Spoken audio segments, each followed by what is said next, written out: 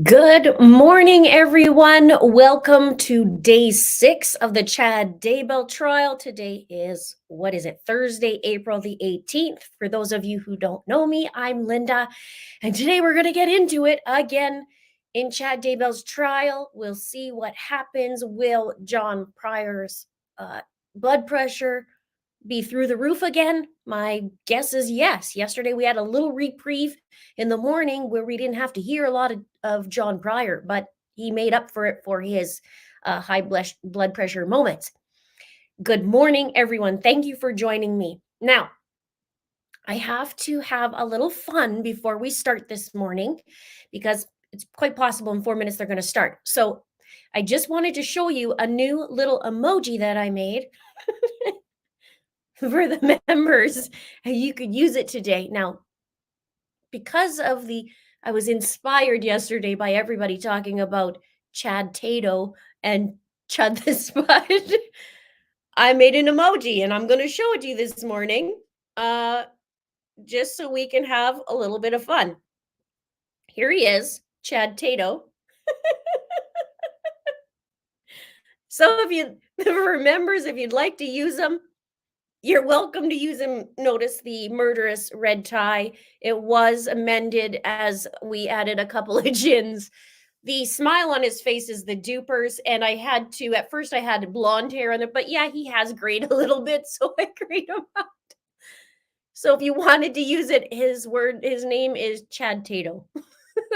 So that's the new emoji. Test it out, make sure it works. And this will begin the day. Okay? Chad Tato. So I had to do something. Oh gosh. So there you know what, you guys? I think I'm losing it a little bit. I'm getting a little more silly, but I am so appreciative of every single one of you for being on here, for watching, for having such fun, and in something that's been so horrific. We heard yesterday the detective getting really upset on the stand. You could hear his voice quivering. I did upload a video this morning of the recap from yesterday. So that's about 27, I think, minutes long. They're turning they're turning out to be around a half an hour for the recaps. And I did input a little bit of humor, as I like to do, to make a little bit light of a horrific situation. Otherwise, I don't think I could move forward, to be honest. But here we are. So it's starting to run in together because I'm doing day 6, day 5, day 4, trying to catch up.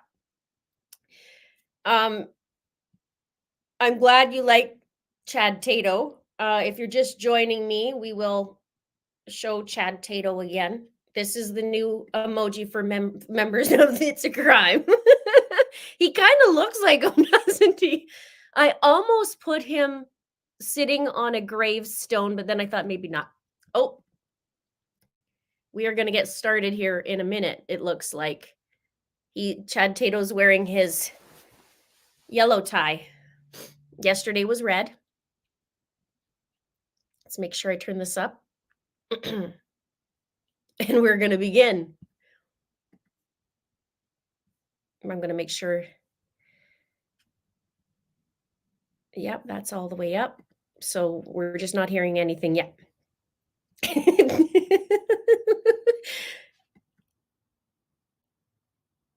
Yes, we do need an emoji for Pryor. We really do. We got to think about that one too. It will have to do a little bit of blood pressure, I think, of some sort. But if you guys have ideas, let me know.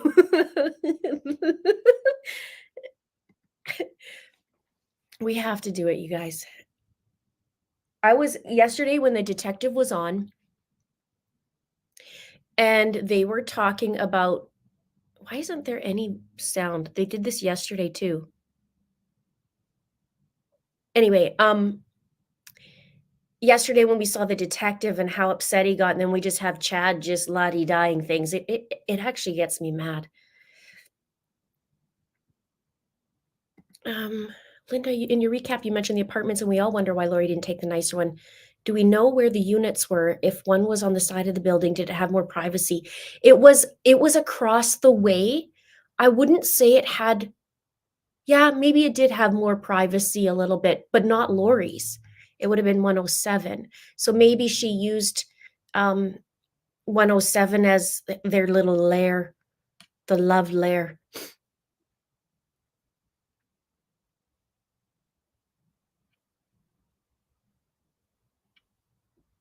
With the microphone, that's right. We got to do a microphone.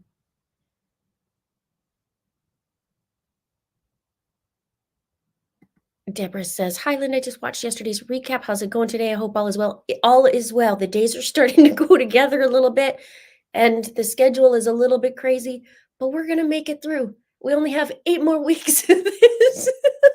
At least I'm doing it with you guys because I would rather do that than do this on my own for sure. I love being in the chat. I love talking to you guys.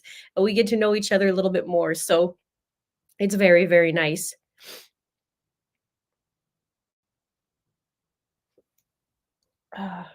Oh yeah, beetroot. Okay, I'll have to do some brainstorming and then we'll see what we can come up with. Okay, what is going on here? We have no audio yet. Yesterday and they're saying all rise. There's no audio.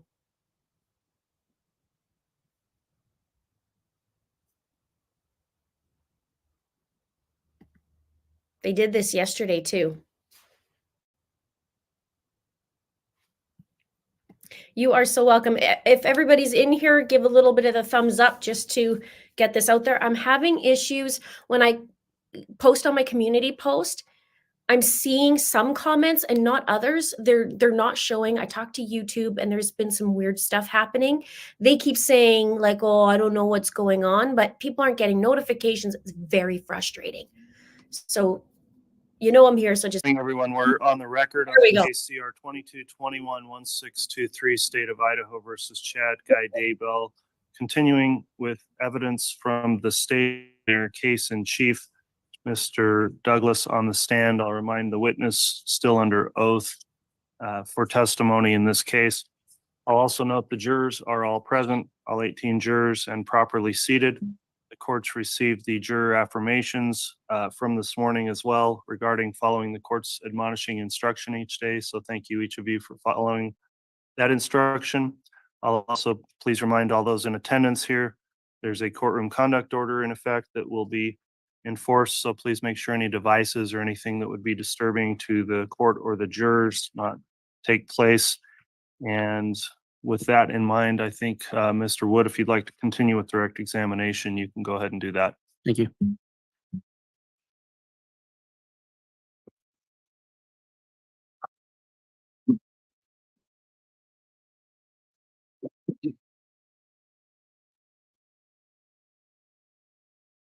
Mr. Douglas, good morning. Good morning, sir. When we finished off yesterday, we'd gone over multiple financial timelines, correct? Correct. All right.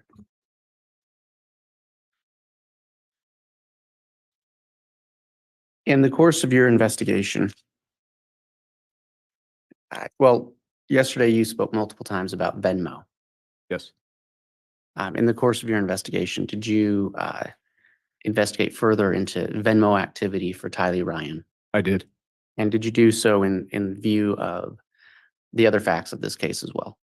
Yes, I did. What records did you review in your investigation regarding Venmo activity? So the original review was of the Venmo in of itself. Tylee had a Venmo account and Lori had two. And after reviewing the Venmo activity in of itself, I reviewed what is also called the funding source for the Venmo, being the credit cards and debit cards, bank accounts associated with those, or what the funds would have been drawn from. Your Honor, I'd ask that the witness be handed State's Exhibit 117.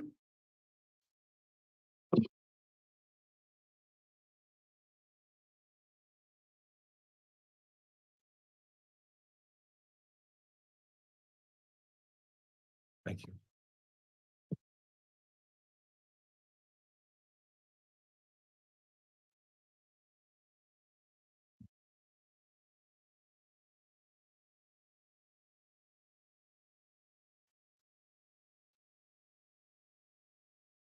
Mr. Douglas, do you recognize State's Exhibit 117? I do. What is it? This is timeline that I created that I titled Venmo activity that includes the two accounts that Lori had regarding Venmo as well as Tylee's. Right. And did you prepare that in anticipation of testifying today? I did. Did you prepare that to aid the jury in understanding the Venmo activity on Tylee Ryan's account and how it might interact with this case? That is correct. Is that a true and accurate representation of the timeline or chart you created? It is. Your Honor, I'd ask that for demonstrative purposes, that State's Exhibit 117 be entered into evidence. Any objection? No objection, Judge. Very well. Exhibit 117 is entered and admitted. May I publish? Yes.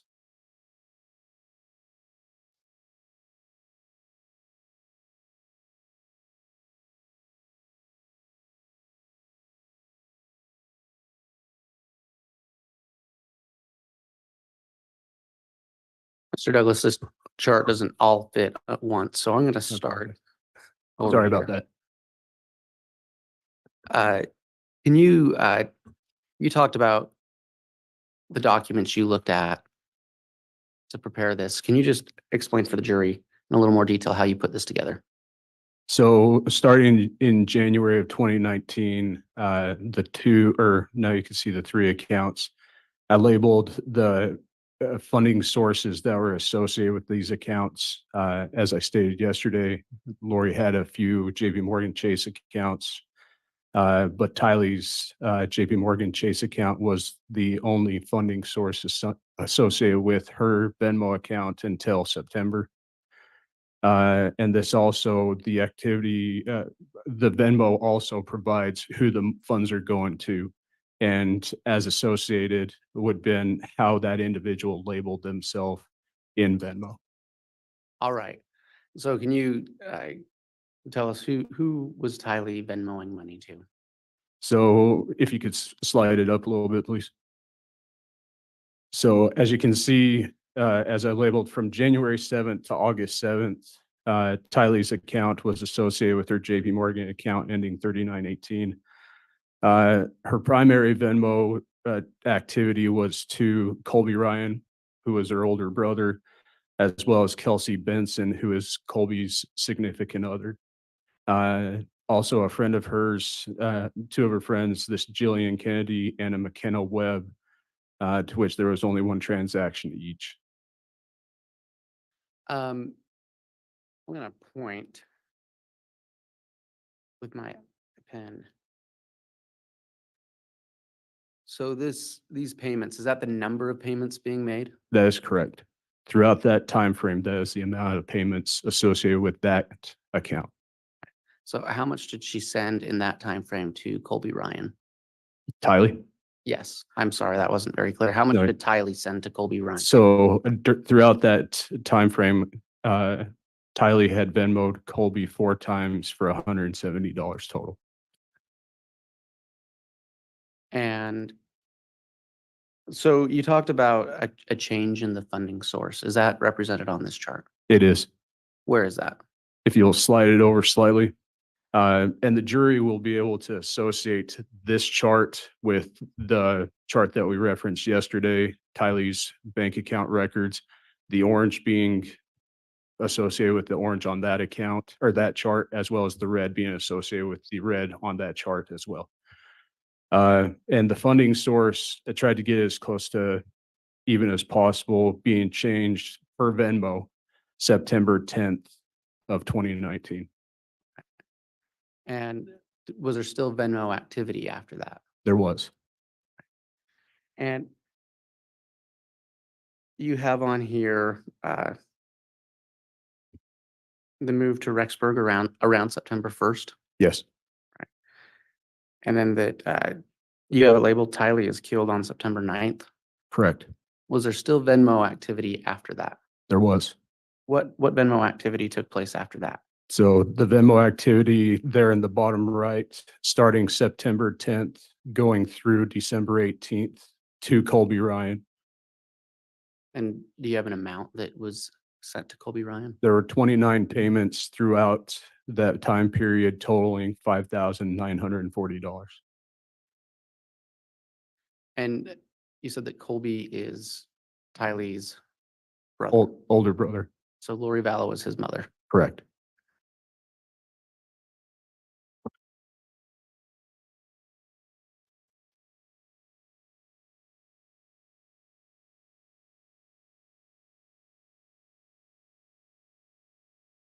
Your Honor, I'm going to ask that the witness be handed States Exhibit 97 and 97A.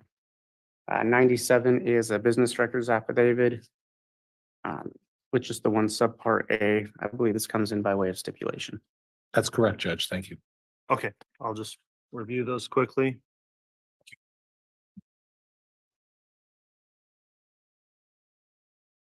Exhibit 97 and Exhibit 97A are both admitted. Thank you.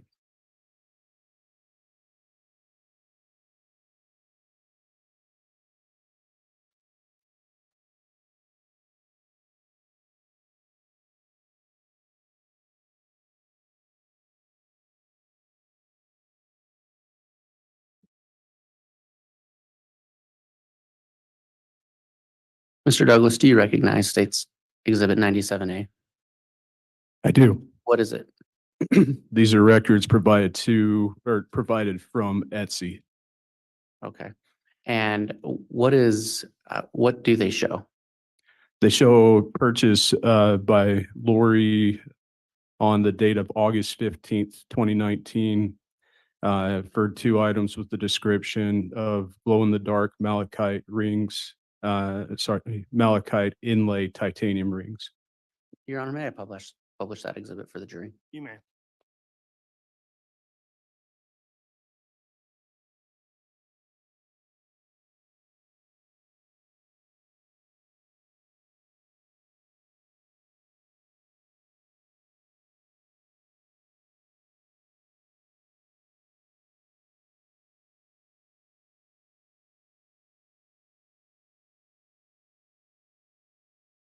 Mr. Douglas, if you can show the jury what you were just speaking of.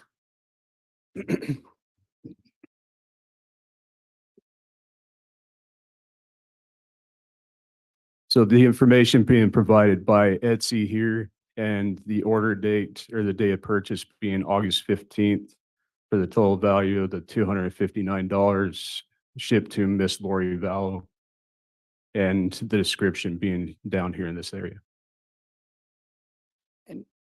Was there an email associated with Lori Vallow on that document? Yes, there is. What is it? lollytime@icloud.com. Detective, Mr. Douglas, I apologize. Did you do any further investigation into this purchase? I did. Was this purchase successful? This purchase was returned. It was refunded to Miss Vallow. And do you know why? No, but not at this time for this one specifically. All right.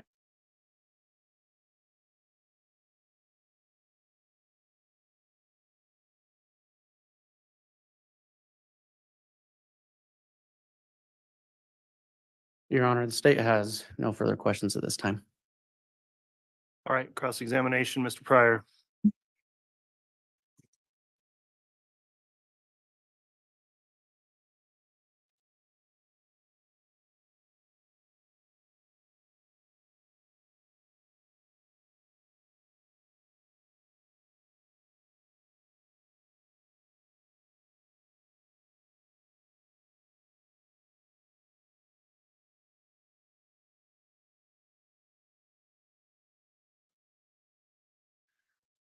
You previously mentioned that that we can refer to you as Mr. Douglas, rather Yes, sir, that'll be fine. not agent.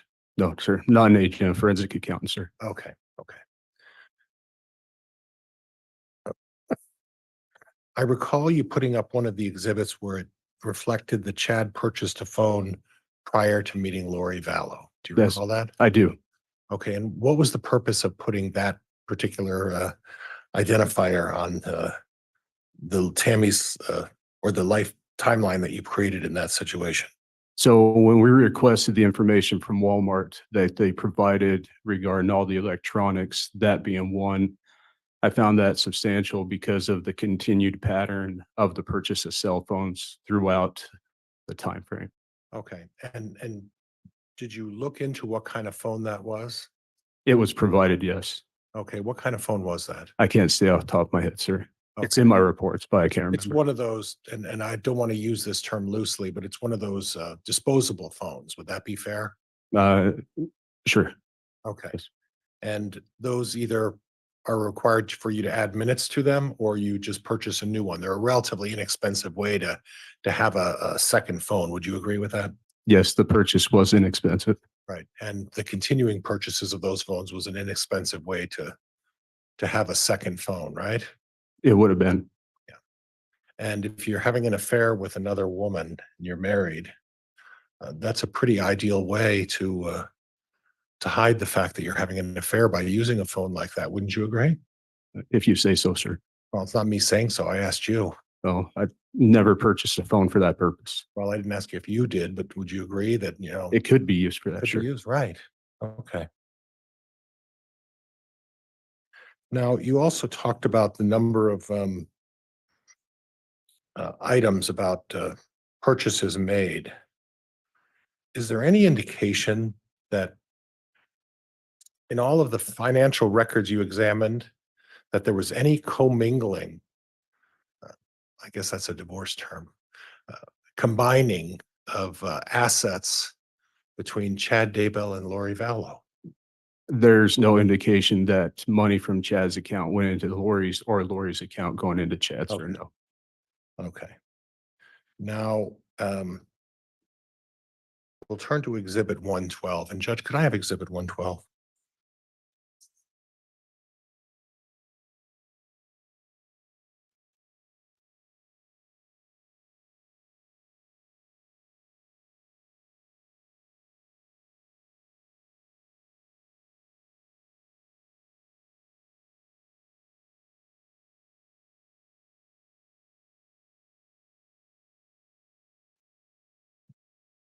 I have a copy, Judge, if you would prefer to. We've got the exhibit here. Okay, We'll thank have. you. Mr. Pryor will have the court's exhibit. If you'd like the witness to review that, you can have it taken him as well. Do you have a recollection of 112, or would it help for you to just? If you pull it up, sir, I'll know which one it is. If I could use the projector, Judge. Yeah, it's been admitted, so the projector can be turned on.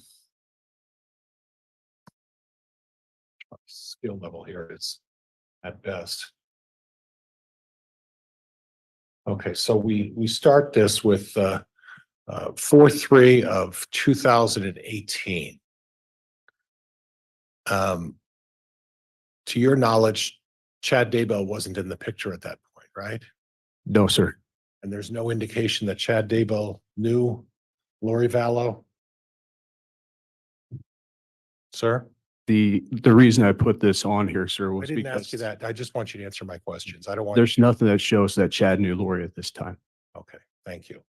And at that point, Chad also didn't know Tylee Ryan, right? No, not that I know of. And there's no indication that at all that Chad Daybell knew Joe Ryan, correct? No indication that I know of. And there's no indication in 4/3 of 2018 that Chad Daybell knew JJ Vallow, correct? Sorry, state that again. There's no indication that Chad Daybell knew JJ Vallow, correct? At this time, no. Okay. And then we'll move on to your timeline of 6/14 of 2018. Tylee starts receiving Social Security payments. Same questions. Chad Daybell, to your knowledge, didn't know Tylee at this point, correct? That, not to my knowledge, no. JJ? Nope. Lori? Not to my knowledge. Okay. We can skip Tylee receiving her GED. Mhm. 10/23/18. Lori opens that BBVA account on 10/23/18. At that point, Chad Daybell doesn't know Lori at that point either, right? No, as indicated below, it would have been 3 days prior to that. 3 days prior? This account would have been opened on 10/23. Chad and Lori met on 10/26. Right. So 3 days I prior. see what you're saying. I'm sorry, I wasn't tracking. Sure. That's okay. That was my bad. That'll be fine. Thank you. So then we go to 10/26/18. And there's an indication that Lori Vallow came into a life insurance policy as the result of the death of Joseph Ryan.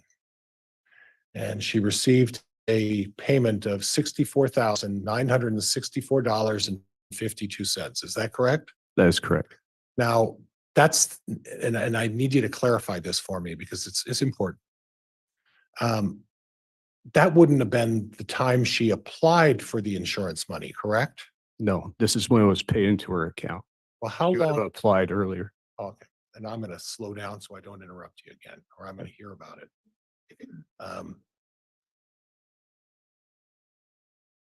Any idea from your experience how long it takes to apply for life insurance payments before you generally would get those payments? Well, in my experience specific to this case, sir, Chad applied and he received one check within a week. Okay. And that was in regards to Tammy, right? That is correct. But I'm talking about in your experience with this one. This one specifically took a little longer from what I remember regarding this. Do you have a recollection of how long it took? I don't, not off the top of my head, sorry. Okay. Would it be fair to say that Lori had been anticipating receiving this almost $65,000 prior to the time that she met Chad Daybell or it was ever introduced to Chad Daybell? Lori knew about this before she met Chad Daybell. Okay. And then on 12/10/18, Tylee starts getting paid. And please clear that by the JNS. JNS Investments, this is her uncle's business. Okay. That's the name that they were under. Okay. And then Tylee begins making monthly payments to T-Mobile on 2/25/19, right? Correct. Charles, and that would be Charles Vallow, right? Correct. Cosigns for Tylee to get a Jeep. And Tylee begins making monthly payments. Okay. Is that fair in the squares I've represented there? That's correct. Yes. And then you put down that Charles Vallow dies on 7/11/19, right? Correct. So what I'm having some difficulty with is this is Tylee's financial timeline, right?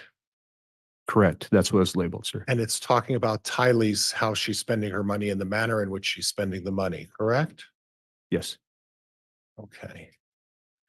And Chad Daybell has nothing to do with any of the transactions above, right? Not on this, no. Okay. And the only reference to Chad Daybell is you put, well, when they met, right? Correct. And then you put that Charles Vallow dies, right? Yes. You're not trying to imply that because of financial reasons in this particular exhibit, Chad Daybell had anything to do with the death of Charles Vallow, are you?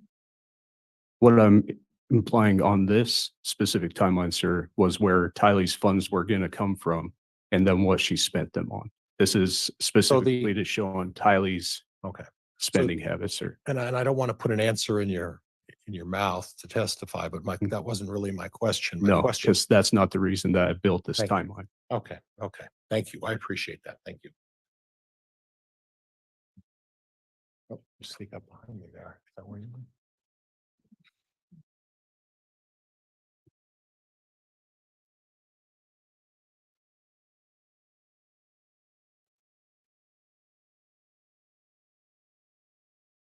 There was a discussion on one of your exhibits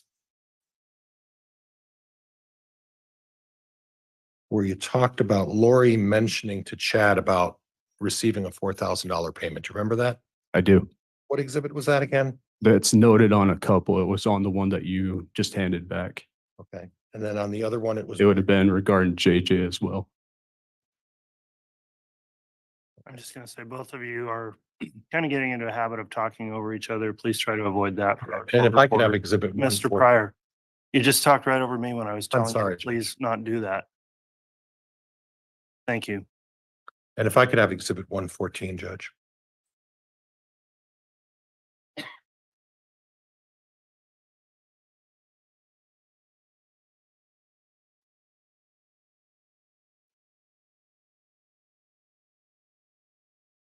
Thank you. I hope the judge gets even more mad and gives it. Judge, if I can publish this. You may. Oops.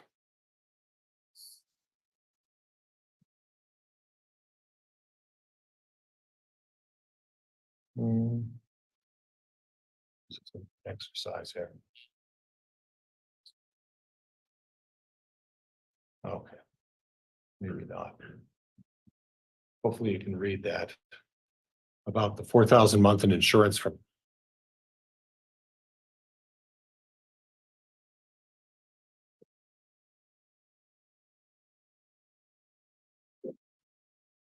Oh, there.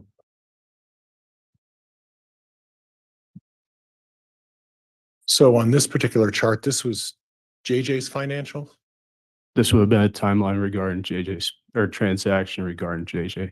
Okay, so the financial transaction regarding JJ, again, you put on there that Chad, Daybell, and Lori meet, right? I did. And then a box right next to it, again, you put down that Charles Vallow dies. Correct. Okay. And then on 7/18, after Charles Vallow's death, it says something about Lori texting Chad about receiving 400 a month in Social Security, but nothing from the insurance company. That is correct. It's 4,000, not 400. 4,000, I'm sorry. Thank you.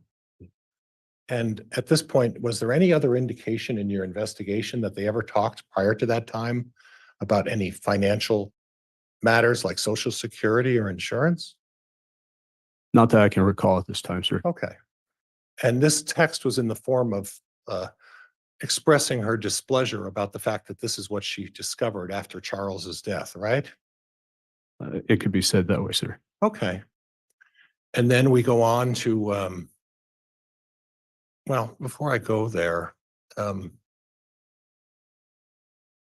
there was nothing to indicate that Chad Daybell had any financial interest in that Social Security or insurance at that point on 7/18 of 2019, correct? I don't know of a response regarding that. Okay. You didn't find anything that showed that Chad had any financial link to any of those accounts, right? Correct. Okay. And then Lori posts a dog for sale on 8/9 of 19, right? Yes. And then on 8/12, she names Colby Ryan the insurance beneficiary on her life policy. Yes. Okay. Now, at that point, at least we are aware that her and Chad are involved in a relationship of some kind, right? I think that's fair to say. And yet at that point, she names as a beneficiary on her life insurance policy and Colby Ryan's her son, right? Yes. With the deceased Joseph Ryan. I believe so. Okay, so she puts an insurance policy on her name, not Chad's at that point, or puts it on Colby's name, not Chad's for 100% of the beneficiary, right? Correct. And then she also previously, we talked towards the end of your testimony about the fact that she made numerous payments to Colby Ryan, right? Correct. And that was after, well after the last known sign of life of JJ Vallow, correct? Yes. So she was giving, at least in some indication, money to Colby Ryan. And on 8/12 of 19, after Charles Vallow dies, she puts Colby Ryan on her insurance policy. Correct? Correct. Okay. Now, then on 8/14, she applies for an apartment in Rexburg. And at that point, she's receiving a bit of money, right? Yes, Okay. And then she moves to Rexburg on 9/1. This is going to be a task.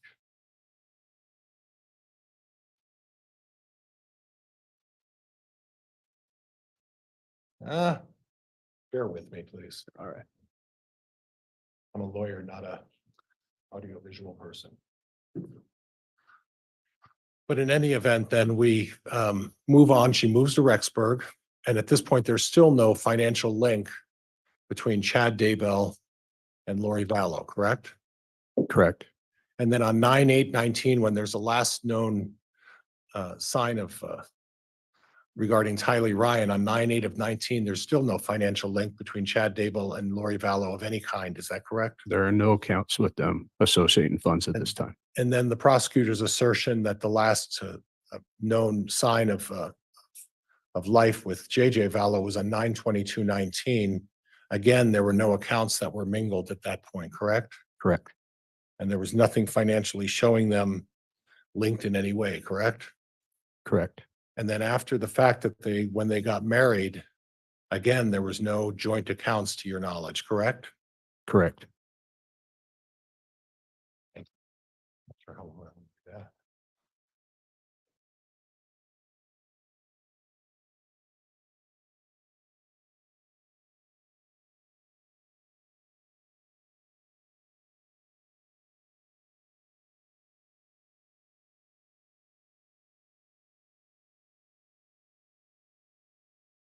Now, on one of your exhibits, you talked something about a south-southwest wind. You I remember did. that? I do. Okay. And that was part of the email searching that you did as a result of was that part of Tylee's? Yes, that would have been on Tylee, sir. Okay. And as far as financial, I found that a little unusual that you would include a Google search for the wind direction on Tylee's financial. Sure, Okay, that's not something of the ordinary, right? not necessarily, sir. Okay. But you didn't include the emails after that that talked about Mr. Daybell burning some tree limb. I didn't find that. sir. Objection, that's a fact, not in evidence. Sustained. There wasn't any mention of that. Did you have any occasion to review the emails and when you prepared all of this timeline? I was told about it, yes. Okay. That one I was told about. Okay, and that's not a fact of significance. The fact that there was the fact that you checked the wind isn't really relevant to Tylee's financial in terms of how the money was spent, right? Not regard, excuse me, it's not regarding the financial transactions, no. Okay. So when we're talking about Tylee's financial, the wind direction really isn't relevant to that issue, correct? Not to that, no. Okay. And then, so why wouldn't you mention the fact that Mr. Daybell, if the wind issue wasn't relevant to that, why wouldn't you mention the fact that Mr. Daybell sent a text message to his wife saying that he was burning limbs the next morning, the following morning? Because I didn't discover that, sir. Okay, fair enough.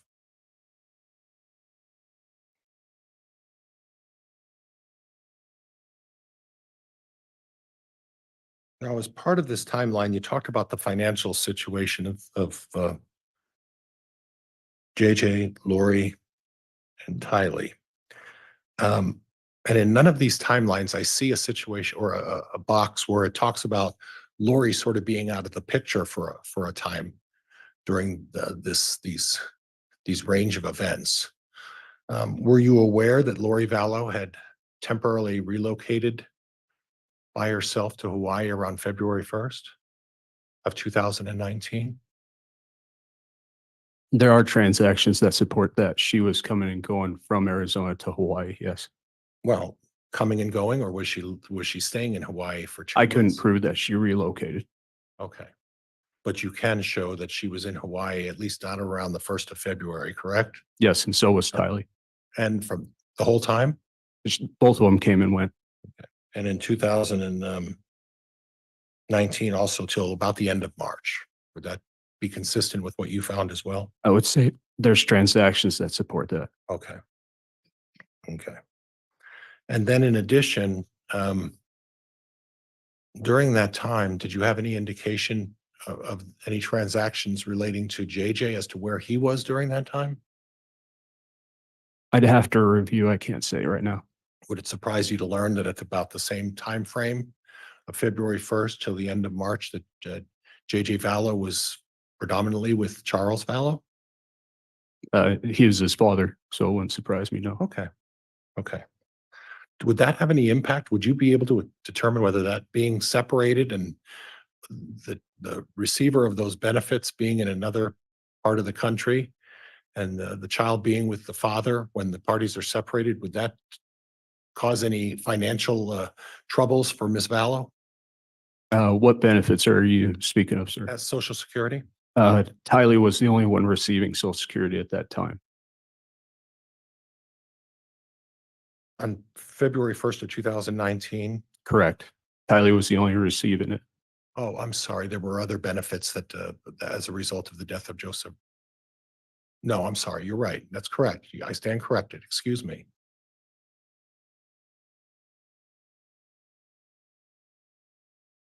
Now, we talked a little bit on Exhibit 116, or you did, about a life insurance situation with Tammy Daybell, correct? I did. Okay, and on 116, you talked about the map. I think it was Map Life is what you talked about, right? There were two. There was Life Map and Primerica. Okay. Do you have a recollection of when the initial life insurance policy with Tammy Daybell was put into place? Not off the top of my head, no. Were you aware that that policy was placed, one of the $300,000 policy was put in place back in approximately 2002? It wouldn't surprise me. Okay, but you don't have a recollection of that, Not off the top of my head right now. and you don't remember that fact, doesn't jar any memory of that fact, correct? Not right now, no. Okay. But it wouldn't surprise you, but that's the case, correct? No, she did have life insurance, correct, Prior to, prior to. right. And then the amount of life insurance, other than the life insurance from back in 2002 that she had, what about the life map? What are we talking about there? You're talking specifically to the Specifically, yes. increase on 9/8? Okay, so initially she had a base because of the employment at the part-time employment, I guess, as a librarian, Mhm. right? Correct. That, I think that's what it was. So when you start the employment, you get an initial base of about 50,000, right? That's what it was in the beginning. Okay, so the insurance was at 50,000, and then on 9/8 of 2019, Tammy increased that to what? To 130, Okay, so the increase went up 80,000. correct. So initially, before Tammy started employment with the school, her insurance was 300,000, There was 300,000 before, and then before she started school. and Like that you was stated. from some time ago, correct? Sure, yes. Okay. Then she started at the school, and she had to have worked there for about a year before she was eligible to increase the insurance, correct? It was a year or two, yes. A year or two. Mhm. And I don't know what it was per the rule, but I know it's at least a year, maybe Yes. more. you have to put a probationary period in. You don't automatically get that insurance, right? Correct. And that's a financial decision made by the school district, and I would anticipate, right? That's, yeah, above me. So then after a year, she can apply for an increase in that insurance from the total of 350 and add an additional $80,000 onto that. Right? Yeah, Okay, and they elected to do that, correct? they did. Okay. And we don't know who elected to increase that insurance, correct? You weren't part of the family at that I point, wasn't right? there. Okay. And what I find interesting is that typically the school year would start the beginning of September for most school districts. Most. And that's usually the time when the school districts say, this is your opportunity to elect whether you want to increase your insurance or not increase your insurance, correct? Yes. So it's not inconsistent that during the school year, just before the start of the school year, as a librarian or a teacher in that school district, the insurance is elected to go up after she served her 1-year probationary period, correct? Yes. Okay, thank you.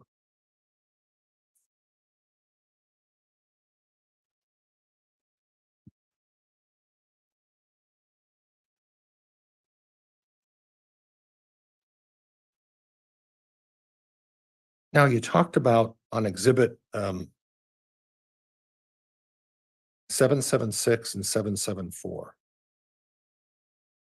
You talked about Spring Creek and the $10,000 investment. Mhm. And that was money that was put in to Spring Creek. And you know what Spring Creek is, right? Chad's book company, yes. And it wasn't just Chad's book company, was it? It was also Tammy's. It would have correct? been Tammy's too. It was both of theirs. So we could say that it was Tammy's book company, right? Yes. Or we could say it was Chad's book company, right? Chad and Tammy. Or what we should say is that it's Tammy and Chad's book company, correct? Yes. Okay. And then addition, there was some money that was $8,000 payments to each of the children, correct? The 3 older children, yes. Right. And then a short time after that, there was 2 vehicles, a minivan and then a black Dodge Dakota that Chad gave to each of the daughters as well, correct? That actually took place prior.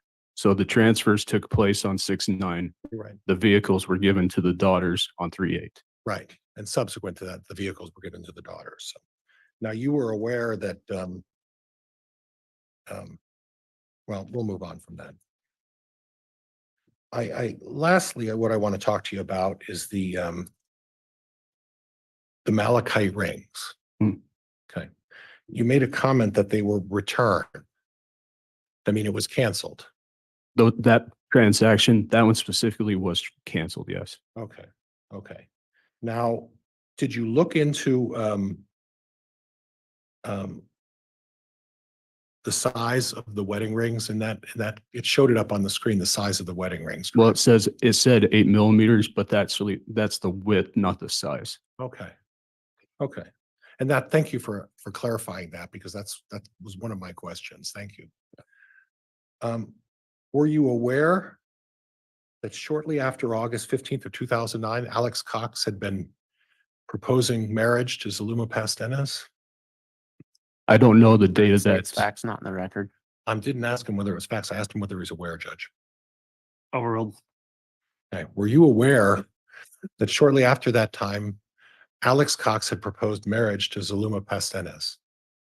I know Alex and Zulema got married. I don't know when the proposal took place. Okay. And then were you aware that also at the same time, Melanie Boudreau was contemplating the same thing, a marriage, shortly after that time as well? Were you aware of that? No, Okay. Okay. But you are aware that there's no indication through emails, text message, or otherwise that Chad Daybell was intending to marry Lori Vallow at that point. Is that right? in August, the wedding, no, there was nothing to implicate a wedding in August that I knew of. Or even a proposal for marriage at that point, correct? Not that I can verify. Judge, that's all I have. Thank you, Your Honor. I appreciate it. All right. Mr. Wood, redirect.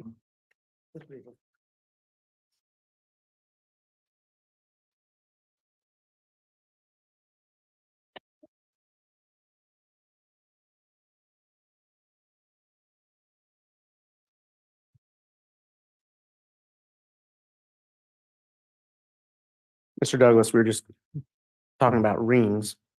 Have you ever seen pictures of Chad and Lori's wedding? I have. What kind of rings are they wearing? They're malachite rings.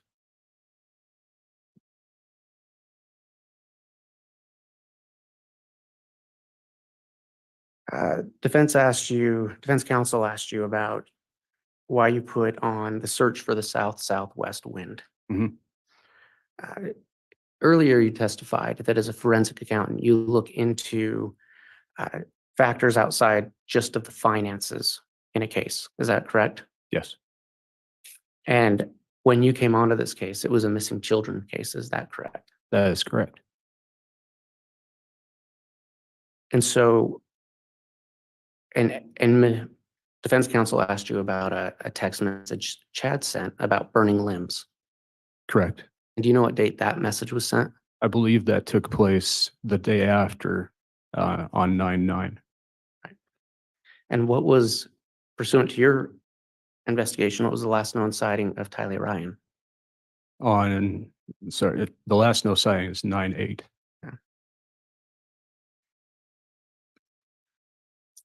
Defense counsel asked you about the text message between Lori and Chad about the $4,000 in Social Security. Correct. So Mr. Daybell was aware that Lori was receiving at least 4,000 at that point in Social At least Security. 4,000.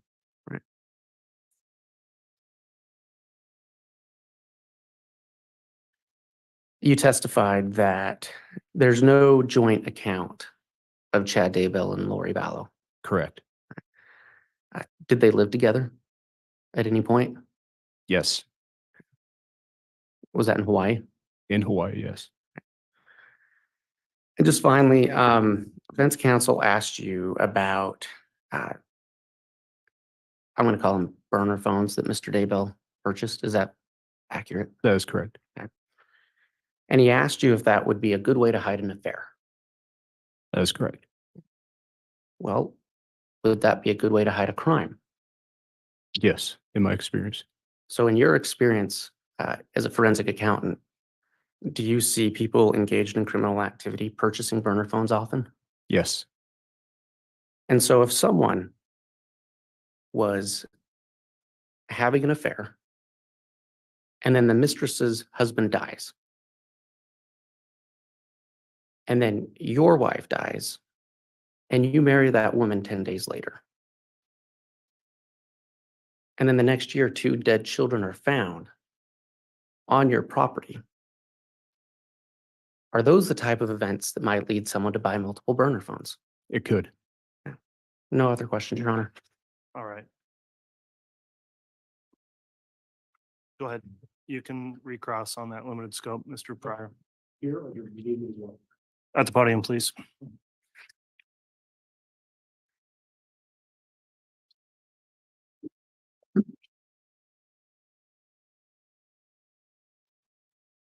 And actually, 2 questions. The financial transactions and issues related to finances with Tylee, Ryan, and JJ started about or around when? The financial transactions that I was tracking with Tylee, we got data into 2018, but my charts are indicative of January of 2019. Okay. And then the marriage and the time they lived together in Hawaii, Chad and Lori, started when? So they got married November 5th of 2019. Okay, and they lived in Hawaii together until when? Until she was arrested, I believe, In January. in January, So 2 months. 2 months. And the financial transactions prior to that went back at least a year and a half. Yes. All right, yeah, nothing else, Judge. Thank you. All right, that'll conclude the testimony then of Mr. Douglas. Is he going to be recalled by either side?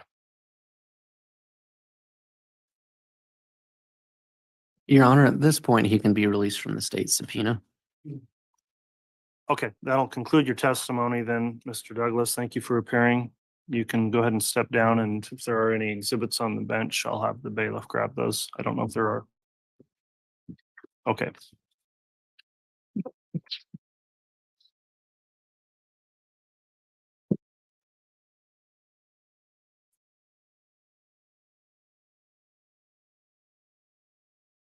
The state ready to call its next witness.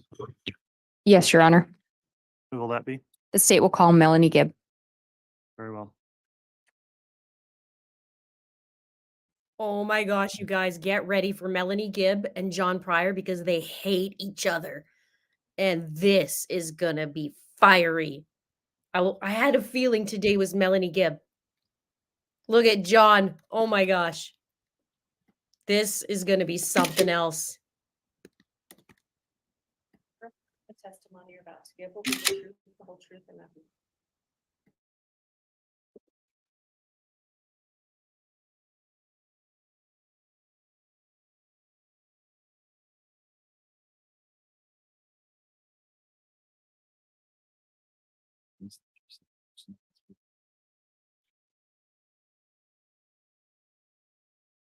All right, before we commence with testimony, Ms. Gibb, please make sure to answer all of the questions verbally so we make a good record. Try to avoid talking at the same time as any attorney questioning you. And I am going to inquire now that you're under oath. Have you reviewed or watched any of this trial since it started on the court's live stream? No. Have you talked to anyone else about testimony they gave in this trial so far? All right, with that in mind, then, Ms. Blake, if you'd like to inquire on direct, you may. Thank you. Would you please state your name and spell it for the record? Melanie Gibb, Melanie Gibb. Miss Gibb, do you know an individual named Chad Daybell? I do. Do you recall approximately when you met him? I believe it was the summer of 2017. Do you recall where you met him? I met him at a get together that was like a camping environment. Did you talk to him at that event? I did. Did you stay in close contact with him after that? No, Do you recall meeting an individual named Lori Vallow? yes. How did you meet her?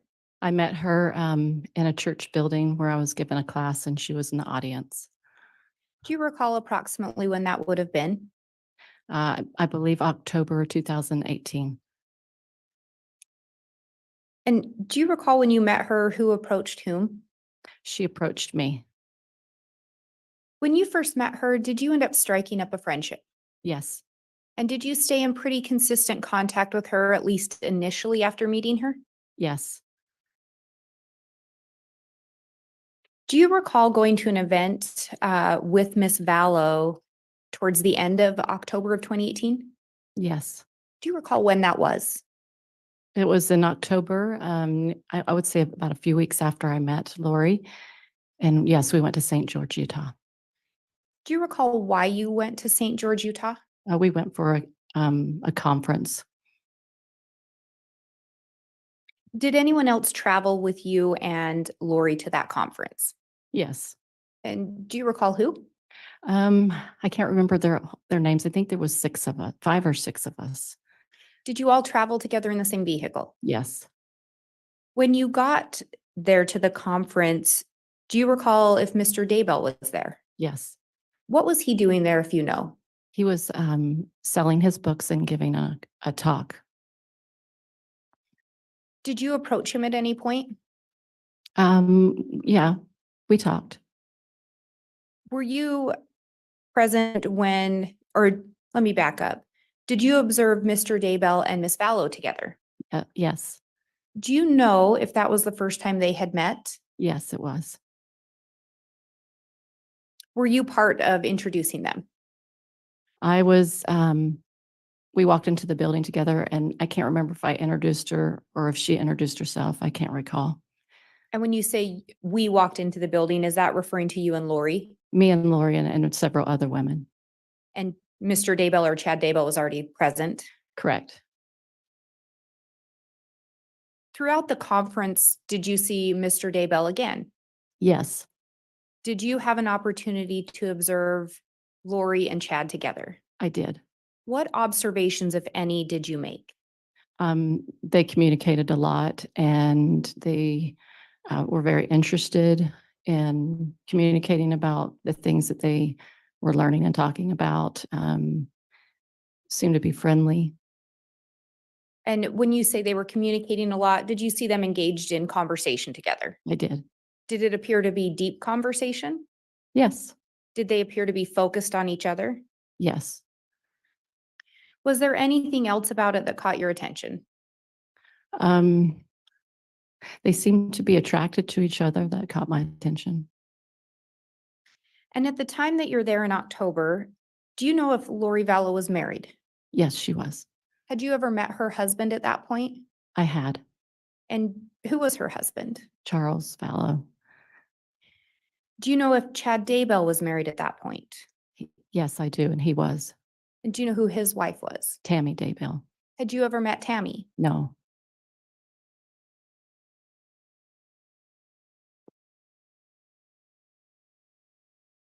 After that conference, did you travel back to Arizona with Lori?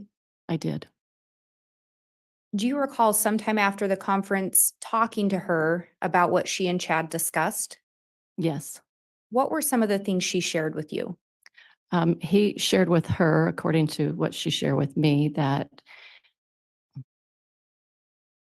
Your Honor, if I may respond. Grounds to the objection? Ms. Blake, you may respond. Your Honor, it's a statement of a party opponent as well as a charged co-conspirator. All right, the court does find that's an exception to the hearsay rule that applies here, so the witness can answer the question. Objections overruled. And do you recall the question? yes.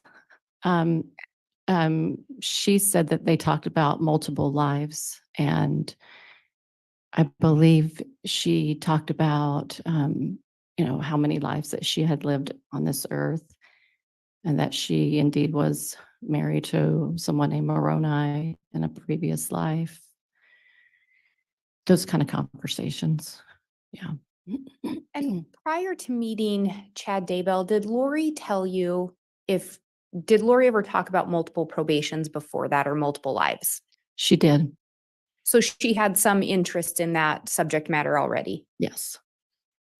But when you talked to her about her conversation with Chad at that conference, she told you Chad gave her some additional information. That's right. Did she say anything regarding what Chad had told her about she and Chad? That they had been married in previous probations. Did Lori seem receptive of that information? She did. And we talked about you'd met Charles before, correct? That's right. Had you ever met Lori's children? Yes, And specifically, did you ever meet Tylee Ryan? I did. Did you ever meet JJ Vallow? I did. Do you recall where you met them? In Lori's house. Did you have an opportunity to observe Lori with her children? I did. What observations, if any, did you make about her and Tylee?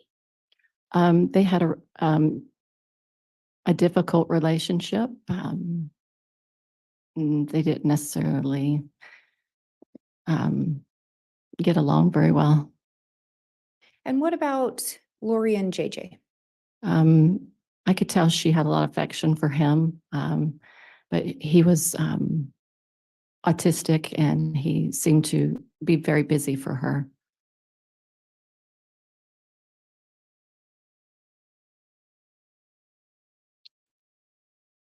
We talked a little bit about you met Lori in October of 2018. And initially, how often did you two have contact?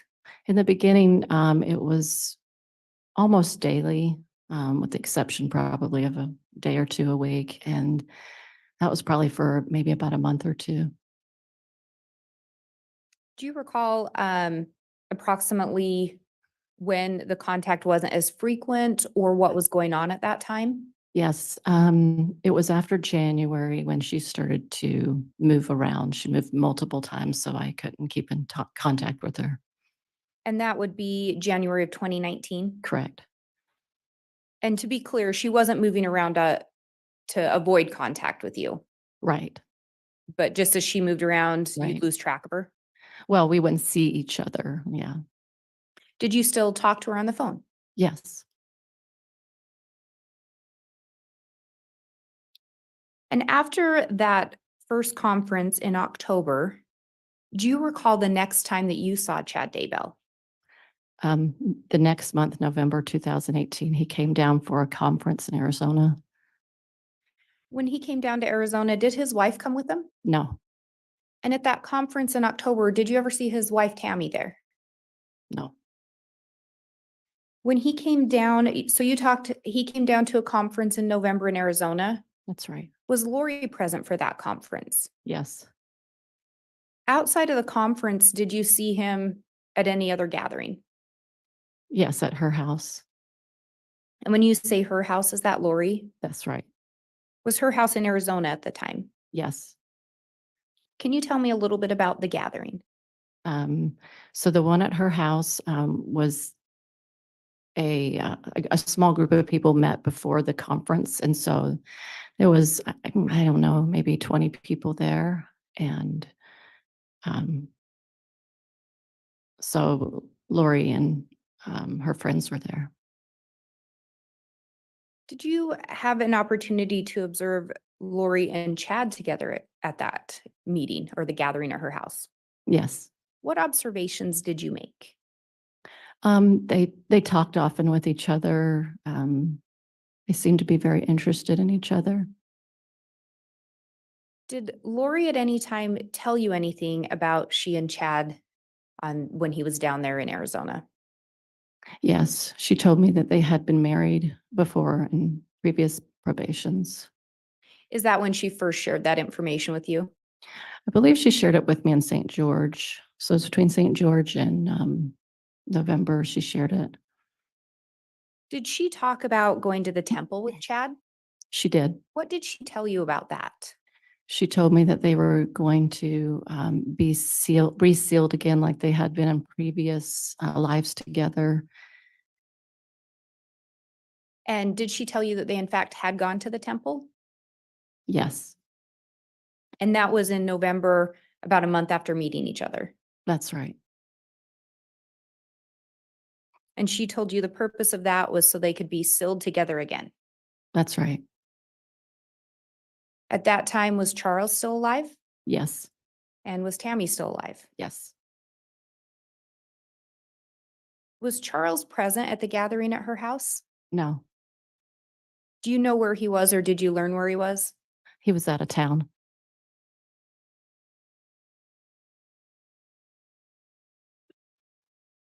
Do you know what Chad did for a living? He was a sexton and he wrote books.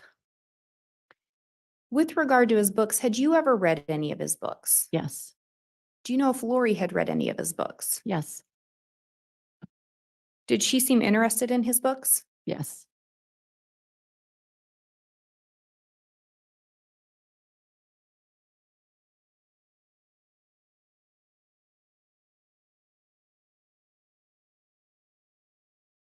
When Chad was there in November, do you know where he stayed? He stayed at Lori's house. And Charles was not there. Correct. Did anyone else stay at her house, if you know? Yes, there were multiple people there.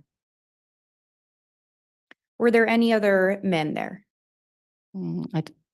I don't know if her brother was there, but nobody else that I know of. And when you say her brother, do you know which brother you're referring to? Alex. Did you ever meet any of Lori's other brothers or her other brother? I don't think so.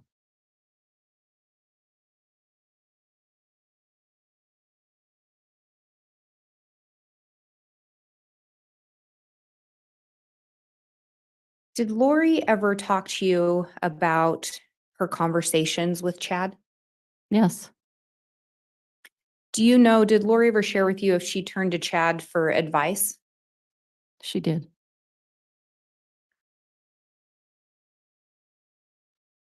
And we talked a little bit about the multiple lives or multiple probations already, correct? Yes, At some point, did Chad or Lori share more information about that with you? yes. And which one of them? They both did. Do you know which one of them seemed to have the most understanding regarding multiple probations? Yes, Lori would often call Chad and Chad would give her the information and then she would come back and share it with me and her other friends. And when she would share the information, would she tell you she got that from Chad? Yeah,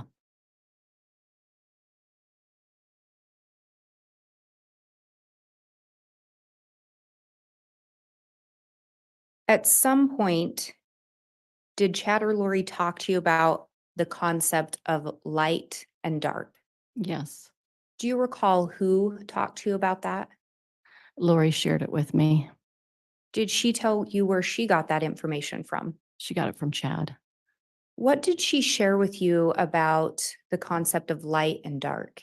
So if someone was light, they had made contracts with Jesus Christ before they came here. And if they were dark, they had made contracts and promises with Satan.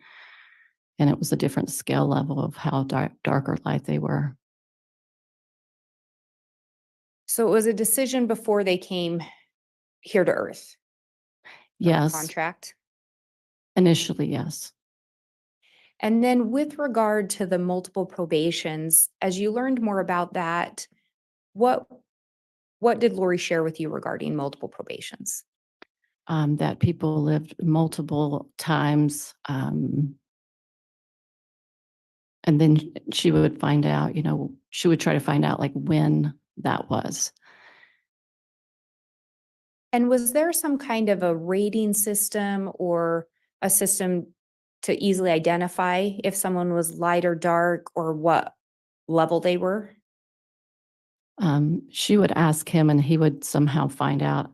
And he would find out, how many times they'd been on this planet or any other planets, I guess. And he would just find that out by asking questions the way he did. And then she would share it with us. And the he you're referring to, is that Chad? Yes,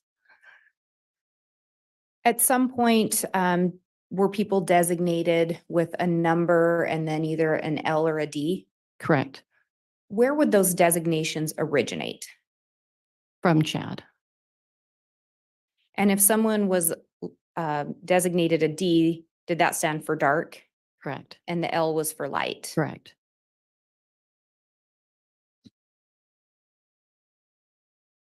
At some point, did Lori also share with you that she believed she had a mission here on Earth? Yes. What did she share with you she believed her mission to be? She felt that it was her mission to gather women to the 144,000, and that she would be the leader of it. At some point, she thought she was going to lead that. And when we talk about the 144,000, what's that in reference to? Could you explain a little bit? Yes, it's a biblical explanation for a certain group, a certain amount of people that would go out and gather Israel in the last days and have the power and authority to do that. So gathering people in the end times. Correct. Do you know where Lori got the idea or the belief that she was meant to be one of the leaders or help gather? I think she got it from herself. Do you know if did she ever tell you if she talked to Chad about that? She did. What did she tell you in relation to that, if you recall? Well, she shared with him what she believed she was, which was the gatherer of that. And then he agreed that she was. And so he, told her that that's what her mission was.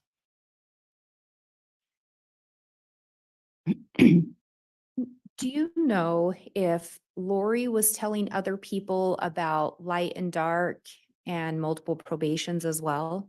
She was. Do you know some of the other individuals she shared that with? Yes. Sulema, Serena, Nicole, and Christina, and Melanie, and just maybe a few other people that are not as significant. Did she also share these ideas with Alex? Yes. Do you know if Chad ever shared these ideas with any of those individuals?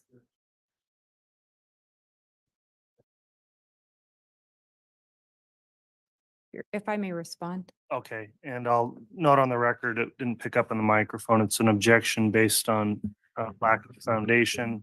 Ms. Blake, response. Your Honor, I specifically ask if she knows. I'm asking her personal knowledge. All right, well, she can answer the question if she knows, but not necessarily go into what she knows, because I do think there's no foundation at this point for what. Do you know if Chad ever shared those teachings or beliefs with any of those individuals? Yes. And did he? Yes. Were you present? Yes. And again, when Lori would tell you these things, she would explain she received the information from Chad. Yes.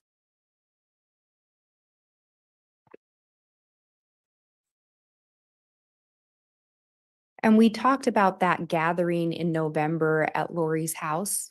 Were some of these things talked about then? Yes. Was Chad present? Yes. Was Lori present? Yes. Were they both talking about these ideas? Yes. Had you heard of these concepts before? Yes. Had you heard of them in the way that Chad was teaching them? No,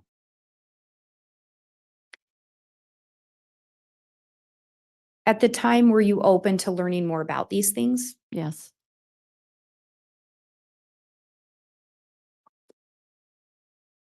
Did Lori or Chad ever talk to you about if a person could switch from being light to dark or vice versa? yes. What did they tell you regarding that?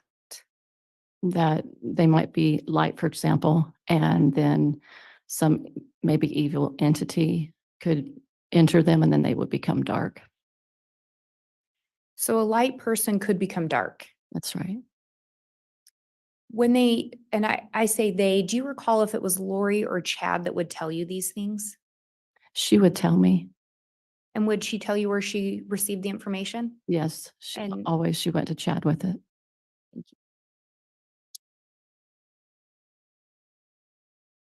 Do you recall when Lori first started talking to you about people becoming dark? I would say sometime between January and February of 2019.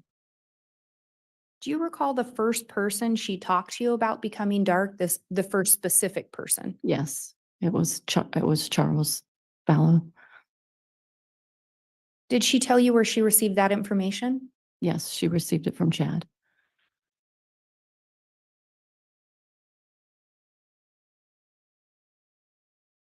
At some point, did she talk to you more about what it meant if the evil spirit came in, like where the actual person went?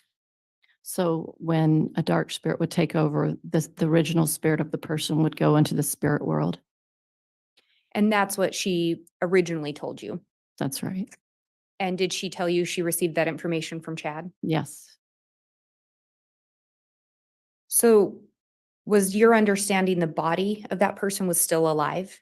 correct, It just had a different dark spirit in it now. correct. What did Lori originally talk to you about? Was there a way to do something to help that person? She would try to do like a casting out of an evil spirit, and try to convince the spirit to the evil spirit to leave. Do you know where she got the concept of casting from? I believe she got it from energy work. At some point, did you learn if Charles had been designated a different name? Yes, What was that name? Ned Snyder. Do you know where that name came from? Chad told that to Lori.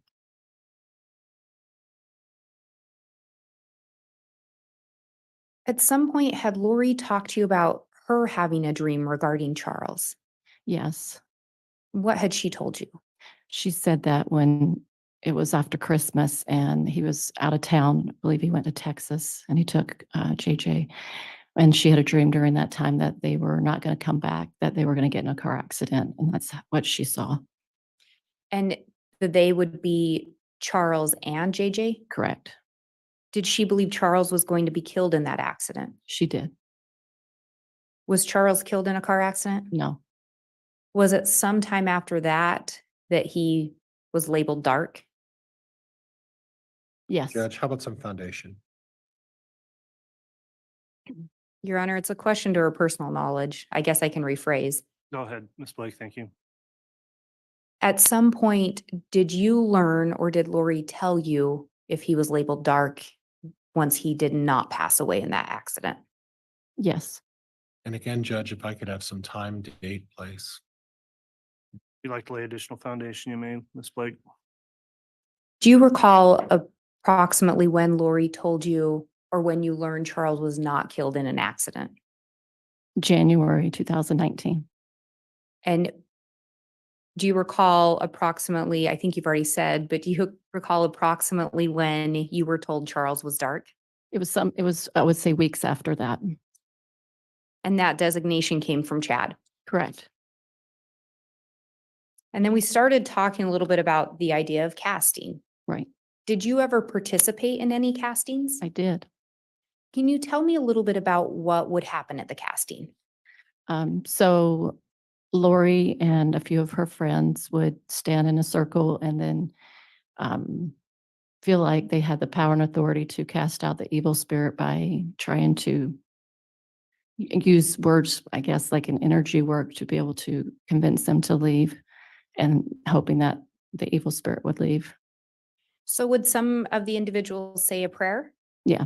Would Mhm. some of the individuals talk about sending spiritual weapons or something of that nature? Yes. Was the person that the casting was being done on physically present? No. Was anyone physically touching, doing anything to, in this case, Charles? No.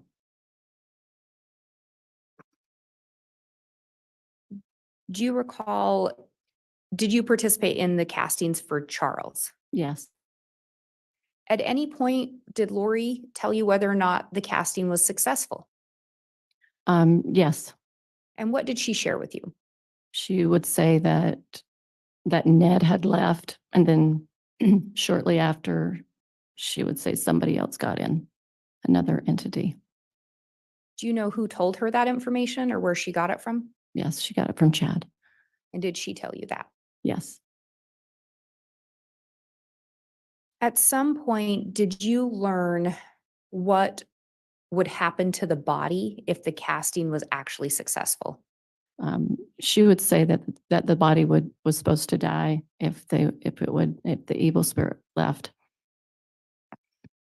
So in Charles' case, Ned's out and a new spirit's in. Correct.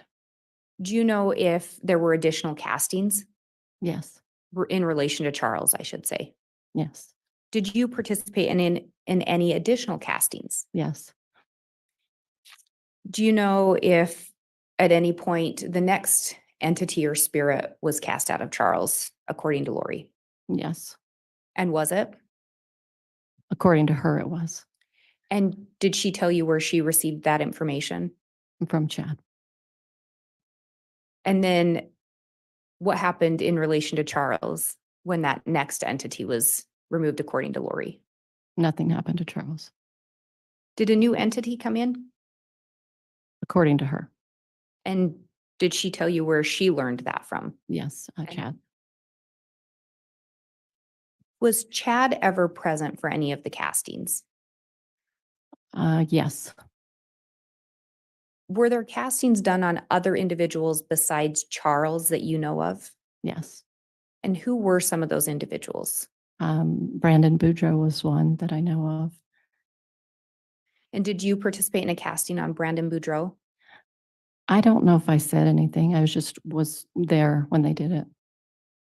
Do you know if Chad was present at that one? Yes, he was. And who was Brandon Boudreaux? He was Lori's niece's, which her name is Melanie's husband. Had you met Brandon? Yes. At any point, did you learn if Brandon had been designated as dark? Yes.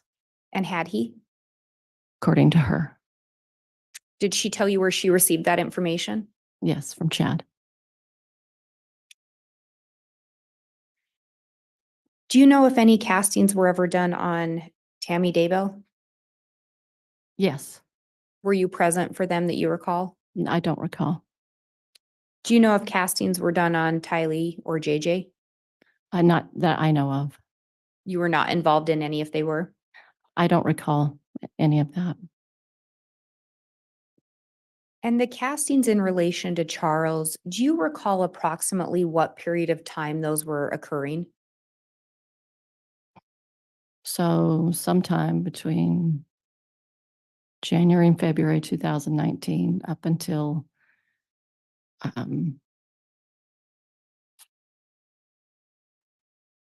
I don't know, probably before he died.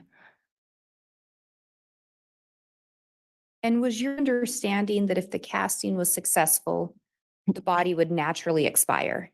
Yes, Were you ever told that there would be violence done to the body? never.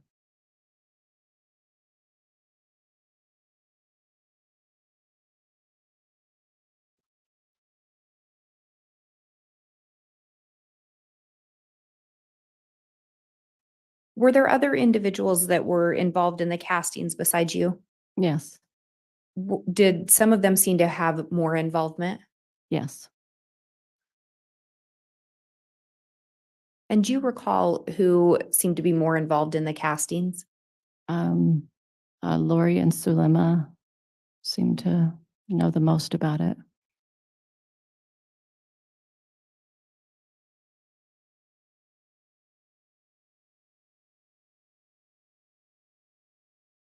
And the casting that we talked about Chad being present for, do you recall where that would have occurred? Yes, Where was that?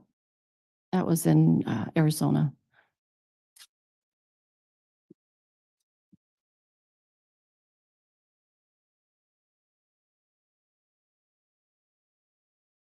Are you aware when Charles Vallow was killed?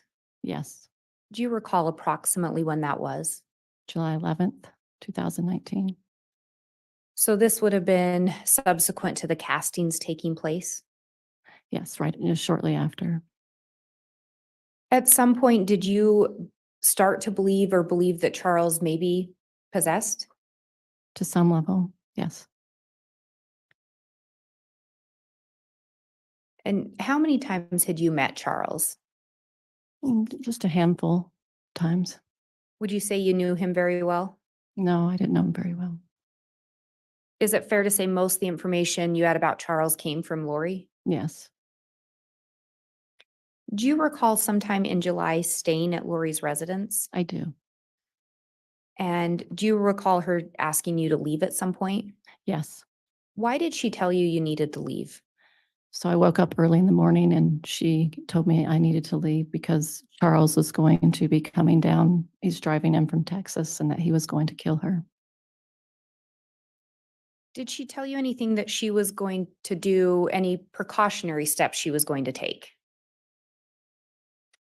I believe she said that Alex was going to be there to help protect her. Did you have an opportunity to observe Alex and Lori together? Yes, How would you describe their relationship or your observations? close brother and sister relationship. Anything about it seems strange to you? No, seemed normal to me. Just close. Yeah, really close.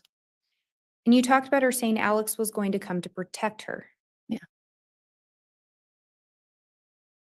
At any point, did you learn if someone had designated Alex as Lori's protector? Yes. What did you learn about that? So as Chad would share with Lori that his mission in life, according to what he learned, was to protect Lori. That was why he came here. So Chad had designated Alex as Lori's protector, That's right. and Lori was going to have Alex stay to protect her from Charles. I believe so. Did you ever hear Charles threaten her? No, Were you present when Charles was killed? no, At some point later, did you talk to Lori about that? yes. What did she share with you about the killing of Charles? She told me that he came in from Texas and that they were arguing. And she said he put his cell phone in the car and she grabbed it, ran in the house. He was really upset with her. They were standing around the kitchen. He was threatening her. Tylee had a bat and she was trying to protect her mom or herself, I'm not sure. And then then Charles and Alex got in a physical fight and Alex went to the bedroom to get his gun to defend himself. And was it your understanding or were you told that Alex then shot and killed Charles? That's what she told me. And did you also talk to Alex about what had happened? Yes, And do you recall what he shared with you? I believe he shared the same story. I don't remember all the detail to it, but it was the same story. Do you recall how close in time it was after Charles' death that you talked to Lori and or Alex? It felt like about 4 days afterwards. When you talked to Lori and Alex, were they together? Well, at first I talked to her on the telephone, so I don't know if he was there or not. And then later when you talked to Alex, was Lori present? I don't know if it was the first time I saw her or not. It could have been, could have been the next time. I'm not really sure. But at some point around 4 days later, you talked to both Lori and Alex. Well, for sure her, but I can't remember when I talked to him. Yeah. Thank you for Yeah. clarifying that. Yeah. When you talked to Lori, it's just 4 days later, any sign of sadness? No, Any sign of grief? no, How did she seem? happy. When you talked to Alex, any sign of remorse? A little thoughtful, little unsure of himself.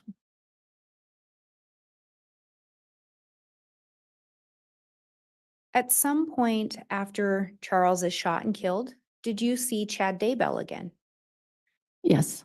Did you recall approximately how long after? So it must have been a couple of weeks after Charles's death. He was in Arizona at Lori's house.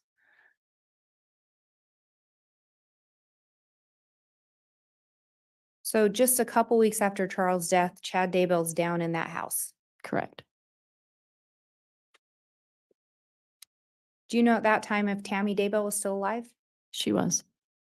Do you know where Chad stayed when he was back down in Arizona? I believe it was Lori's house. Did you have an opportunity to observe he and Lori together? Yes. What observations did you make? They seemed super excited to be together. They were standing, talking to several of us at the kitchen table, and they're standing side by side and, excited to share, their future plans together. Any sign of grief from Chad? No, And you talked about they were excited to share their future plans together. Yeah. So Chad and Lori were planning a future together? yes, Yeah. And Tammy was still alive. yes.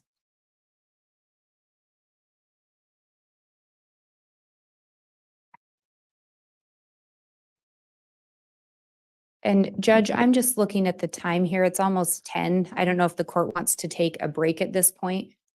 I Or was keep going. thinking anytime between now and 10:15 or whenever you feel like is a logical break point is fine. I think this may be a logical break point. Okay, let's go ahead and take our mid-morning recess then. And it's right about 10, so we will resume right back about 10:30 with further testimony. All rise, please.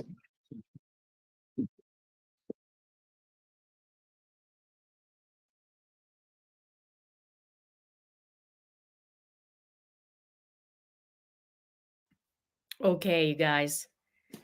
Woo! We got a lot to talk about. Okay, first of all,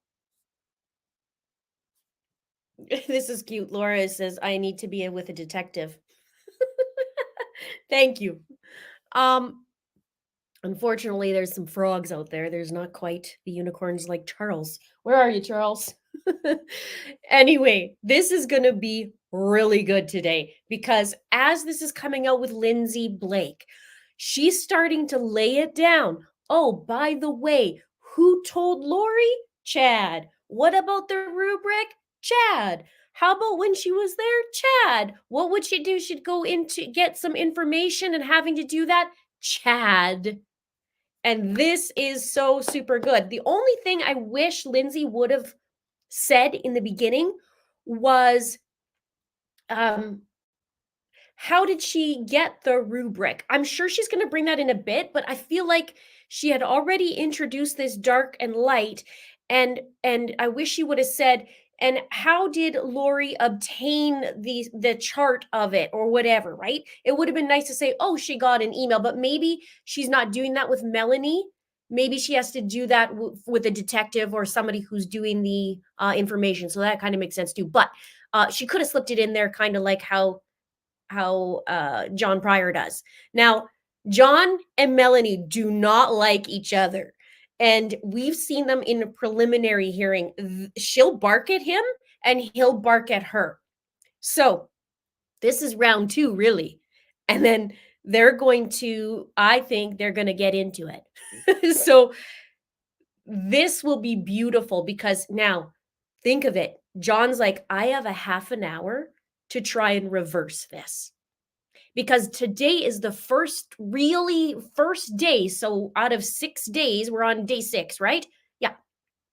This is the first day that really starts to get into, oh no, Chad did that. Oh no, Chad did that. Because in the past, there has been truth bombs. There's been truth bombs every single day, like in little tiny baby bits. But people were getting concerned because they were talking about the money and how this timeline just doesn't really do anything. But it's all a lead up because don't forget, even though Lori was all about money, so was Chad. Okay, and if you guys are just coming in too and you're a member, stick the little Chad Tato that I made that I put this morning of Chad wearing a red murderous tie. Actually, let's show you this. Just and then we'll keep talking, but I got to show you. This is the new emoji. I made sure to add some chins because I did get some feedback from members that I needed to add the chins. That's Chad's Duper's Delight. And I did add some gray hair because over the years he has grayed a little bit more. I mean, we all have, but I had to add that. I added hair to the potato. Okay, anyway. So there's a lot of things that's going on with Melanie Gibb. Now, they were all part of the little group, right? You had Zulema, you had Melanie Gibb, Melanie Pulowski, Chad, and Lori, and Alex. Now, interestingly, she said here that when Melanie talked to Lori after Charles's death, that Lori seemed happy. We saw that she had a pool party. She was smiling. That's where I always say, sorry, neighbor, like that. So, but she did say that Alex seemed more thoughtful about it and that he was a little unsure of himself. And if you fast forward a little bit, Alex actually was starting in fall after the kids were killed. He was starting to go, I think I'm their fall guy. He's starting to figure this out. And if something happens to me, like, I think I'm their fall guy. So we have that. Now, what else did she talked about castings that she was there. Now, Brenda, I believe what earlier said, oh, come on, that's bull. Because she did say, and I feel like it was a little inauthentic too, because she has been fairly forward in her responses and admitting, obviously she's on the stand, but you know how that goes. She's on the stand saying, yeah, I participated in these castings, but I didn't like where she said about the that she doesn't recall if she was part of Tylee and JJ. Now, in saying that, when it came to Tylee and JJ, especially JJ, Melanie and she got married to David Warwick later, but Melanie and David were at Lori's house the weekend that JJ was killed. And they were there, I believe, from Friday to Monday or Saturday to Monday. Might have been Friday to Monday. I did a timeline on it, on JJ and Tylee, but separately. And they were over there. And then Melanie's saying, that's when Lori started saying, see, he's acting like a zombie. See? And she's saying JJ's behavior was no different than before. And we know that JJ was on the autism spectrum and that he, he had some challenges. Plus, don't forget, Lori stripped the dog from him. Lori stripped his very special, amazing school from him. There was a move. He hadn't seen his dad, and Lori was lying to JJ about his dad. She didn't tell him he was dead. She told him he's on a business trip. And then Lori was lying about Charles, saying that he committed suicide and all this other stuff to JJ's school. And that's another story. Now, Melanie says, Melanie Gibb and David were there that weekend. They did a podcast. They were doing a few different things that weekend, and there was a conference as well. And then Sunday night, as they were doing the podcast, that's when Alex came to Lori's and had JJ on his shoulder. He was wearing the red pajamas, which he was found in. But the next morning, on Monday morning, and it's the same as Tylee, Monday morning, because remember, and I hope they bring this up, I hope they bring this up in trial, that Monday morning was when Tammy would be at work. So it makes sense, if you want to be undetected and you want to bury children, make sure your wife is at work. Please, please, please bring this up in court. So, Melanie and David left Monday morning. Okay. And when they were leaving, they woke up, or before they left, they woke up and JJ wasn't there.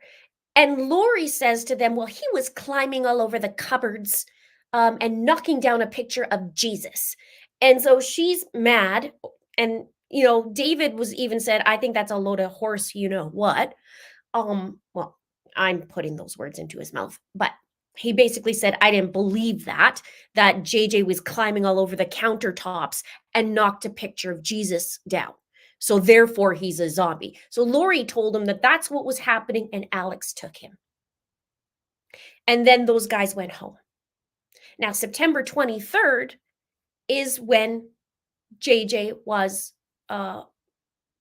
put underground. I feel, I've said this before, I really got to do a freaking video on it. These kids were killed in the middle of the night. There is pings to back that up in my theory about it. I believe the children were killed in the middle of the night. And I also believe that it'll be the same time around when Tammy was also killed in the middle of the night. And I have stuff to back that up. So I really got to just do a shorter video, because sometimes my videos take a little bit longer because I lay foundation and then get to the meat and potatoes of what's going on. So we have that with JJ. Now with Tylee, interestingly, I believe Melanie Pulowski, she would have already moved down there. She moved the first week of September. So BS, she didn't know that Tylee, Tylee was, I don't know where Tylee is. Okay, whatever. But anyways, back to Melanie Gibb. So she's laying this all out about when they met. Now, with Melanie Gibb, okay, talking about meeting Chad Daybell. She met Chad in summer of 2017. Okay, and she didn't meet Lori until October of 2018. But October of 2018 was when Lori met Chad. Now, when Lori met Chad, she had already been reading his books for a long time. And I saw some people talk about maybe they talked with each other before that. And I believe they did. Now, it's been a while since I've revisited that October bit, but I have a cajillion videos. Please go check out my playlist, because I dive deep. And when each video and each piece of information I get, I go back and fill in those dots. I show the patterns. I show the deep dives, every single video. I'm sure you can agree, for those who've been watching my channel for a long time. So they met, and instantly they were, I think that they had talked before. But I can't remember, and I can't give you exact dates because there's a lot to know. But she had been reading his books for quite some time. So she goes down there. They instantly, whatever. She was helping Chad bring the books back to his vehicle. And then he was disgusting. Okay. And I have this in previous videos. He was disgusting. And I seem to remember him talking about not exactly his loin fire, but what was happening, when a man gets excited. It was disgusting. Okay. I've had a hard time. I have spicy texts. I have a spicy text video. I got to put that in because you guys might not want to eat before you see it. But I have a spicy text video. Now, I'm going to find that for you, or if somebody can find that, let's just put that in here and then I'll continue on my soliloquy. So be ready though for John Pryor because he's going to get pretty angry. And it's going to be worth every second of it. Let's get the spicy text down because you guys can watch it. And I can't remember if I included the day he met. Now, he tells Lori when he meets her, okay, let me do this first because I can't do everything all at once. I can sure try. I've been multitasking like crazy 18 hours a day for the past 3 weeks, 4 weeks, whatever it's been. Okay, there we go. Spicy. Okay. Now,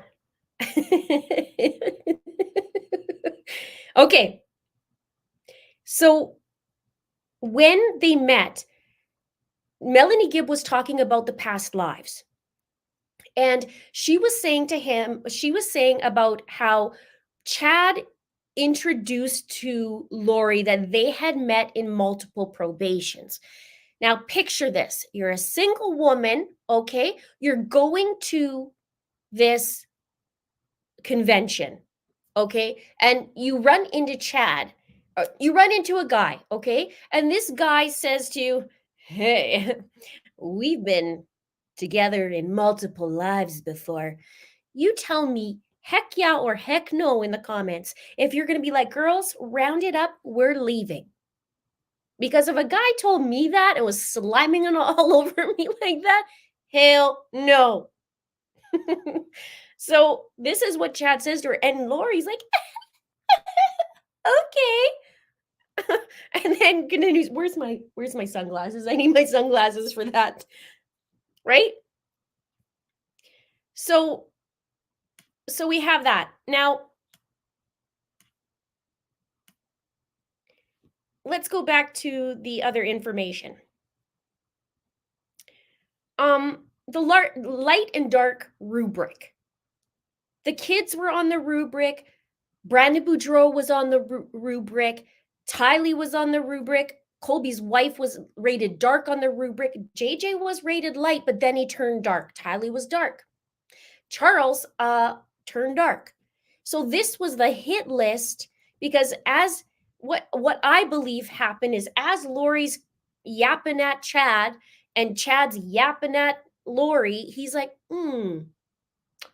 Lori doesn't like some of these people. I'm going to write it down and I'm going to manipulate her just like I manipulated Tammy Daybell because he manipulated her and would say he gets these callings, these voices of Tammy's dead grandmother for Tammy to stop playing Frontierville on computer and get to work and do the genealogy and the family tree. And so this is no different. He's a super manipulator and he's going to tell Lori like, okay, how do I get in her pants? Okay, I'm going to tell her that we're married, multiple probation. She loves my writing. And I'm just going to tell her, yeah, we're going to go with light and dark and this rubric.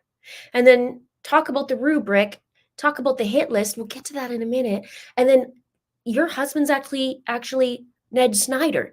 Now, let's think about this. Why would a guy who wants to cheat on his wife and wants it to be with Lori, why would he call the husband dark? So he calls the husband dark, distance that from Lori. She comes towards him like, oh, you're such a good leader. Or as she says, if Chad's Satan, he sure is a good one. And that's a fact. So we got that.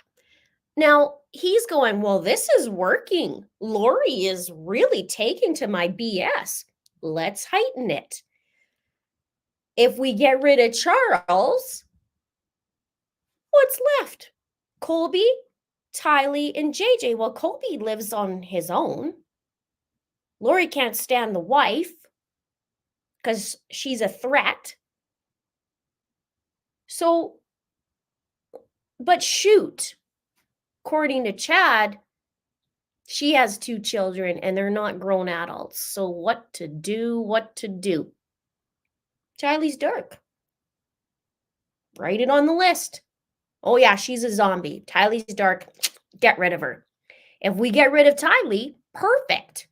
Because now there's JJ. And Tylee took care of JJ and Tylee was protective. We got rid of the protector. So what's left? A nuisance, according to them. Get rid of JJ. Well, now we only have one more thing. Notable, Lori had a little, you know what, fit in August after Charles was, after he was killed. And Lori had a hissy fit about Tammy. And she said, you know what? Go back to your family. Go back to your wife. Whatever. That kind of thing. Can't remember the exact words off the top of my head right now, but she basically told him, like, beat it. Like, whatever. I'm not going. I'm not going. So he goes and he has to take care of things. Oh, my beautiful goddess princess. I feel like Tammy's time is coming to an end. And he texts something in effect. I'm paraphrasing. Well, who's next? That was the only obstacle left. Got rid of Charles, got rid of Tylee, got rid of JJ. Oh, the only logical thing is now Tammy. And let's up her insurance a little bit. We'll up, you know what? We'll do it to the maximum. And get rid of Tammy. Well, whew! That was done. I'll do a fake 911 call. And notable, if you guys have seen this, he posed her body. But also, not only that, after, okay, she's killed, okay? He goes, walks around, he's like, oh, ho, ho, and he's crying, pointing to pictures on the freaking wall of Tammy. Who does it? Oh, I can't believe you're gone. And it's such a BS call, okay? So we have that. Now, the beautiful thing is, well, shoot, I need some help. We'll do Alex Cox to help us along the way, and we'll just feed him a bunch of crap that he's going to be a warrior. He'll be a warrior. And you know what? My observation, he already kisses Lori's arse. So we'll just use that and give him this patriarchal blessing that you are a warrior and we cannot repay you. Now, here's the thing. Alex is starting to go, you know what? I think I'm starting to get a little bit, I don't know. I'm getting a little bit worried that I'm being the fall guy.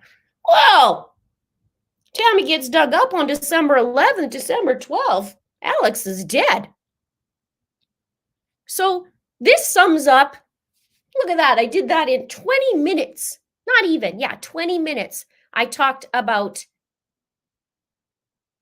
basically what happens with Chad. He does the manipulations and has affairs. They go to Hawaii. They were married November 5th. Tammy died on October 19th. And by November 5th, they're playing the ukulele in Hawaii. No remorse for the children. No remorse for Tammy. No remorse for Charles. Both of them are equal. They can have each other. And I think it was the perfect, I want to say perfect storm, but I don't want to talk about Chad's little itty bitty tiny polka dot bikini storm. I don't want to talk about it. And I'm pretty sure it's not going to look like that. Anyway, I digress. Okay, so that pretty much sums up in a nutshell what Chad, where he's coming from. He's the manipulator. Lori's manipulative too. And they manipulate each other. Now, in between there, don't forget, there's also Brandon Boudreau. Because it's like, Lori could have got $1 million, but Charles was onto her and changed the beneficiary before. Okay. So she learned a lesson there. Now, next was Tylee, then was JJ, Then was the attempt on Brandon Boudreau. But guess what? Melanie Pulowski has $1 million in a policy. Well, we know what to do. We'll just have Alex go with the Jeep. Melanie Pulowski gives the new address where Brandon moved because she's the only one who knew. So I'll give that to them. And they set up Melanie Gibb because they said, we need you to go check on the children, and gave Melanie Gibb the old address. But Alex got the new address, and Chad was talking to those guys that morning of the attempt. Okay, so and Chad raided Brandon Boudreau too. So who would benefit from that? Okay, insurance with Lori. Oh, insurance with Brandon. Melanie Pulowski would actually benefit, and then Tammy, and she would benefit. This is not rocket science, but I hope they can pull that together, and I hope they could say some. I mean, obviously, I have faith in the prosecution, but when you put it like that way, right, and you see those patterns like that, yeah. Now, tell me what you think, because now John has to come in, right? The gherkin. Again. Okay. Now we need Melanie Pulowski's not facing charges. Once upon a time, I was gonna go to school for that, but life happened. So here we are. And my sister always says, "Oh, Linda, you should be a lawyer." Like, God help them. God help the bad guy. Anyway, John's sitting there basically changing his depends right now because he's going to be like, I got to go after Melanie. And I bet you he's probably going to say, wasn't it true that you're the one who participated and you're the one and you're the one? And that's what's going to happen. Oh, Nate reported Gibb had drama this morning. Pryor had her served papers and Lindsay was involved. What is that all about? You guys got to give me the tea. Okay.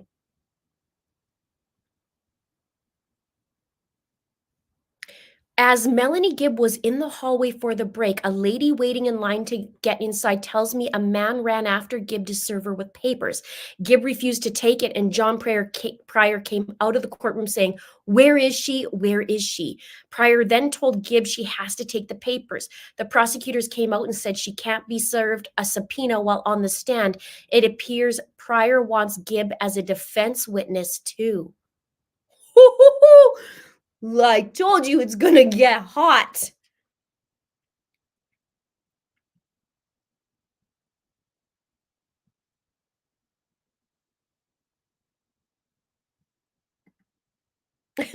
Shelby, I still have my awesome mug. I still have my awesome mug. I'm basically a detective that Shelby gave me. I love it. Okay, so what do you think about my soliloquy on that, right? Pretty much, have I missed anything? You let me know.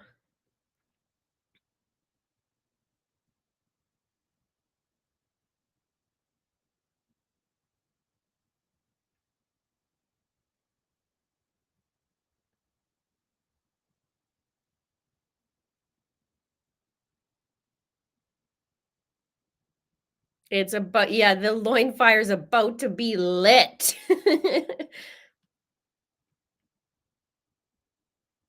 They're good. This is gonna be hot. Like, it's gonna be, I think the judge too is gonna freak out a little bit over John, because I think John can't help himself.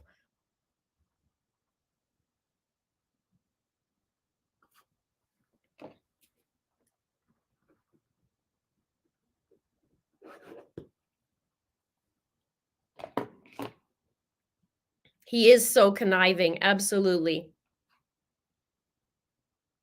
Okay, now hang on 2 seconds. I need to grab my slippers, oddly enough, because my feet are frozen. I'll be right back. 2 seconds.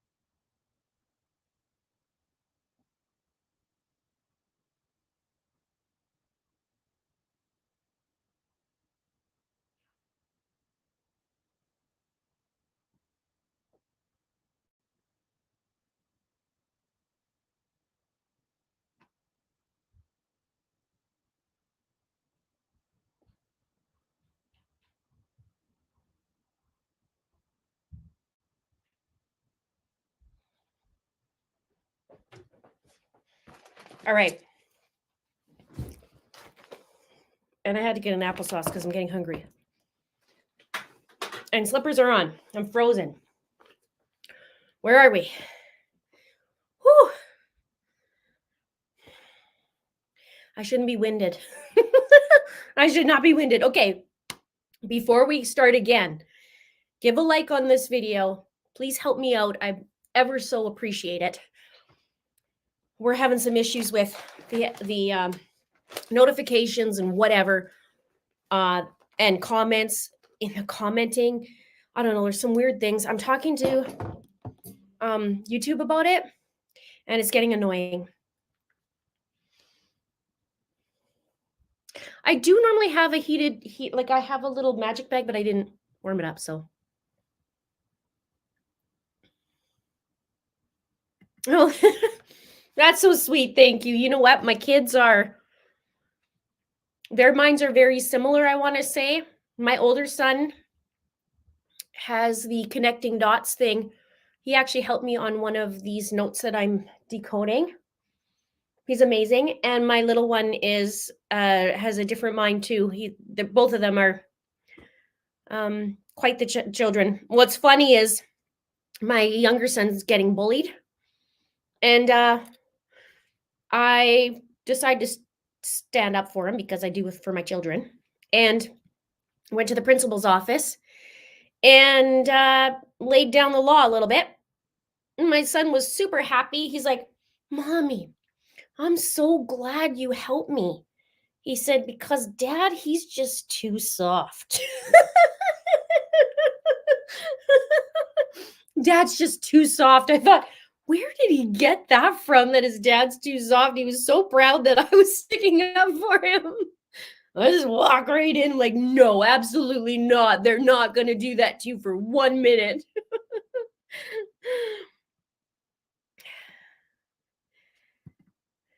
Thank you, Brenda. I love you guys too. Thanks for the super chat. I appreciate it. Oh. So, when am I going to the trial? I don't know. This is what I'm just trying to figure out, because the hard part is we don't know. I would like to go near the end, but I don't really know when the end will be unless they start to talk about it. So, because we don't know, is it going to be 8 weeks? Is it going to be 10? Is it going to be 20 with John Pryor talking? We don't know.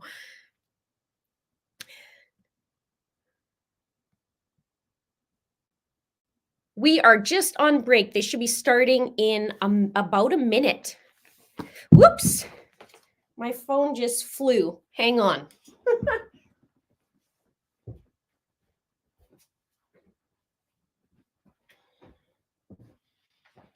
Okay. Oh, gosh. Okay. At least I'm getting more calories burnt than yesterday, running up and down.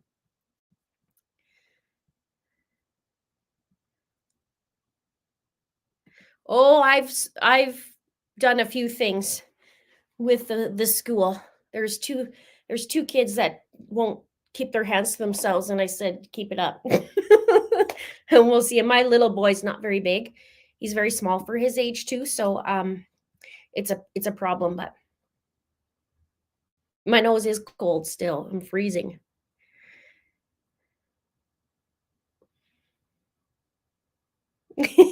He was so excited. He's like, "My mom, he's just sticking up for me." I said, "Oh yeah, I'm gonna stick up for you. There's no one's gonna do that." And I told the principal, I'm like, "If I have to, I will sit in this playground.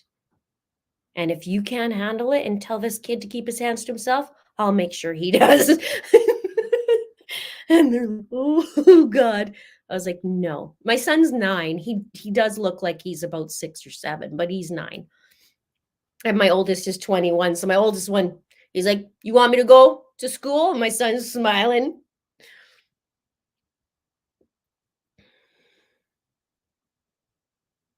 Their breaks are kind of like lunch.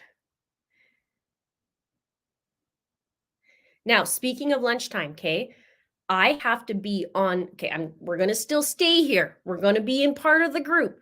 But at lunchtime, I do have a meeting I have to attend to. So I will be on that meeting. But I'll come back. And then I got to go pick up my son. But you guys know, like yesterday, I was in chat while I went to go pick up my son. You guys could watch the court. I just won't be seen on camera right there. I go pick up my son, come back, we finish the day, and then I go and do an update video.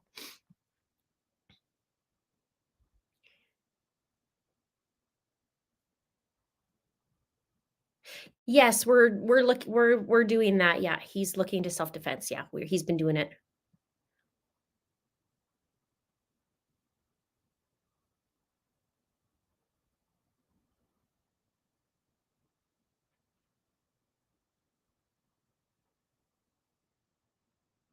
I know he's 9. Can you believe that? I know. 21 and 9. Yep. My older son moved out last summer, which is sad. But he visited me yesterday, came to get some pop bottles. I do have to teleport.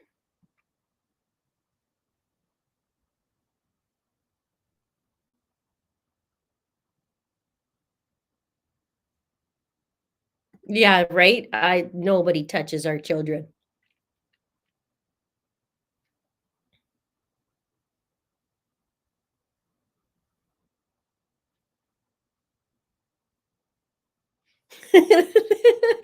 Well, it's not a bad thing as we get older. The kids can stick up for themselves, and I love my kids. I love them. They're super smart, and they're different from each other, but at the same time, they aren't. Yeah, it's cool. It's super cool. I really want to go to the trial. I really, really, really do. Now, I don't know how to figure out for timing. I guess I could just choose a week rather than be there for sentencing. Because they sentenced Lori the same day. But how we know, unless the judge gives the heads up.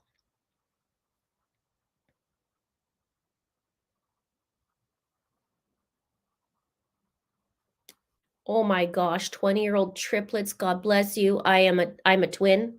I checked multiple times with each of my children if I was going to have twins. And a twin does not want to have a twin.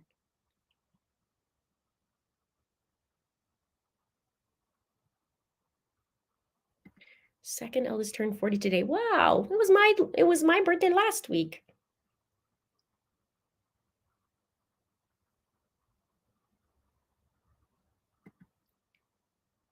Did anyone notice that what looks like an orb just moments ago? What was I talking about? Let's write that down, 10:35. I do usually have Charles behind me, and usually when I look back, he's there, which is weird, but it happens. Seating is first come, first serve now, isn't it? Don't they have the ticketing?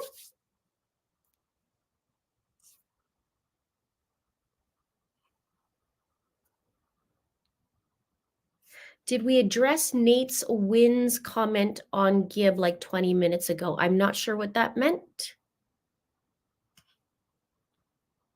25-year-old twins. Oh my gosh, you guys.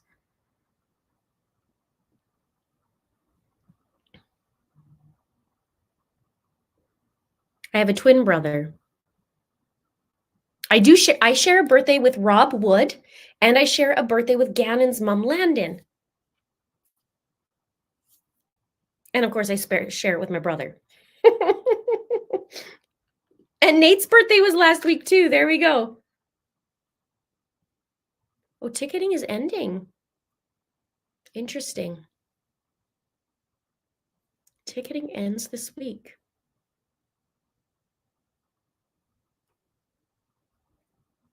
Oh, yes, I talked about the pet papers just a little bit.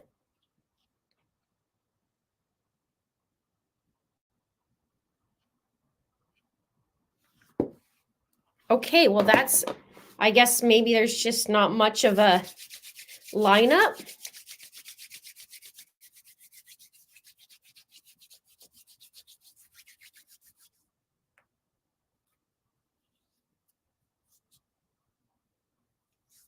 Everybody's birthday was last week. Oh, happy birthday to those. Yes, I saw that. I did read that out. Gibb refused to take it, and John Park came out of the room saying, "Where is she? Where is she?" Pryor then told Gibb she has to take the papers. Ugh, that guy.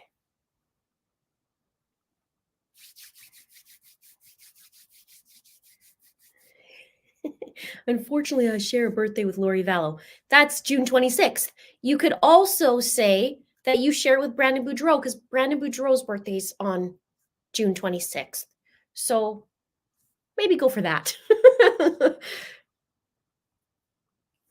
Now, why do you think there's been less interest in this trial versus Lori's? Because of Lori's behavior, or what do you think?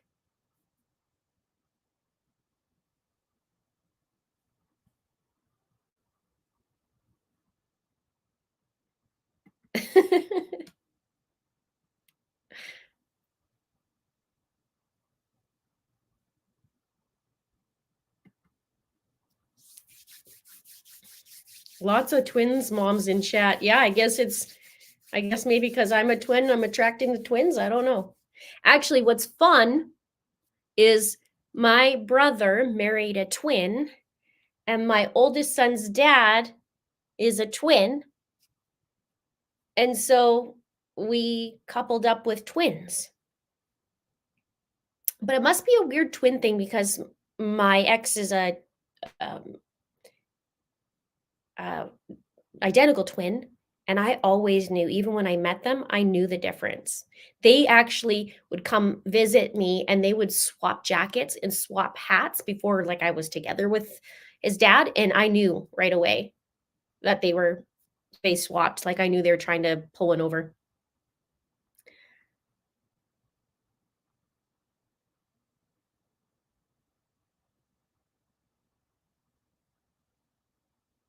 Yeah, that's true. So people are just watching same amount of interest. I don't know if that's true about same amount of interest though. Like I still feel like maybe even watching, I don't know.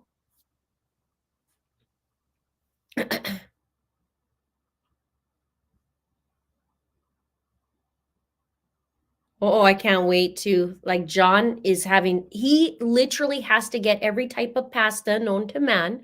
And he's going to have to be like, today I'm going to put a little rigatoni on the wall and then a little spaghetti over here. Let's get some lasagna.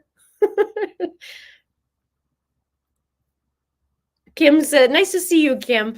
She says, I can't stand Pryor's voice. I can't tell you how many comments are like, Linda, we just can't. We just can't on the videos about talking about John.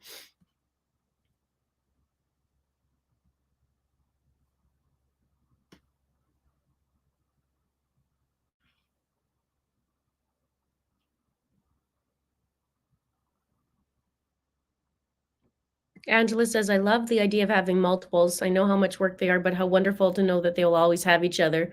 Well, it's hard on the mum. And I heard he gained 55 pounds with my children. So if I had twins, I couldn't imagine how much I would have gained. I love how you say pasta. I don't say pasta. It's pasta.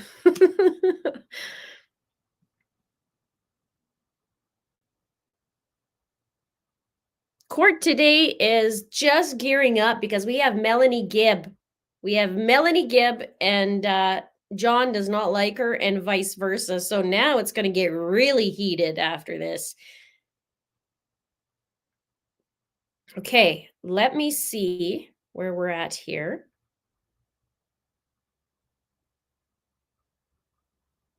Okay, guys, I need a favor because there's 1,600 buttons. Let's give the like button right there. Thank you. Please be seated. See the 530? We need to bring that up to 1,600. Please. We have the jurors brought back in, please. Okay, here we go. Watch. This is going to be even more heated between John and Melanie Gibb. Whew.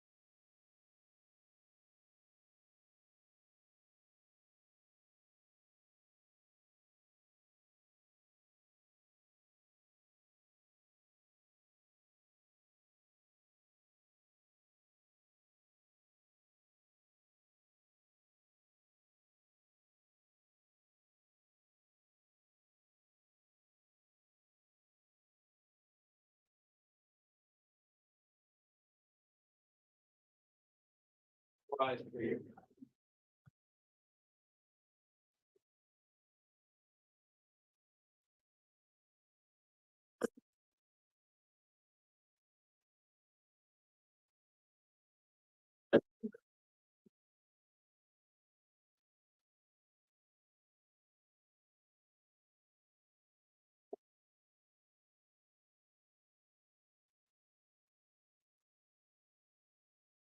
The jury is present and accounted for. Okay, thank you. Please be seated.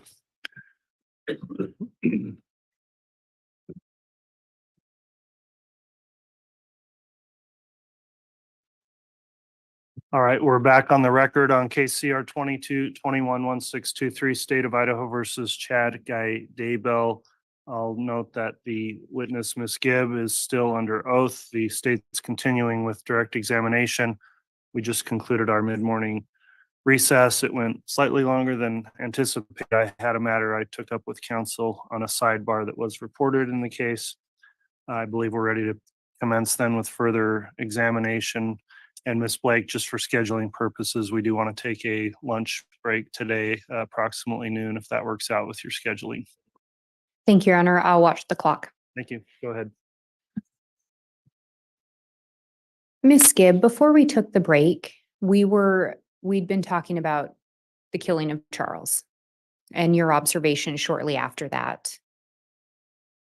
Prior to Charles' death, did you and Lori have conversations about her relationship with Chad? Yes. Yes. Do you recall if she shared with you the nature of their relationship? Yes. And what did she share with you, if you recall? That they really loved each other. They had been in multiple lives. They had missions together. That there was some physical affection, contact. And this was when Charles was still living as well? Yes. And we talked about when Chad came back down, or when Chad came down to Arizona after Charles had been killed, Lori and Chad talking about plans for a future together. Right. Did that include talk of the missions that you just referenced? Yes.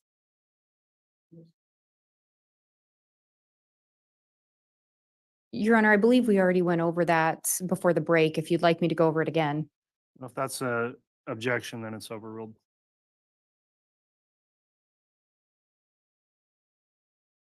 And she shared with you that there was some kind of physicalness within their relationship. Correct. Did she tell you whether or not she thought that was okay because they were both married? Yes. She said that every time she would get together with Chad, she would always ask Jesus if what was acceptable or appropriate that she could interact with Chad. And if she felt she had the affirmation that it was okay, then she would do it? I assume. Did she tell you where they would meet up? Hotels.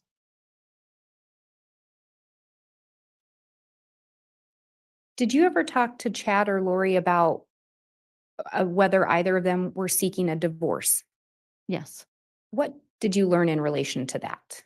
I asked why weren't they getting a divorce, and she told me that if Chad were to seek after a divorce, that he would be in trouble with Jesus, that he would lose his exaltations. Did she tell you where she got that information? She got it from Chad. Do you know if Charles had started any divorce proceedings? Oh, yes, I believe so. But Lori didn't. Correct.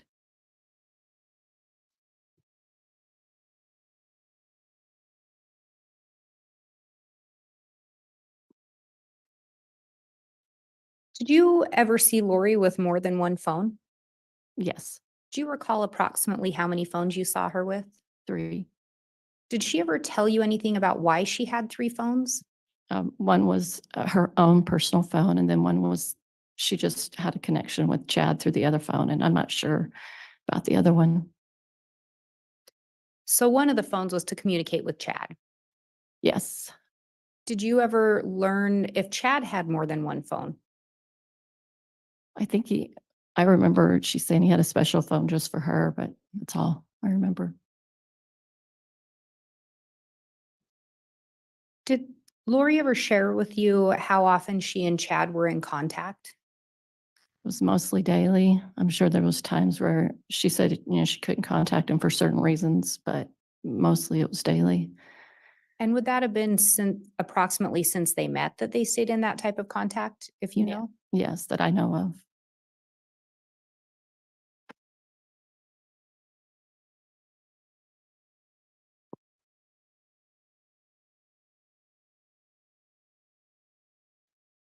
And we talked about Lori telling you Chad had shared with her that they'd been married in prior lives. That's right. Did she ever tell you specific names that they had in prior lives or who they were? Yes. What were some of those that she shared with you? I'm trying to remember her names. I'm not remembering her names. I remember certain positions though. And what were those positions? She was married to Moroni, and she was married to James, and she was she was Chad's wife, but he was James, and she was, I think, Elena. And then Chad was considered to be Methuselah, and she was his daughter, I believe, but I don't remember a name. Seemed like there was another time she was a lady that was married to a relative of Joseph Smith, but I can't recall her name right now. I can't, and there could have been another one. I'm just not recalling it. And when you say you remember positions, were those biblical or figures within some scriptures? Yes, When she was Elena, do you know who Chad was supposed to have been in that life? James, one of the apostles of Jesus Christ. And is that one of the times that they were married in a previous life? Yes, Did she tell you where she learned that information? from Chad.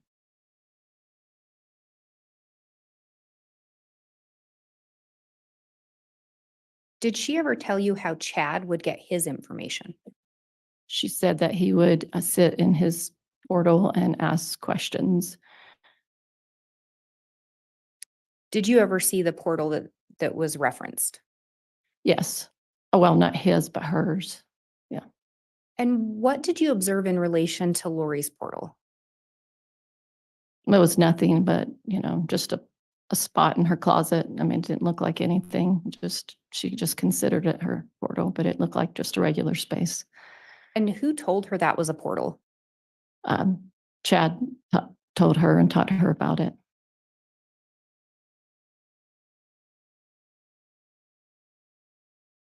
Had Lori ever talked to you about portals before meeting Chad? I can't recall.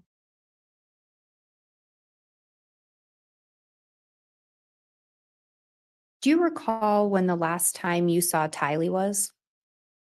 In Arizona, July or August of 2019.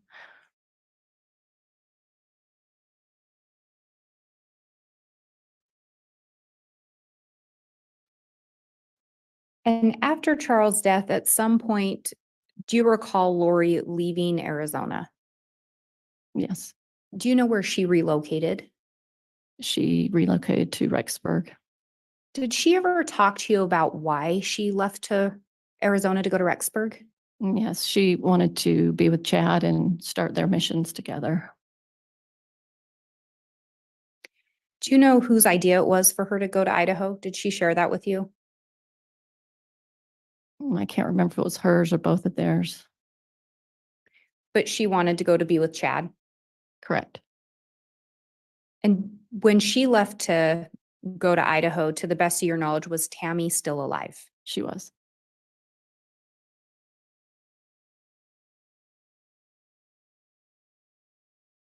We had talked about people being light and dark, Do you recall if Lori ever said anything to you in relation to Tylee and whether or not what her level was or her rating? She did say she was dark at some point. I don't remember the rating. Do you know who gave her that information? I'm guessing it was Chad. I don't remember. Generally speaking, would she tell you she turned to Chad for these answers? Yeah. Did you know of anything else Chad used to get answers? Yes, one time I saw him with a pendulum. And do you recall what the pendulum looked like? It was gold, I think, or brass, and it had like a pointiness to the bottom of it and like a string. Do you recall when you saw that? That was in February of 2019. Do you recall where you were? Yeah, I was here, in Boise, Idaho. And do you recall why you were in Boise? Yeah, there was a conference that weekend that I came to. Do you recall who was present with you that you associated with at that conference? Yes, Chad was there, and Sulema, Serena, and Audrey. And there were a lot of other people, but that was in the little small circle of friends. Were those the individuals around when you saw the pendulum? Right, correct. I didn't hear you mention Lori. Was she there? No, Do you know where she was? she was in Hawaii, I believe.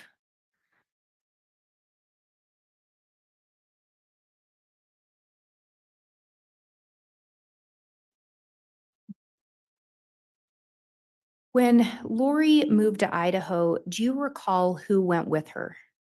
JJ and Tylee and Alex. He was either there before or after. I don't know. I know at some point he was up there. So Alex, her brother, moved around the same time she did. Yes, And this is after Charles has been killed, correct? correct. And it's after Chad has told Alex that he's Lori's protector. Is that correct? I believe so.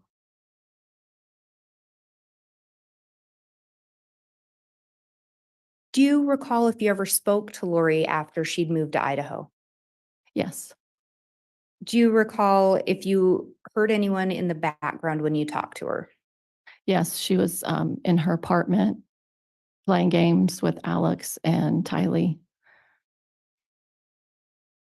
So you heard Tylee in the background did. when you talked to her? Yes, Do you recall approximately when that would have been?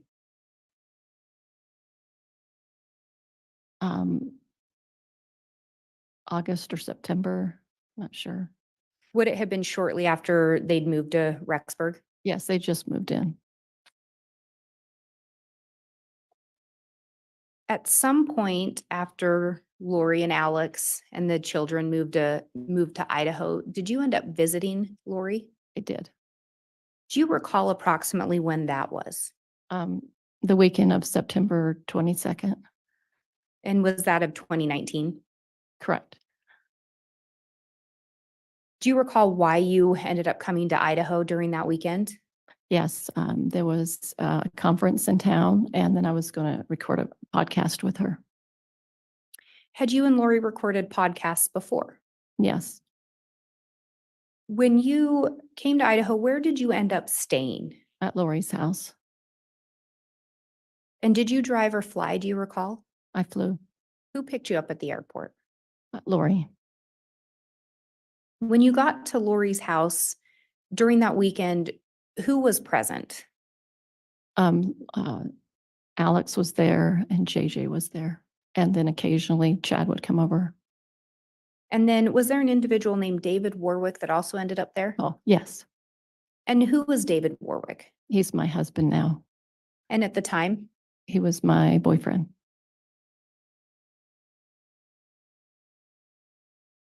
Do you know if Alex had his own apartment as well? Yes, And he did, he did. but he would be at Lori's at times? Yes. I didn't hear you say anything about Tylee. Did you ever see Tylee when you arrived in Idaho? No. Did you ask Lori at any point where Tylee was? Yes. What were you told? I was told that she was at the BYU Idaho campus at school, and she got roommates with some girls that she was able to get her in. Did Lori talk any more about Tylee while you were there? No, Did you ever see Tylee come visit? no, Ever hear Lori on the phone with her? no. Do you know whose room you stayed in while you were there? Tylee's, Were a lot of Tylee's items in the room? nothing was in there. That was clothing or anything, just furniture.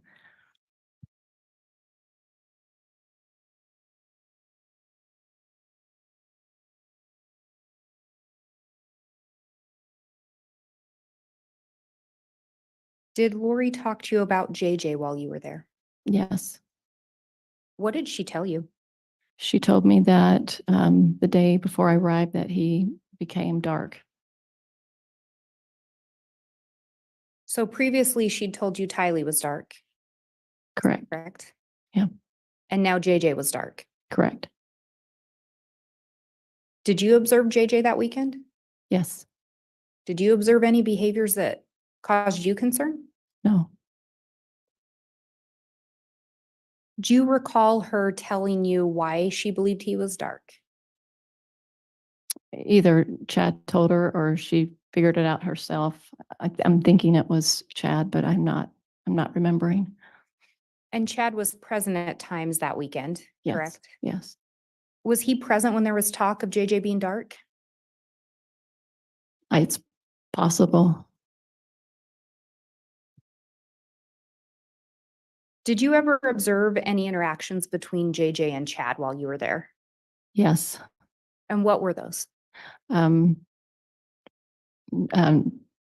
JJ seemed to be upset, and so Chad took him upstairs with him, and they went into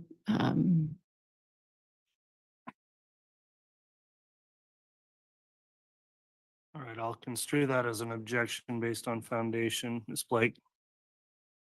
Miss Gibb, do you recall approximately when in your visit the interaction occurred? I feel like it was Thursday, like I got there on a Wednesday, I believe. I feel like it was the next day. And I guess for reference, how long were you there at Lori's? From Wednesday to Monday morning. So best of your recollection, this is around your second or your first full day there. I think so. And if you could go ahead and tell us again what you observed. Okay. He took him upstairs, and then after a period of time, he came back downstairs. I believe he was holding his hand, and that's what I observed with them. Did you observe any injuries to Chad? He had a red scratch on his neck. Did he tell you how he got that? I asked him, and he said that JJ had scratched him. Had you seen many interactions between Chad and JJ before that? No,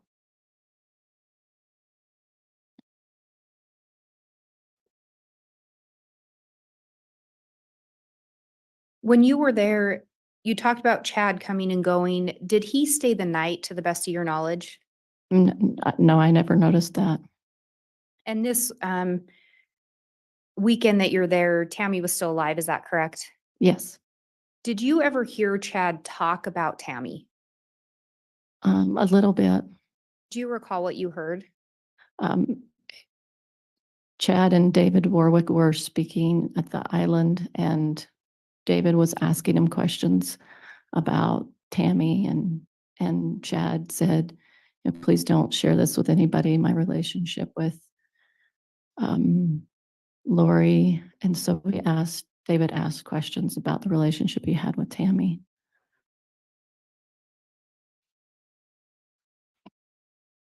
Ms. Blake, objection based on foundation. Your Honor, I think she's recalling events from that weekend. So we do have a narrowed time frame. I can ask a follow-up question, but it's based on her personal knowledge.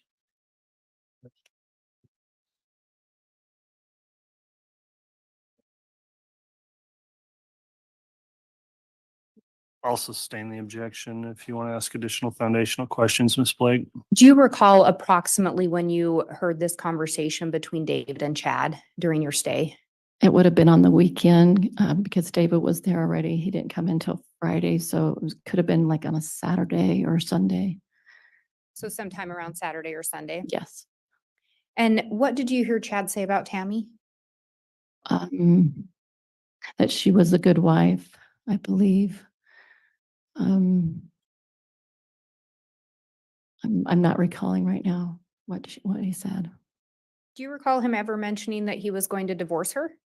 Never heard that. Ever hear him talk about getting separated? No. Did you observe Chad and Lori interact while you were there? Yes. Did you observe them interact several times through your stay? Yes. What were your observations of their interactions? They seemed to be a couple that was close and loved each other. There was affection, hugging. I saw her kiss him on the cheek. They were singing together, maybe a little dancing. So affectionate with each other. Yes. Do you recall ever seeing them act affectionate outside of the apartment? Yes. What do you recall about that? We were walking around the campus and they were holding hands.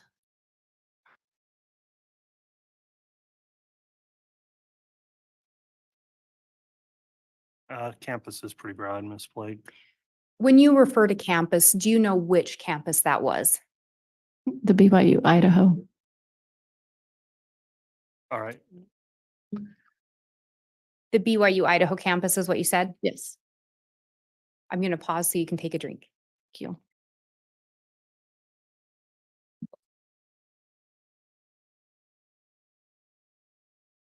And do you recall approximately when you went and walked the track during your time in Idaho?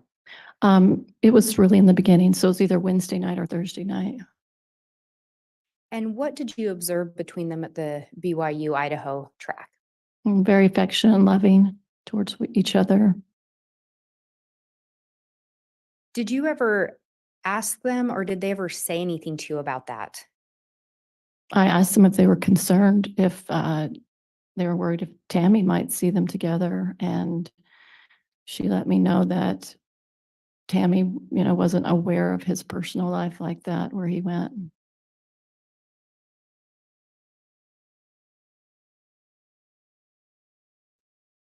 But again, no indication of divorce or separation. Correct. Did Lori ever talk to you about September 22nd having any kind of special meaning to her? Yes. What did she tell you about that? She told me that it was an anniversary for her of when she saw Moroni in the temple. And do you recall the last time you saw JJ? It was the Sunday night, the 22nd. What was happening the last time you saw him, if you remember? I was in the house, Lori's house, and I was doing a recording with Lori and David, and Alex walked in the door holding JJ on his shoulder and was taking him to bed. He had fallen asleep.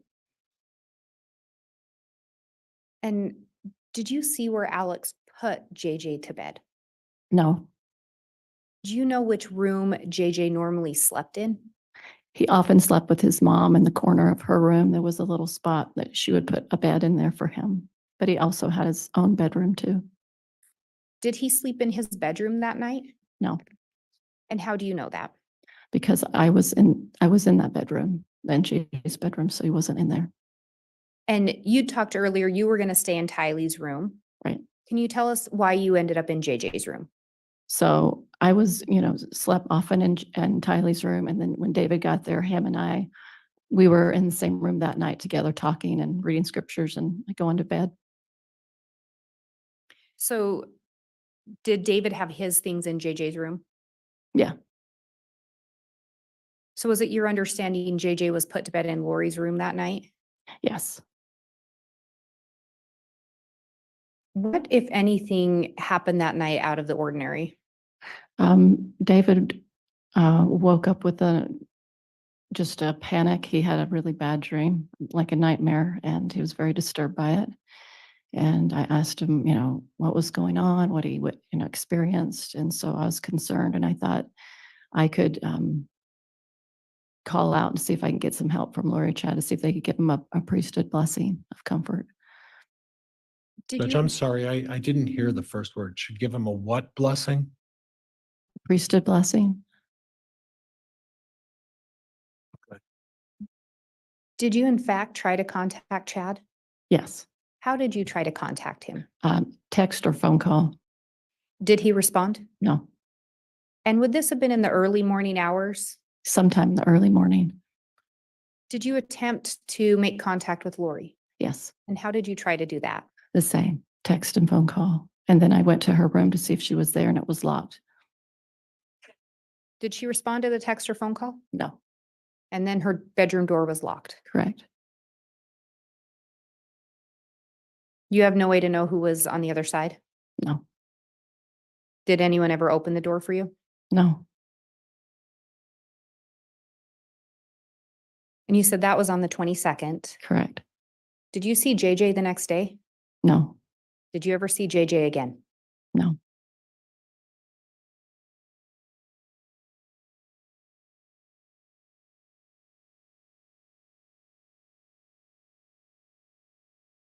After Charles was killed, did Lori ever share with you how she was going to survive financially? She talked about money she received from JJ from his Social Security. She talked about, and let's see, she talked about, I think, like, was it Social Security for Charles, and then we talked about insurance a little bit, but I'm not sure if that's what you're thinking of. So, do you know if she ever received any life insurance for Charles? I don't think so. So, to the best of your knowledge, she was living off the Social Security money. Yeah, to my knowledge. Do you know if Lori ever got a job when she came to Idaho? No, not that I'm aware of. Did she ever tell you that she had a job lined up and that's why she was moving to Idaho? No.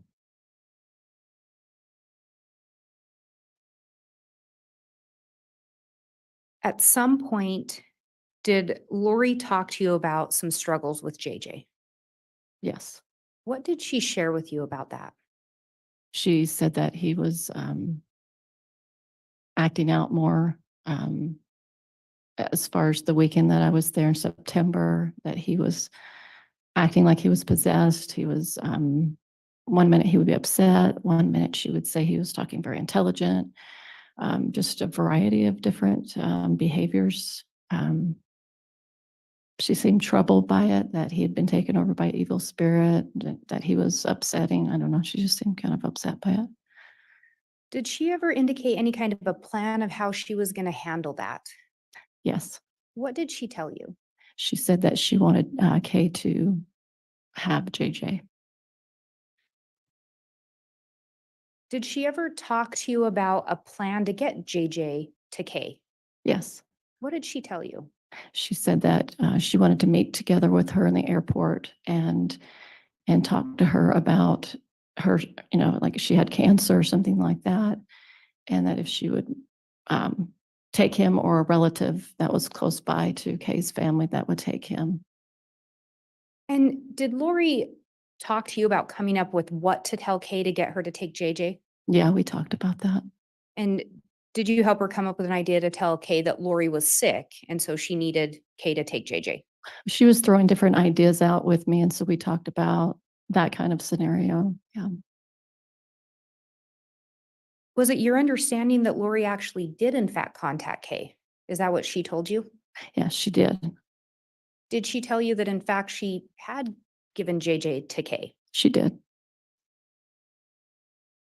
And we go back to the last time you saw JJ is the night of September 22nd. Yes. That next morning, did Lori say anything in relation to where JJ was that day? I believe she said that David remembers this more than I do, but that he was with Alex that morning.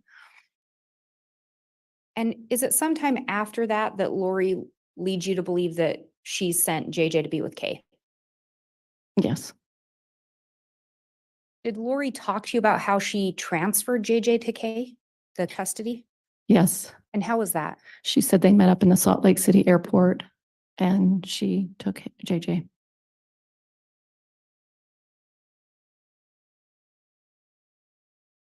And we'd talked, actually, let me back up. Sometime later so you're there in September. Mhm. Did you continue to be in contact with Lori after that trip? Yes, Did you ever hear JJ in the background on any phone calls? no, Do you recall getting a call from Chad sometime in November of yes, 2019? yes. Do you recall where you were when you got that call? Yes, I was in Utah. Do you recall approximately when it was? I felt like it was like 2 or 3 days before Thanksgiving. Do you recall what Chad told you or why he was calling? Yes. And why was that? He told me that the Rexburg police were going to call me and ask about JJ. What, if anything, did he tell you to do in regards to that? He asked me not to pick up the phone and talk to them. Did he tell you why he thought the police were going to call you? Because he said that Lori had told the police that I had JJ. How did Chad sound in that phone call? Nervous.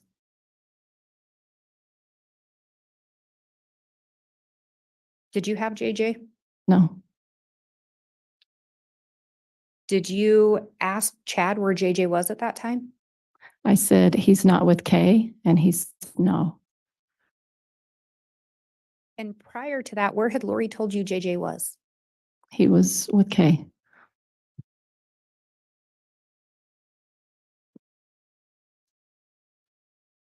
Did Chad tell you anything else that you recall?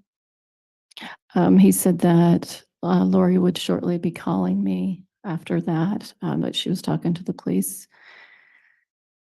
I can't remember right now everything else. It was very brief. Do you recall if Chad indicated where he was when he placed that phone call? I don't recall. Did you learn at some point where Chad and Lori were? What state? Oh, Idaho. Did Lori in fact end up reaching out to you? She did. Do you recall what she told you? When she answered the phone, or when I answered the phone, she was very positive and upbeat as if everything was okay. And she said that she was protecting Tylee and JJ because Kay and others were trying to kidnap him. So that's why. And she told me to go to a Frozen movie and take a picture to act like there's other kids like I had him. And did law enforcement in fact try to reach out to you? They did. Did you answer initially? Initially, no. Do you recall at any point if Lori, Alex, or Chad had told you anything regarding law enforcement? At some point, yes. I can't remember the beginning, but I remember having a phone conversation with Alex, or maybe it was in person. That the police had come to his house and Melanie's house to ransack his house. And they came questioning, asking about where JJ was. At any point were you told whether or not law enforcement were dark? Yes. And what were you told in regards to that? I remember Alex saying they were considered dark translated beings. And again, who was it that was able to determine if someone was dark, from your understanding? From my understanding, it was Chad. So initially, you don't answer the call from law enforcement. Why was that? Because I was absolutely did not know and understand what to do about it. At some point, did you end up talking to law enforcement? I did. What did you initially tell them in relation to JJ? So when I called Gilbert Police, I initially told them I had JJ, but then I didn't have him. He was back with Lori. So initially, you complied a little bit with what Lori had asked. Is that Correct. fair? Yes. At some point, did you make contact with law enforcement again? Yes. And did you end up making contact with them through an attorney? Initially.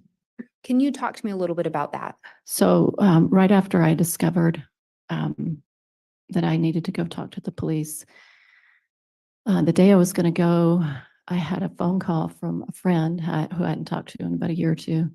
He was an attorney, happened to be an attorney, and he felt impressed. He told me to call me out of the blue. I mean, no knowledge of this case had been revealed to the public, so he wouldn't have known to call me. And then I felt to share a little bit about what was going on. And so he said, I should probably do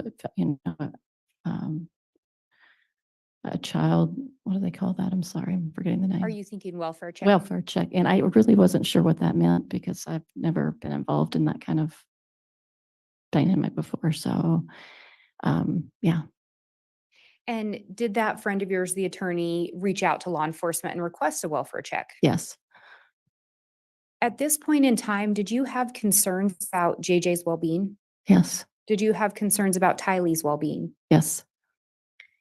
Did you end up sitting down with law enforcement later and telling them more about in regards to whether or not JJ was ever with you? Yes. I told him everything. And did you do that without an attorney? Yes. And did you in fact tell them JJ had never been with you? Correct. Did you learn who had made or who had initially reported the children missing? I'm sorry. Can you? Did you ever learn who had reported the children or JJ missing? Are you referring to like maybe Kay contacting the police? Is that what you mean? Yes. Okay. Did you learn that? I think so. I think so. So originally Lori told you she'd given JJ to Kay. Is that correct? That's correct. And then later she told you Kay was going to try to kidnap JJ. Right. Did Lori disclose the location of JJ to you at that time? No.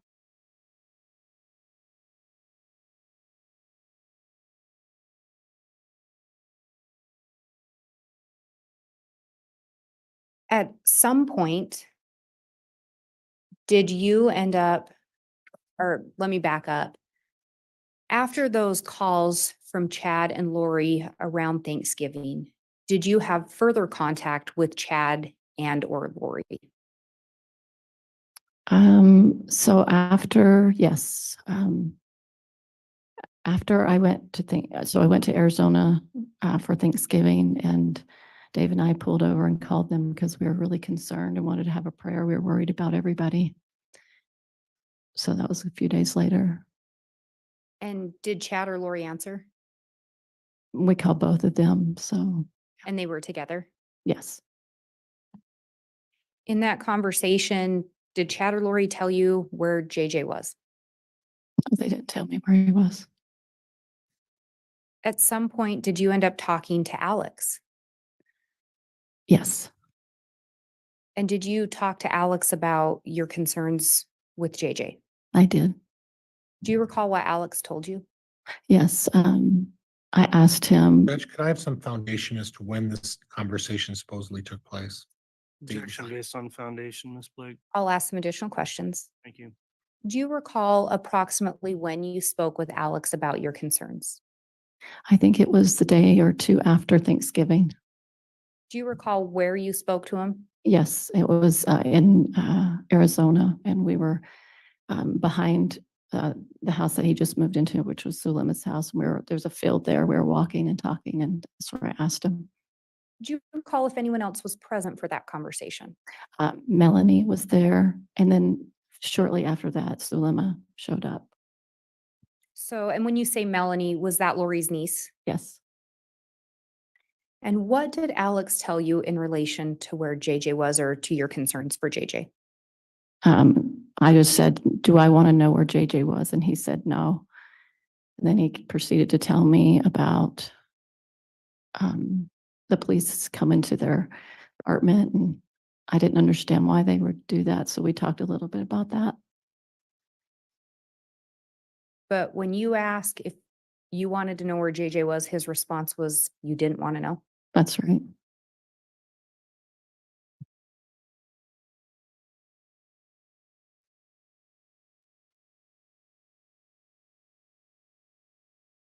At some point, did you end up making a phone call to Chad and Lori on December 8th of 2019? Yes. Who was present when you made that phone call? No one. Did you record the phone call? Yes. Was someone there recording it for you? No. What device did you use to record it? Cell phone. Had law enforcement ask you to make this phone call? No. And you did in fact record it? Correct. Judge, I have what's been marked as State's Exhibit 42. It's a jump drive. I have a copy for counsel. And I would request to publish the first portion for identification purposes only. All right. Before it's I have one. published, of course, we'll go through the question of admissibility. Mr. Pryor, is there any objection to Exhibit 42 being admitted? I would have preferred a little more foundation, Judge, but at this point, I'm going to stipulate to the admission of the exhibit and allow her to move forward. Okay, Exhibit 42 is admitted, but pending an additional or a first proffer that it is actually the exhibit Mr. Pryor believes it in the court improperly marked. In other words, Ms. Blake, if you just start a portion of it and let everyone confirm it's the call you're referring to. Thank you, Your Honor. And that was actually my intention in order to lay more foundation.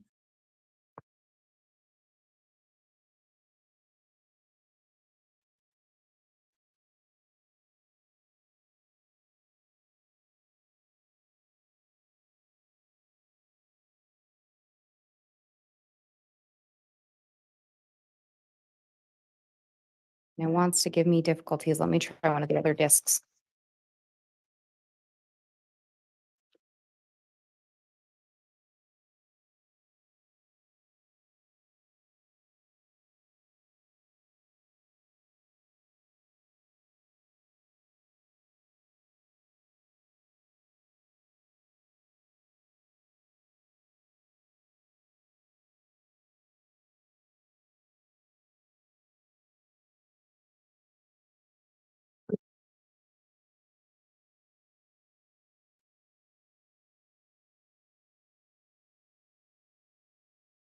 Your Honor, if I may have just a moment. You may.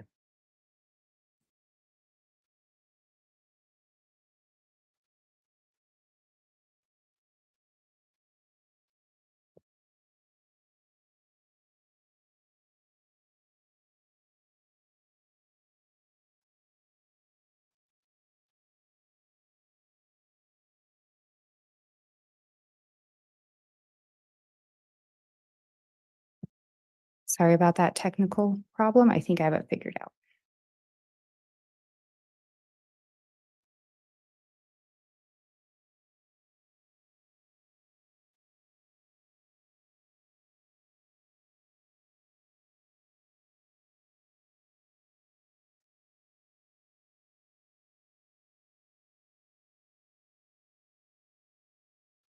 Not just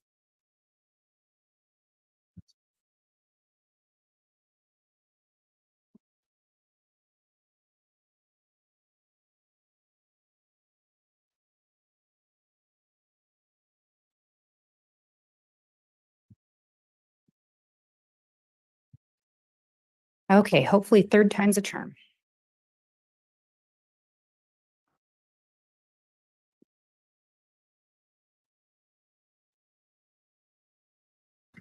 Chad's probably secretly blocking this. Hello, sweet Melanie.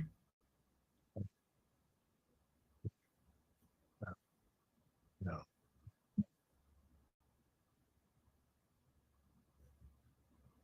And Lori gets so mad at Melanie at the end of this call. Well, I don't know if you're recording this or what you're doing.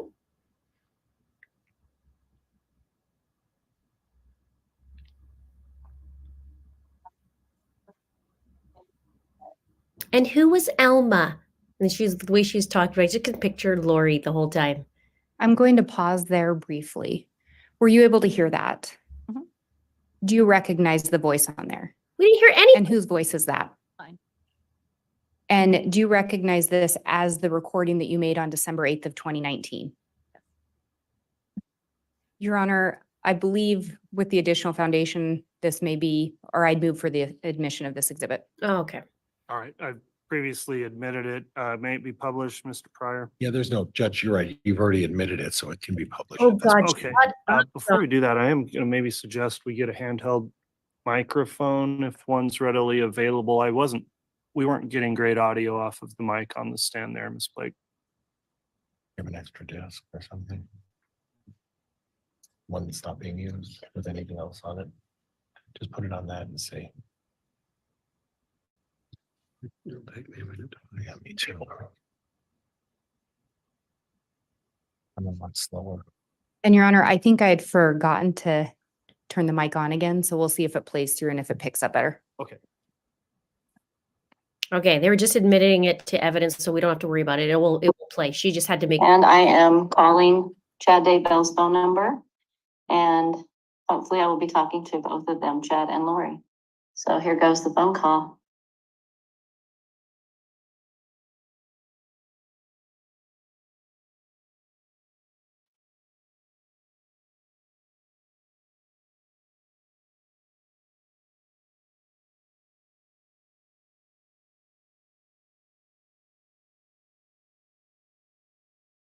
Sweet Melanie. Hi, Chad. Hey, Lori. Hi. Hey, let me put on speaker. Oh, okay.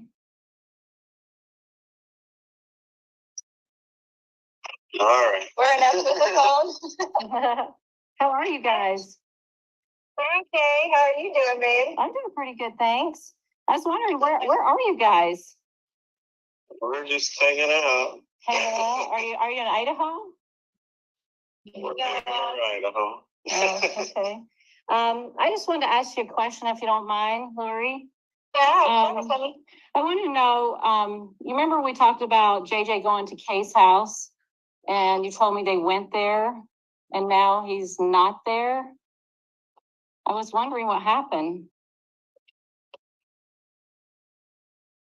well, I had to move him somewhere else because of her actions.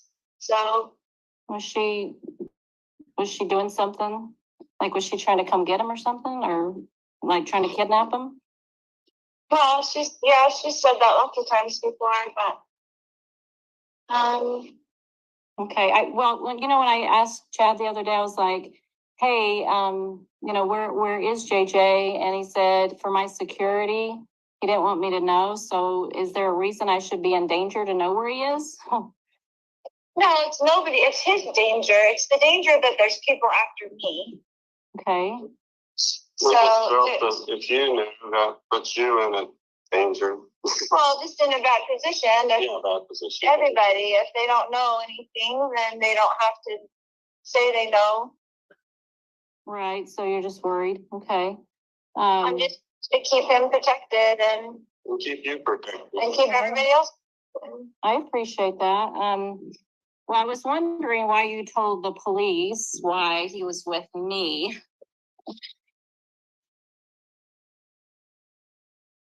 I just needed to have somebody that so I wouldn't have to tell them where he really was because they were going to tell Kay where he is. Oh, yeah. So do you think it's like your family or, like your family, your dad or? You know, those Well, my people. family, well, not my whole family, but as you know, most of my family is working against me and Yeah, with her, basically. yeah. Is JJ safe? He is safe and happy. Okay, well, that's good to hear. Are you afraid of anything? Like, are you afraid to tell me that you're just afraid that that I could be in danger? Like like I don't, like if I knew, like how could that hurt me? I don't understand how that could hurt me if I knew where he was. Well, I'm just not telling anybody so that nobody has to say where he is or get questioned to where he is, so I can keep him as safe as possible. Yeah. Okay, I hope that he's okay. I hope you guys are okay. But I did have a question that I asked Al at one point, your brother, if I wanted to know, like where he was, and he said I did not want to know, and that he could not be found. So what does that mean? I don't know why he would say that, but it's the same story. Like Yeah. I don't even want Al to know. I don't want anybody to know so that nobody has to be worried about it. I mean, nobody has to be questioned about it, so he can be safe. Yeah. So are you, how long are you going to be away for? Like are you ever going to be able to come out and come back to society again? Or are you going to keep, come back? What does that look like? I will do whatever the Lord needs me to do every day. So I just wondered if I was ever going to see you again. Absolutely, you will. Okay, so maybe when they're done chasing you, you'll be able to come out again, or? Yeah, I mean, it's a ridiculous thing for them to be working with Kay to find me. There's nothing that's gone on that's, you know what I'm saying? Like they're working with her in some dark capacity. The police are working with her in some dark capacity. There's no reason for them to be after me in the first place. Yeah, has she threatened you at all? Yes, lots of times. Oh boy, what did she say? Well, it's in emails and everything. So like she said she was going to come take them, or she was. There's a lot of things. Yeah. Nellie. I know, it sounds like it. I'm just worried for you guys because, he's missing, and, I know exactly where he is. He's perfectly fine. Okay, well, I hope so. I had a scripture I wanted to share with you, if you don't mind. I'd love it. I was thinking about some of the things you guys have gone through, and I saw this scripture today, and I want you to Let me ask you a question about the scripture. Okay. So did Alma turn himself into King Noah? Or what was he required to do? Well, King Noah was incredibly wicked. Yeah. And so he fled his evil ways, which is adultery and living riotously and breaking all the commandments. Right. So what was he required to do, Alma? He had to go and flee so that he would be safe, and then help other people realize how jacked up the system was and the government was. What about Moroni? What was he required to do at the end? To carry on those plates and bury them. That was his responsibility. What did he have to do to do that? Did he hide? He had to hide. He had to hide because they were so. Everybody was killing everybody in the society. Everybody was dying. They were killing all the Nephites. And the scriptures had to hide in the cavity of a rock by day and go out by night. The prophets did. They did. Yeah. Okay. So thank you for sharing that with me. Okay. This scripture is just something that may be thoughtful for you. For behold, this is Doctrine and Covenants, section 3, verse 7 and 8. It says, for behold, you should not have feared man more than God, Although men set up not the counsels of God and despise his words, yet you should have been faithful, and he would have extended his arm and supported you against all the fiery darts of the adversary. He would have been with you in every trouble. So when we work with the Lord and are obedient, he's going to protect us from adversarial darts and all kinds of negativity. But when we open the door to Satan, he comes in and then he attacks. And then he takes away to make it look like somebody else took it away. But that's not how God works. He doesn't work in darkness. I agree with you 100%. And that's what the Lord is doing for me. Exactly what he's doing for me. Oh, it just We have sounds not weird. opened the door for darkness, Mel. Darkness is knocking on the door all the time because that's the way dark works with the light. And I promise you that I have done nothing wrong in this case, but sometimes you have to hide in the cavity of a rock for your own life safety. And that's what the Lord requires of you sometimes. And that's how it is. And I'm sorry that's how it is, because there is a lot of darkness on the earth. I know. That's been after me for zero reason besides the darkness of Kay, which you already know she's dark. I haven't met her enough to know if she is dark or not. I've just met her slightly, and she seemed like a normal kind of person, but then I haven't engaged with her that much, so I don't know that personally. So you don't know about her changing the thing for herself to be the beneficiary of the policy and all that stuff. None of that's dark, right? Well, I haven't seen those documents, so I have no way of knowing. You've seen them on my computer. No, I have not. I haven't even looked in on your computer before. You haven't showed me anything. Being controversial to me, or if you're recording this conversation for the police or whatever, I don't know what your intention is on this phone call. Well, but I love you with all my heart, and I have forever, and I will always love you. I appreciate those words, but if you really love me, you wouldn't have told the police that I had JJ with me. That's not what a friend does. I mean, that just makes me look weird, and it's not safe for me. That doesn't look good. I mean, you had to think of my welfare if you love me. I do, and I did exactly what I felt the Lord was instructing me to do. And I appreciate you, and I love you. I'm just. And I never do anything to harm you. And you can have all of this confirmed to you by the Lord. I have. And my conscience is clear. I feel very understanding what's really going on, Lori. And I believe that you have been very deceived by Satan. I believe that he has tricked you. And I don't believe that what you're doing is correct. I just don't. I mean, Tammy dies, and then your husband died, and then he's missing. It just doesn't sound like God's plan to me. It gives me a gut feeling, like in my gut, it feels weird. It doesn't feel right. I don't have peace about it. I never have felt 100% peace about it. I always felt like a little weird in my stomach about all these things. You know me, Mel. You know me.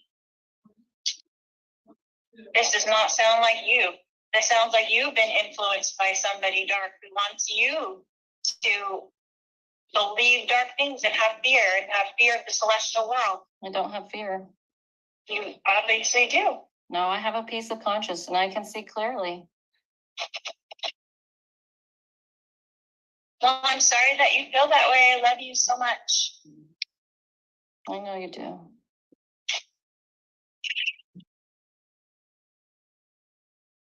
I don't know what else to say. Stand Christ when he comes again, and he's coming soon, and we will all stand there, and you will know at that point that he has supported me and has supported me the whole time, and I have not been deceived. I just want to testify that I know Tammy does the conspiracy theories. My sister-in-law's right behind it all, and I hope that you're not being influenced by that dark team. I don't know who she is. I'm sorry, you said your sister-in-law? I don't even know her. I know, but she's coming up with the same type of theories. Mm-hmm. And it's just not true. My own children were there. They testified that Tammy had been getting weaker and sick, and I begged her to go to the doctor. Her heart was failing her. She was physically falling apart, but she hates doctors. And She just passed away. That's how it happened. My son Garth was right there with me the whole time. My kids were at the house within 20 minutes of her passing. There were 2 coroners. They checked her out right there on the bed. All these conspiracy theories just make me sick to my stomach. Just absolutely sick. I know I've been told for years that Tammy would pass away at a young age. And I had no idea that Lori would even be a part of my life. I just knew that my life had 2 segments. And that I know Tammy's on a special mission and she's with my kids. She's visited them. There's so much, Melanie, that you just have to have faith. And this is not some sort of master plan. There's no way Lori and I should ever come up with this. It's just, You can understand my concern, correct? I can from an outside perspective, but from someone who knows as much as you know, no, not really. But we can feel Dave's influence on you. I can feel that for sure. He's a very good man and he has a very strong foundation, that I know. I know, but he seems to be the one that's putting the doubts in your mind. No, you know what? I have come to understand that my gut feeling, I was not listening to it. And I always felt uncomfortable with many things. Okay. Well, I'm sorry that I included you in those teachings then for your own sake, because I wish that you didn't have as much knowledge as you have, because you will be accountable for the knowledge that you do have, Mel. So are you. I agree So are you. 100%. Yeah. So are you. 100%. I have no fear. Yeah. I have no fear of that. But I really, as I was reading the story of Korihor, and it is so very similar to this. You just can't see it, but he did it because he was trying to reclaim a people, and he thought at the very end, because of his carnal and natural desires, that's what influenced him. And he was very deceiving. Natural desires? Well, honey, you got a lot of natural desires. We all know that. That's what you think is me, Korihor? Are you kidding me right now? I think both of you have similarities. It's in the scriptures. It's in the scriptures. And the scriptures are very powerful. Yes, they are. I live by the scriptures, as you know. I know, but we can rest the scriptures for our own vain glory. I rested the scriptures? We can do that. And I feel that you have to see our belief systems. Do I rest the scriptures? Is that what you're accusing me of at this point? I feel that you have. Why do you feel that way? I need an explanation on this. Because if you look, like the scripture just here, okay, the scriptures every single day, you know? I know you read them. I know about that. But this scripture right here says that you will be supported by all against the fiery darts of the adversary. You would have been supported if you had not opened dark portals and dark junk. You would have been safe if you would have obeyed God. He would have had your back. But you have been chased and tortured. And this or not, I'm sorry. He had back. So, well, if he has your back, you would not be able to tell me where you are, and we couldn't find JJ. Like, where is he? I've been asking, where is he? And you know what I mean? Like, that's I could tell everything where JJ is right now, and that would not be good, JJ. So I'm sorry that you don't want me to protect my children, but I would never ask you to not protect your children. Of course you wouldn't. So I can tell that you're just adversarial, Mel. I love you. I'm sorry that you feel this way. Because I actually do care. I'm sharing what I feel for you because I know your salvation's in trouble for what you've done. Okay, my salvation is not in trouble at all. And I think you should check that with the Lord again. Oh, I've felt a lot of things from the Lord. And this doesn't feel right. Well, I'm sorry that you feel that way, sweetheart. I'm sorry that you're friends with all those who are against me. Joseph Smith's friends turned against me. I'm not friends with people that are against you. Apparently you are. I am not. I don't know Kay. I don't know who you're talking about. Your sister. I don't even know what her name or who she is. I don't know any of those people. Why would they contact me anyway? How would I even know about that? Well, you're friends with Dave and he's Well, currently, you know. Well, David is a very righteous man, and I've always known that grounding about him. And he has a lot of beautiful experiences with the Lord, and these are not the same. You know, when you get the priesthood, that's Peter, James, and John shows up, and then he confirms all of those in the circle that are to get it, and everybody's a witness of that. Everybody's a witness that the pattern is in the scriptures. There's no witness that you ever receive what you think you received. Nobody is that but you. There's no witness. The witness, Joseph Smith, Oliver Cowdery, Martin Harris, the 8 witnesses, they all showed up. Is there a Because they had witness when witness. Jesus, Heavenly Father, gave that to Joseph Smith by himself in the grove? Was there witness? No, but they had No. it later with other people. That was one experience, but others joined in later. When he brought other people into it, they had experiences. Scriptures, yes or no? I'm sorry? Is that in the scriptures, yes or no? That Joseph was alone when he saw God the Father and Jesus Christ? Yes, he was alone. He was alone. But he had to open it up first. That's not a pattern at all. Honey, what I'm saying is that after he saw that and other people joined in, they saw the things with him. He wasn't alone. There was a witness for them. There was no witness. Anybody's never seen what you've seen or experienced what you've seen. That's your own witness, but nobody said that.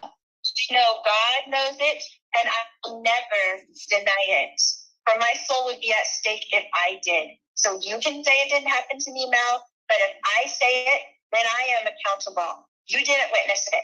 Okay, I did. but your behaviors is not, okay, I understand that's what you believe you saw, but this is the thing, as I see, is that your behavior is not one of somebody that's in Christ. Your behavior. What? Never had any idea that you would be the person of all people to turn me. I cannot I believe am asking questions, and I am concerned for you. That is what somebody does when they care. You don't sound like you're concerned. You sound like you're accusatory. You do not sound concerned. You sound pissed off. I'm not. I am troubled. Maybe that's the better word. Troubled. Because these things, like you being with Chad before he's even divorced, is unusual behavior for a person that's seen Jesus Christ. I was never with him and he was never divorced. Honey, I've seen you guys together. Oh, so I haven't ever seen you with, I've never seen you with Chad kiss him and walk around the track at BYU with him. I never saw that. You Say you were the one just feeling guilty about being with someone before they were divorced. Oh, honey. I think that's not what we're talking about here. Well, it's not what we're talking about here. That's what I'm saying. You are going off the deep end. But well, I'm just saying this is not a behavior of someone that sees Jesus Christ. It's not the behavior. Really? Have you ever seen Jesus Christ? So do you know what the future behavior would be if you had seen Jesus Christ? I know that when I prayed. He to do every day, and he does protect me, and he is protecting me, and he will protect me against this accusation as well. And we will both stand there with him. And you tell me if I was lying or not. But we're both standing there with Jesus Christ. Okay.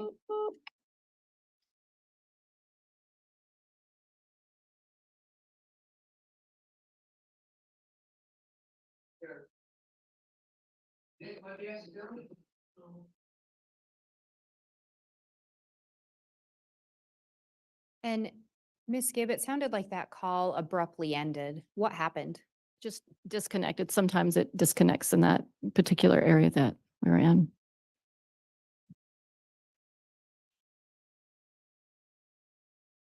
When this phone call takes place, did you know the location of Chad and Lori? No, They hadn't shared that with you? no. At the beginning of the call, we hear some laughter. Do you know who was laughing? Do you remember? Maybe I'll ask it this way. Did Chad and Lori seem upset when you called them initially? Oh, no. Did they seem to be in pretty good moods? Yes, And this is December 8th of 2019. correct. JJ is still missing at this point. Is that correct? That's correct.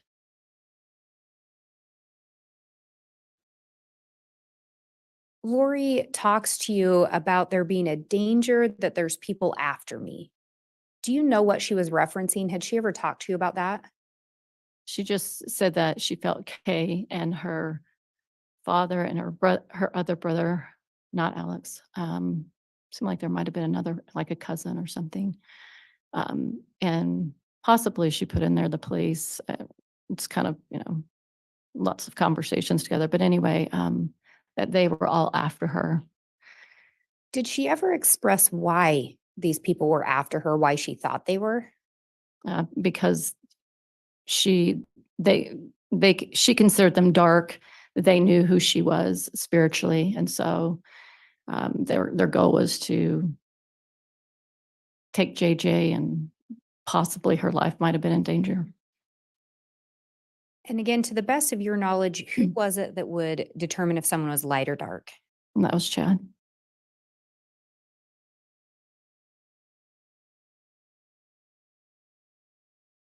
And you talk in there to her about why she would say JJ was with you, correct? Right. And she ends up, Lori makes a comment along the lines of she just needed someone so she didn't have to say where he really was. Do you recall that? Yes. Did she ever tell you where JJ was? No. We also hear Lori on there make a comment that JJ is safe and happy. Do you recall that? I do. At any point, did you ever have any additional conversations with her where she explained what she meant by that? I don't think so. So she just says he's safe and happy. Yes, And this is on December 8th of 2019. that's right. Last time you saw JJ alive was September 22nd of 2019, correct? Correct.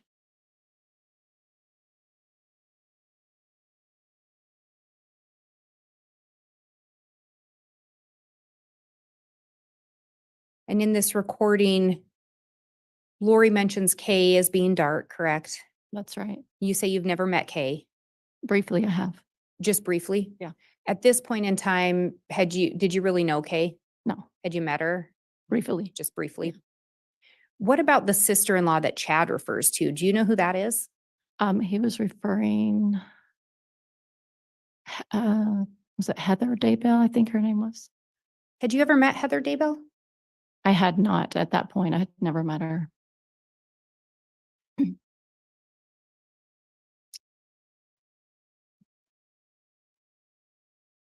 And we hear Chad in there as well talk about that Tammy was physically falling apart and she just passed away. Do you recall that? Yes, But yeah, in there, we also hear Chad say that he knew Tammy was going to die. right. And we also hear Chad say he knew he was going to have basically a second life. Right. Do you recall that? Yes.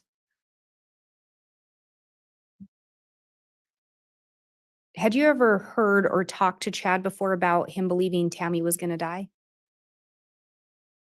He shared that information publicly at a few conferences that she was going to pass away at some point early. And do you recall ever having conversations with Lori about the belief that Tammy was going to die? Yes, And did Lori believe that Tammy was going to pass away?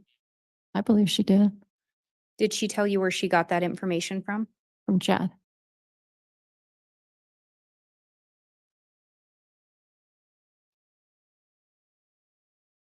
There's a statement in there for someone who knows as much as you know, from Lori to you. Do you know what she's referring to there? Well, she referenced also the word teachings in there, the teachings that they felt that their teachings of light and dark and multiple lives were a more of a higher, kind of more of a mystery learning. And so she felt that I would be in danger before God for knowing that and then turning on all that knowledge that she shared. So talking about the knowledge you had from their teachings, that you would have to account for that in the next life, Correct. or I guess after this life, whichever way Correct. they said it. Yeah, right. And you talked about that you weren't always comfortable with things. Right. Do you recall what some of the things were that you were referencing? So the idea of they referred to dark people as zombies at some point. That was a little different. Them getting together and being, married multiple times, it was a little different. They're just all their teachings that are not standard teaching from our church. I never 100% believed it. There was some uncertainty there. So just any of those new ideas that we've talked about today. And I think we talked earlier, and you'd indicated you were open to some of the teachings or ideas, but Yeah. that you didn't fully believe them. Correct. Is that accurate? Yeah.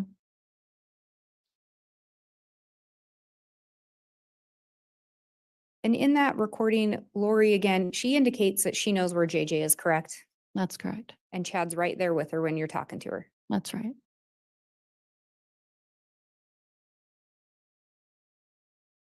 Ms. Blake, we're right about at the noon hour. Is there? I was gonna say, I think this may be a good point to take it the lunch hour. Okay, thank you. Let's go ahead and do that. We will recess for the noon hour for 1 hour. I will remind the jurors again over the lunch break. Please don't discuss the case amongst yourselves or with anyone else. Thank you for those in attendance for maintaining order pursuant to the court's conduct order, and we'll be back around 1 o'clock for continuing testimony. All rise, please. Okay, guys, we're obviously on lunch break. I'm going to change the banner, so we will be back probably just right at 1 o'clock. I'll just put, I guess, I have a banner from yesterday, 102. I have to do an online meeting. It's important. It's for the channel. But please stick around, chit chat with each other, have some lunch, chit chat, get to know each other. We're going to be here for 8 more weeks together, maybe 10 or 20.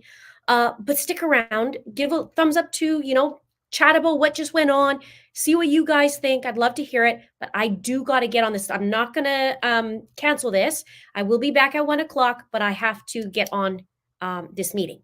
So, and it's important. So I will see you in a bit. I'm just going to mute myself and we'll just resume in a bit. Thank you.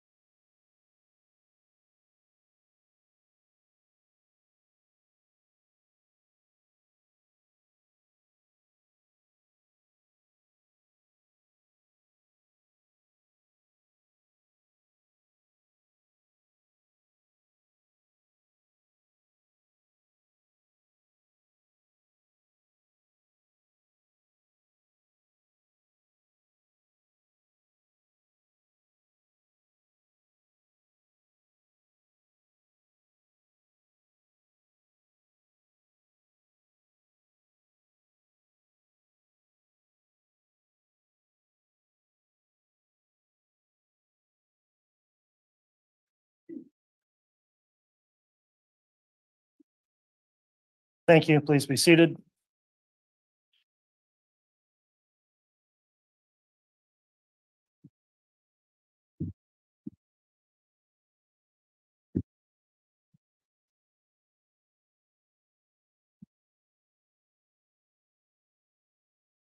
All right, Mr. Bailiff, we could have the jurors return, please.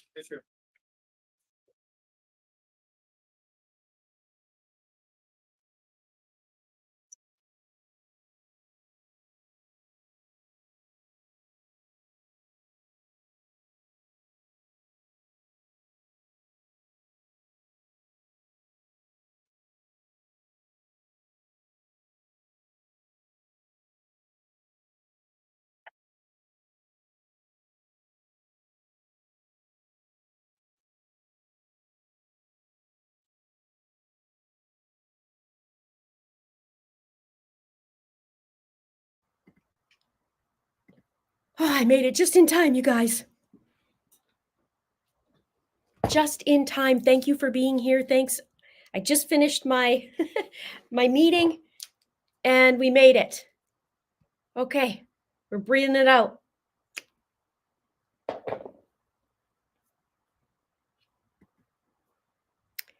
Okay, let's get this banner off. Hope you guys had a good lunch.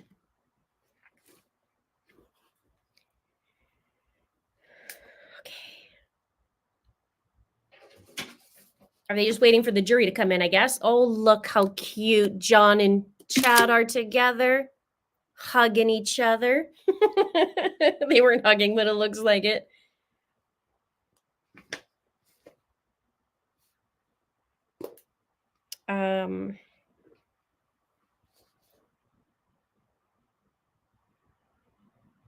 Yeah, it's been good chatting with each other, isn't it? We should probably start out with our Chad Tato.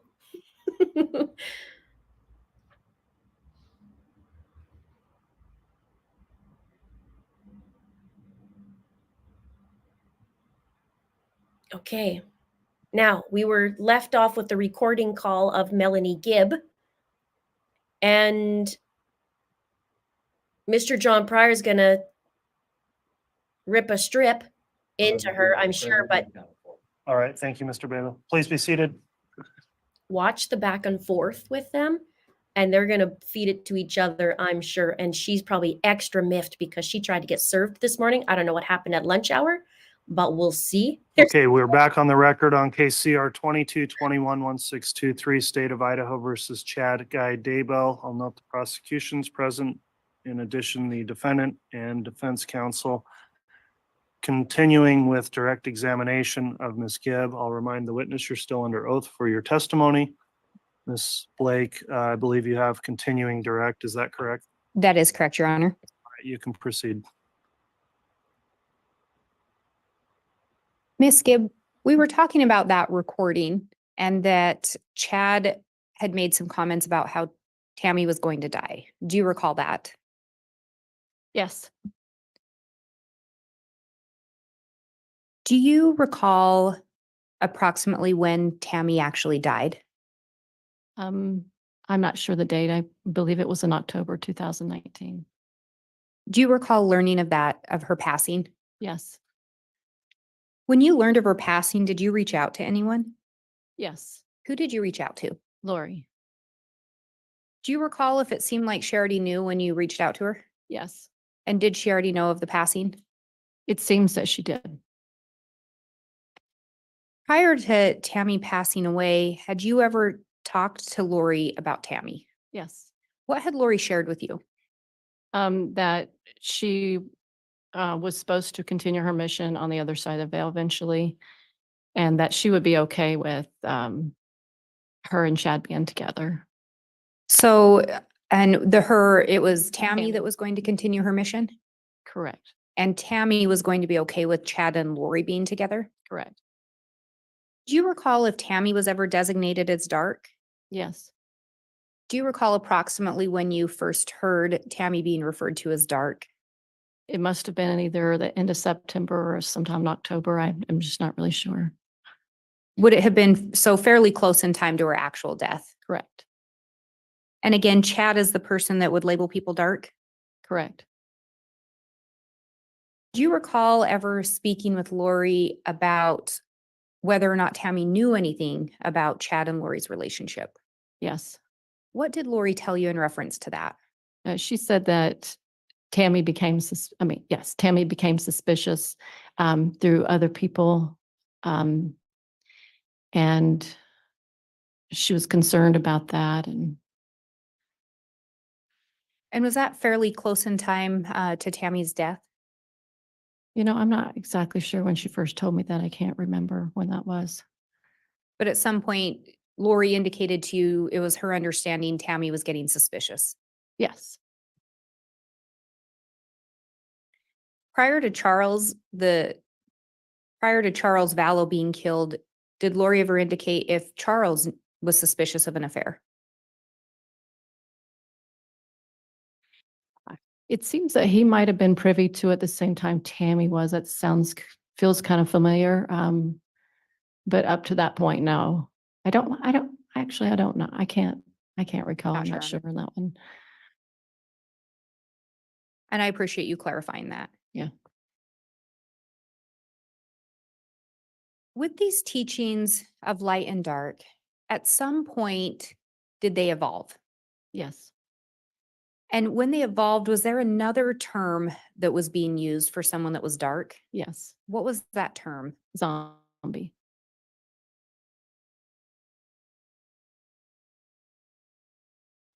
Did some of the other teachings evolve over time? Yes.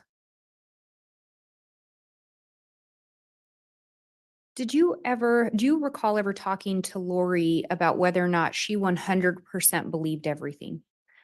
Yes. What did she tell you? Once or twice she mentioned to me that if Chad's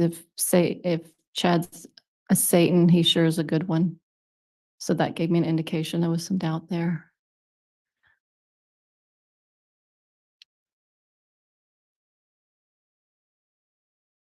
And Lori would tell you she received her information from Chad, Correct. and she would go to Chad with her questions. Correct. Did you ever talk to Alex Cox about whether or not he believed what was being taught? Yes. What did Alex indicate to you? I asked Alex if he 100% believed that zombies were really true, and he said he 100% believed it.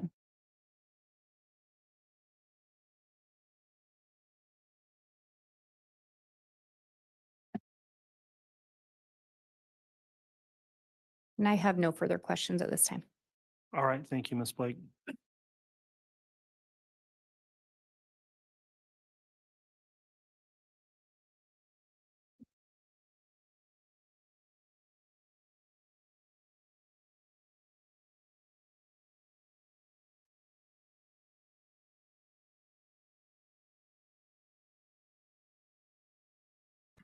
Oh, Lord. Here it comes. The wrath of John Pryor is about to begin. Oh, wait. The wrath of John Pryor is about to begin. He's going to rip a strip in witness Melanie Gibb. Melanie Gibb is also going to fire back at Mr. High Blood Pressure John Pryor. All right, Mr. Pryor, you can conduct cross-examination when you're ready. I'm sorry, Judge, it would just take me a moment, please.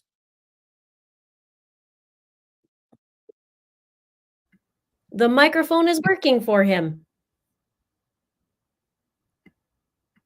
You like the golf chat voice and the microphone that doesn't actually work? Let's give a hand, shall we?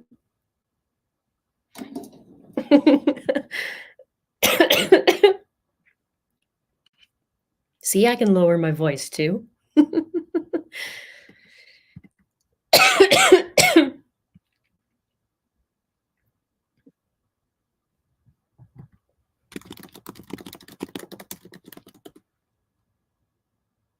Good afternoon, Ms. Gibb. Good afternoon. I'd like to go through a little bit of a timeline with you if we could. Okay.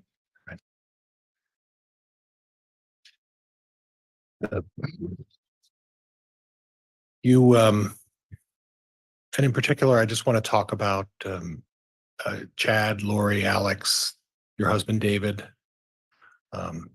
Zuluma, yourself. So you met Chad approximately when? The summer of 2017. And that was at a preparing the people encampment, correct? Correct. Okay, and before we go too far, preparing the people is an organization that talks about when there's going to be a second coming and how you respond to that. Is that correct? It had multiple levels to Okay, so talks. talk to me a little bit about that. What were the levels? Some people shared conferences about science, and some shared about the Book of Mormon and the evidence of the Native Americans. Some people shared their visions. Some people talked about ancient scripture information. Some person talked about the stars, and so those a variety of subjects. All right, and I'm not just talking about the one that you went with Mr. Daybell. You had participated in these preparing the people conferences previously to that. Is that right? That was the first time I'd actually been to one when I first met him. Okay, and then thereafter, how many of these conferences or these mountain retreats would you go to? I think I've only been to 2 like mountain retreats, but the conferences were generally in a conference center. Okay, and the frequency of those? Let's see, once or twice a year. Up to- A handful of times I went. I can't recall how many. Okay, and sometimes 3 times a year. It could be. And is that where you met your husband as well? Future husband, excuse me? No, not at theirs. At one previous to that? A different one. Yeah, and that was previous to the one that you're talking about where you met Chad, right? Yeah. All right, so you were at a preparing the people conference or an encampment, you met your husband there, and then, I'm sorry, future husband, just met him, and then subsequent, you met Chad at a similar encampment. Is that right? No, Okay, please clarify that for me. no, I didn't meet David at a camp. I met him at a conference previous to meeting. Oh, I'm sorry. I didn't understand. Okay. So you met him at a conference. Was it similar type of conference? A preparing the people conference similar to that? It was kind of similar. It was more about the study of Isaiah. Okay, all right. Religious-based conference. Yes. Okay. Now you talked about part of the instruction at these conferences were a variety of subjects. A lot of them, well, most of them based in some sort of at least religious theology or religion of some point. Is that fair? Yes. And most of them are geared towards the LDS faith. Yes. And would you say that these preparedness conferences and these meetings that you attend are consistent with your beliefs in the LDS faith?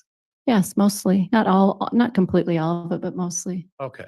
So when you talk about visions Mhm. and you talk about, I'm going back to what I think I kind of understand is that visions are like premonitions. Is that kind of what they're all about? I wouldn't say that. Okay. So what's the difference between a vision and a premonition? Well, I would, for my opinion, a vision is something someone sees while they're generally sleeping, and but it's a really live experience as if it's really happening. It's something they feel like they're in that vision as if they're part of it. It's like we are here, it's something you could actually see. You're Okay. part of that. Premonition, at least my understanding, premonition is just kind of a feeling, a gut feeling about something.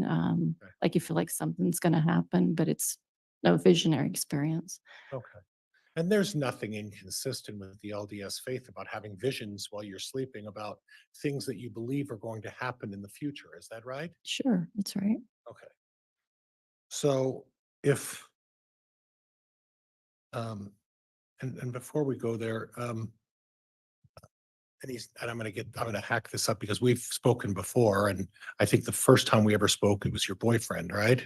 Right, And now it's your husband. correct. And how long have you folks been married?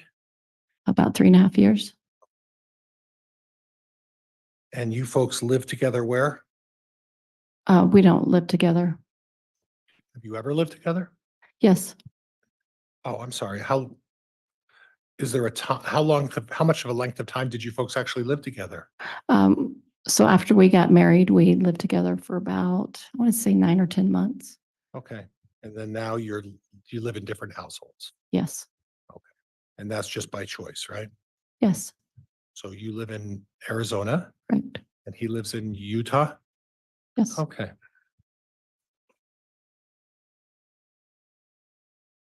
And we don't need to go any further than that. That's far enough, I think. So back to this idea of visions. Like you said, it's not inconsistent with your faith that if you have a dream at night, that can be perceived as, it's not a guarantee, but it can be perceived as a vision of something to come in the future, right? Dreams and visions are, what I've heard is they're a little different from each other. Okay. But yeah, Well, what you heard, you practice this as well as part of your faith, don't you? I don't have those experiences, but our faith believes that people can have them. Okay, so is it something that is something that someone who has a special gift is given the opportunity to have visions? Is that what that is? I think so. Okay, so your husband has that gift, correct?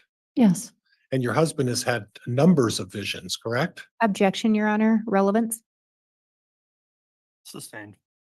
But there are people that are appointed to, or not appointed, but who are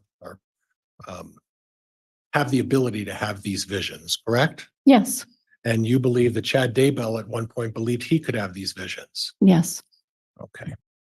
Now, you mentioned something in the beginning, and I saw that in the past interviews and other things that you've done, and we'll get to that in a minute. But you said that at a number of these podcasts and conferences, Chad has previously talked about the fact that he believed his wife Tammy was going to die early. Yeah. And in fact, he brought that up on the or at the conference on the 18th in 2018. He discussed that with the folks at the conference, that he relayed to them that he felt that his wife was going to pass early and had been doing that for some time, right? I'm not sure exactly when that he shared. I just remember hearing it. Okay, so it's possible that on Yeah. October of 2018, at the very time that he met Lori Vallow, the same conference, he had already relayed to the people there that he felt his wife Tammy did not have a long life, that there was a vision he had about that, right? Before that conference, it was before he met Lori. I knew of that information. Oh, I wasn't aware of that. Yeah. And thank you for clarifying that, because I may have looked at that differently and I viewed that in a different way.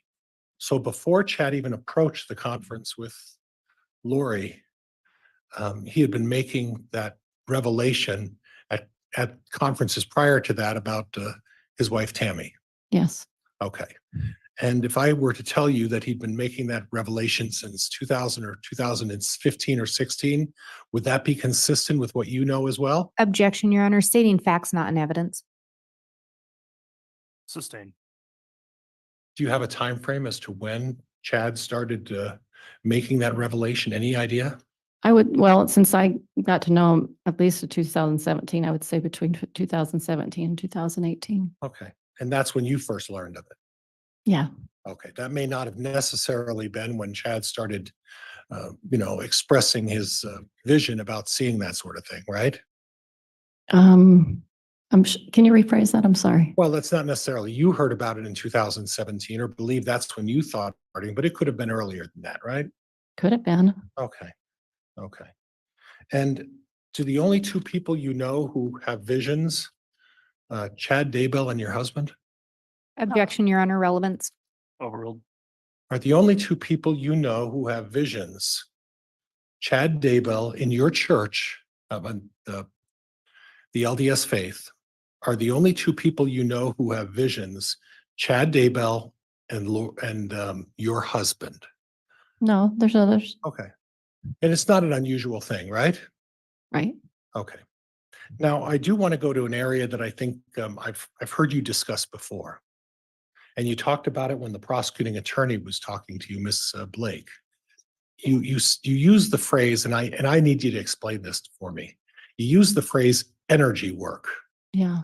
and I'm not. I don't understand that very well. So could you explain to me what energy work is? Yes. My exposure's been that when you have a practitioner that um, is communicating with you or your body, they have a certain method that they use through like muscle testing, which if you want me to explain that, but anyway, muscle testing, and they ask the body questions about what's going on in your body physically, spiritually, emotionally, mentally. And then they find different ways to help you feel better by just their different methodologies that they would communicate. It's kind of fun. I don't really know how to explain it very well, but Okay, well, we'll work through that a little bit just so we kind of maybe um, try to make it a little easier for everybody to understand. So methodologies, meaning prayer, um, well, maybe some people pray, sure. meditation. I don't know. Okay, It's possible for some people. I haven't had that experience. okay. Something you've talked about in previous interviews with a number of different people is vibrations. Yeah. Let's Yeah. talk a little bit about what the concept of, in terms of energy work, what are vibrations? To my understanding is vibration would be more like a frequency of your body, just like music has a vibration and energy to it. And so it has a certain megahertz. And so that vibration can have a certain positive or a negative way of expressing itself. Okay, so it's not something that's a divine revelation to you. It's not something that you feel as part of a spiritual thing. Is that what you're telling me?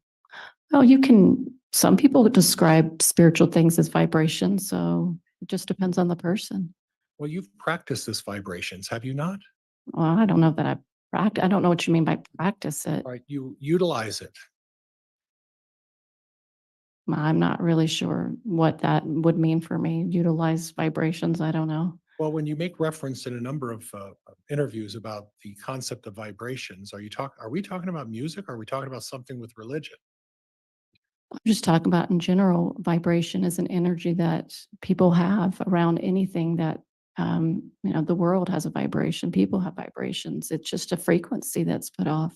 And is that frequency giving you any sort of religious message or any sort of revelation of any kind? No, not for me. Maybe for others, but not for me. So it's your position that it wasn't doing that. So these ideas and these concepts about light and dark, and we talked a great deal about light and dark.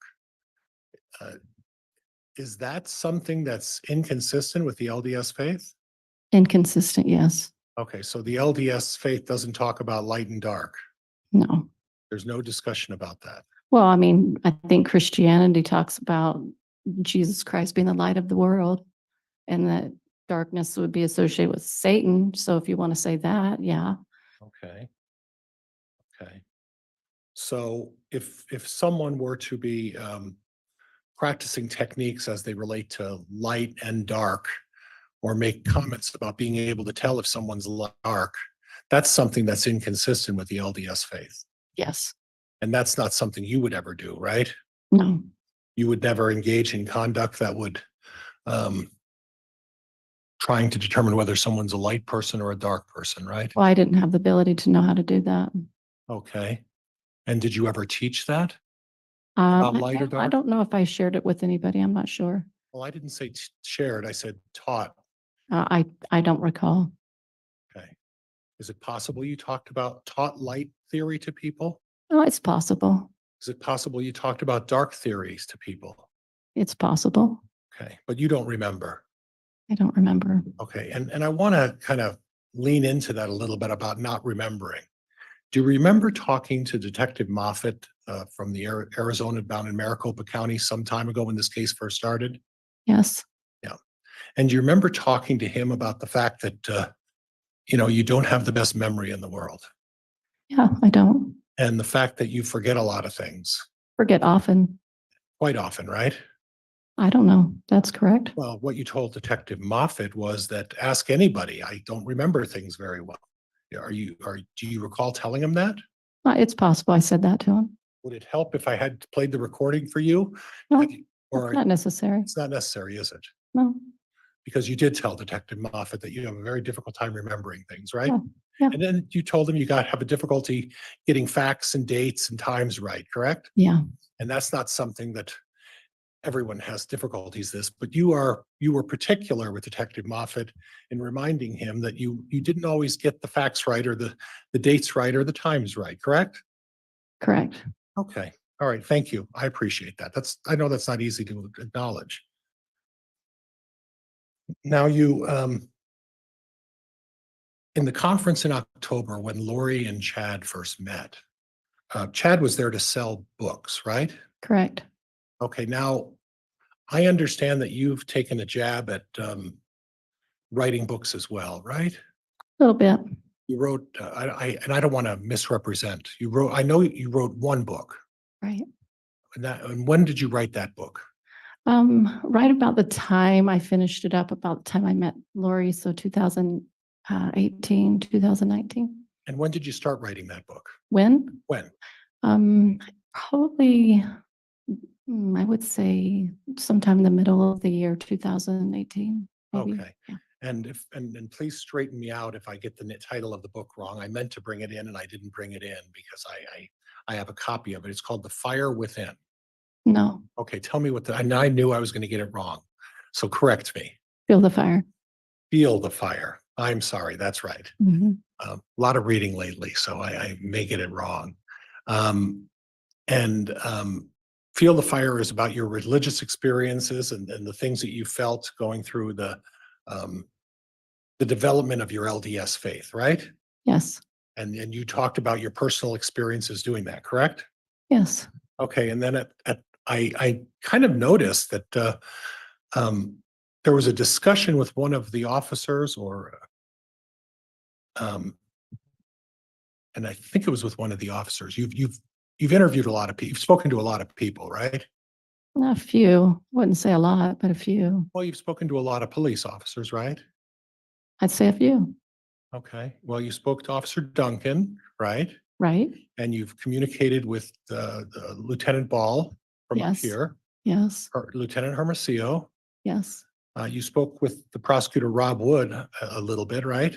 Mhm. Was that a frequent conversation with Prosecutor Wood, or was there some level of regularity with that discussion with Prosecutor Wood? It was infrequent in the beginning, but yeah, just for a short period of time. It was infrequent for a short period of time. Yeah. Okay, all right, and we'll revisit that in a minute. But you also did an interview on TV with somebody. Mhm. Yes, Do you recall that? I do. Okay. Do you remember when that was?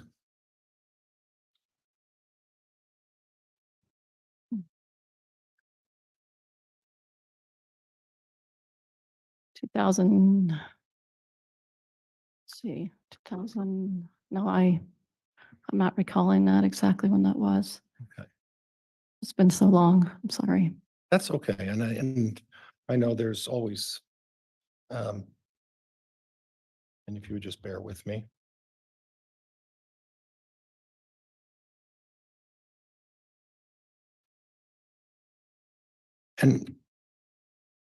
But we do know who you spoke to at that point, correct? Right, correct. Who was that? Nate Eaton. Okay. Oh, that's right. I forgot about Mr. Eden. You also spoke with Keith. Yes. Who was that? He is one of the interviewers for Dateline. Okay, and you gave a lengthy interview with him on a national audience interview. Is that right? Yes. Okay. Now, as part of your preparation for that interview, were there any conditions put in place that you were not going to agree to talk about?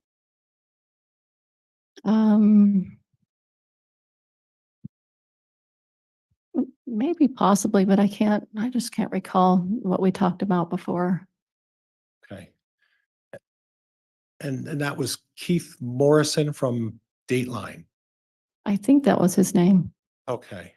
And you didn't know him because of any church affiliation or anything like that, right? Oh, no, You don't know whether he's a member of your faith or not, right? I don't know what his faith is. Okay. And was there any discussion as part of that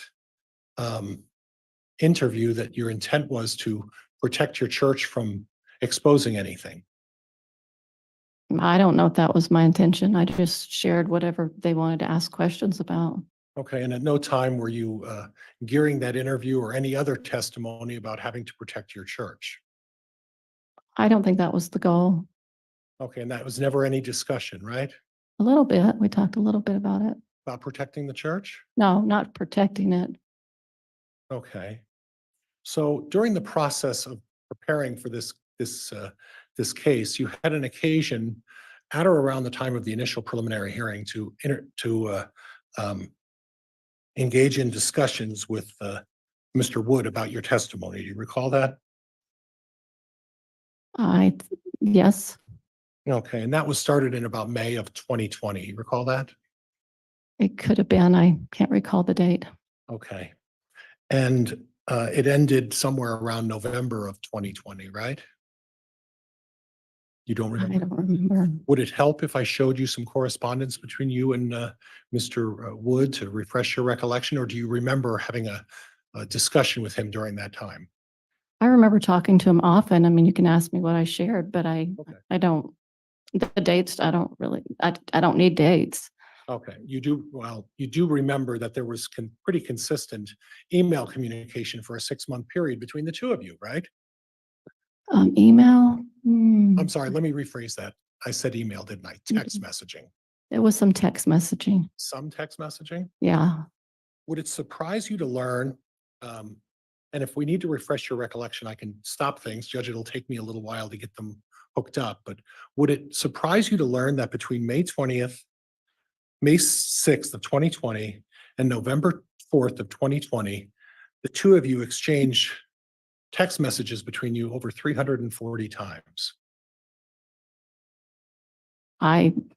It's possible. I really don't know. Okay, would it help to refresh your recollection if I showed you all 340 of those text messages? No, I mean, I know we communicated it and Okay. you got what you got. Okay, and you acknowledge that during that time, there was a considerable amount of communication between you and Mr. Wood. Would you agree with that? I say it was more often in the beginning. Yeah. Okay. Would you dispute that there were 340 texts?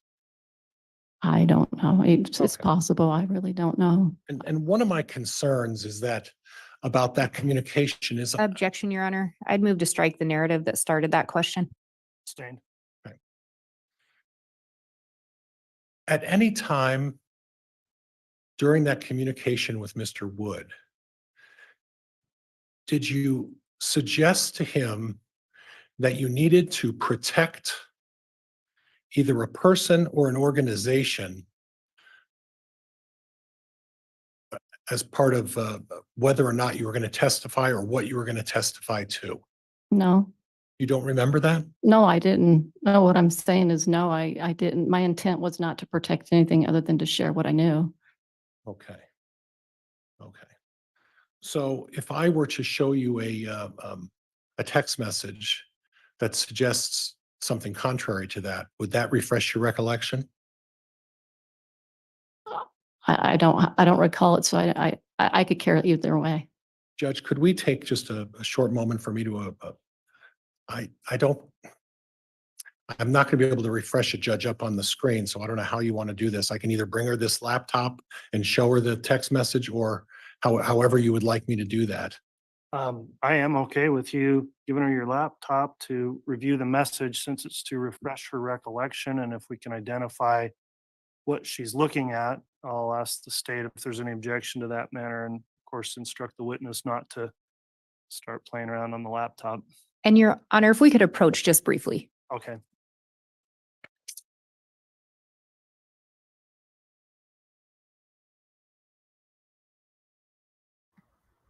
This is gonna get interesting.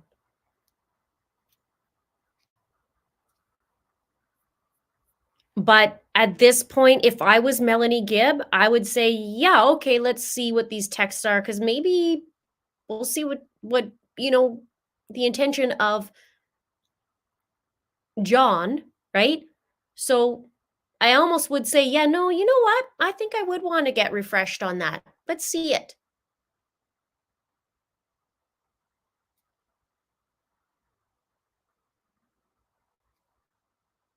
It's do you guys agree? Yeah.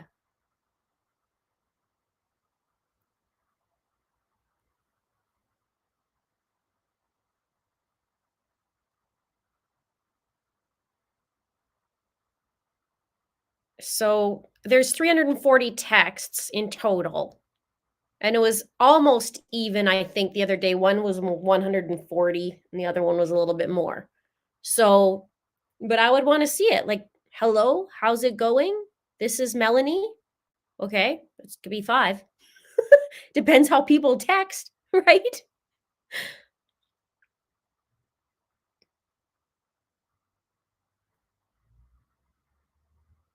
So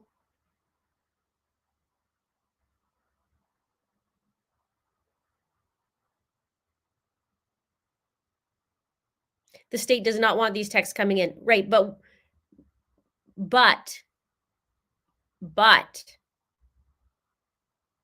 what if she's not recollecting? Okay, let's just say that she, in her mind, there's nothing wrong, right? And it could be, but John's going to attack her like she did do something wrong, and she's going to sound bad. So we need to.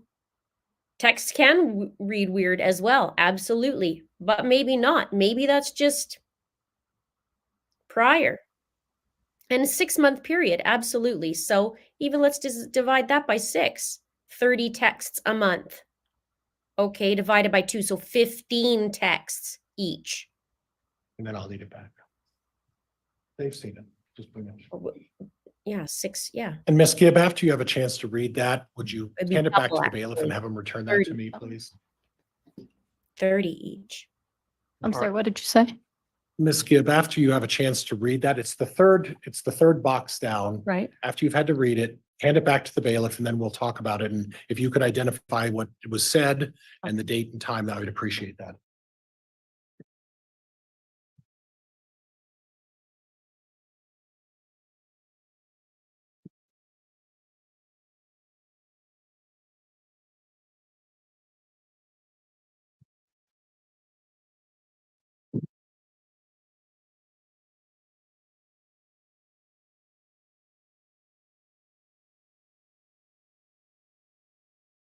Yeah. So in looking at that, does that refresh your recollection about discussing protecting someone in this case? That sounds familiar. Okay, and in this particular instance, isn't it true that when you were communicating with Mr. Wood, you mentioned to him that you and Mr. Morrison want to make sure the church is protected, right? Well, I think in my feeling, what it meant to me is that when we talked about these things, that we would share that this was not the teachings of the church. So that's what I meant by it.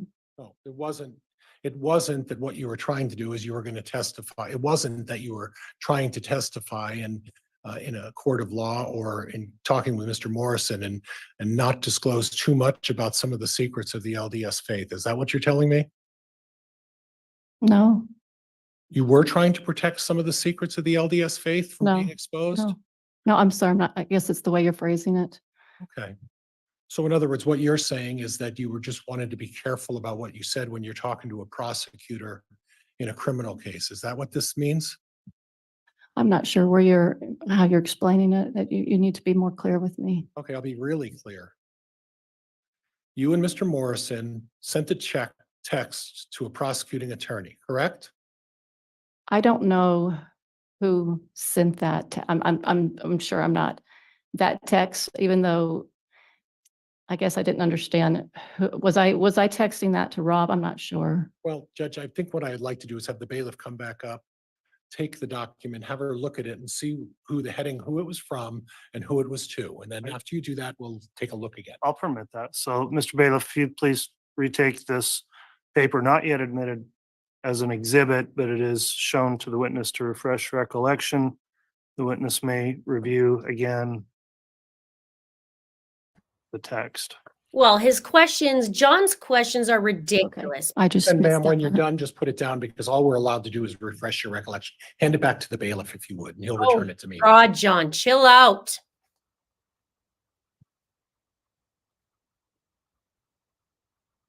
And I'll just try to walk through this step by step if that's okay with you. Yeah, spit it out properly. You sent Rob Wood a text at that time, correct? Yes, And the text was from you to Rob Wood. correct.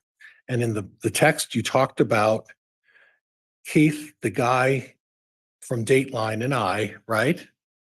And is that the Keith Morrison? Is that the guy we're talking about? Yes, Okay. Want to make sure the church is protected.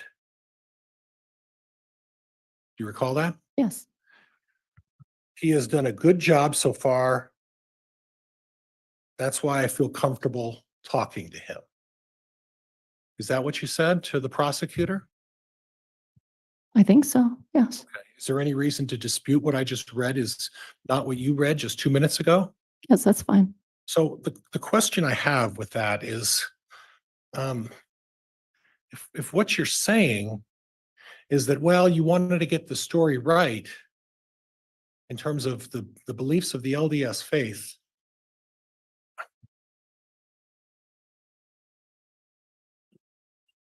why are you sending that to a prosecuting attorney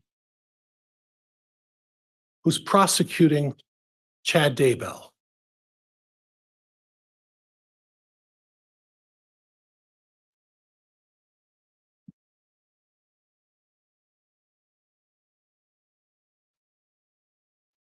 Are you finished? I am finished. I'm waiting for an answer.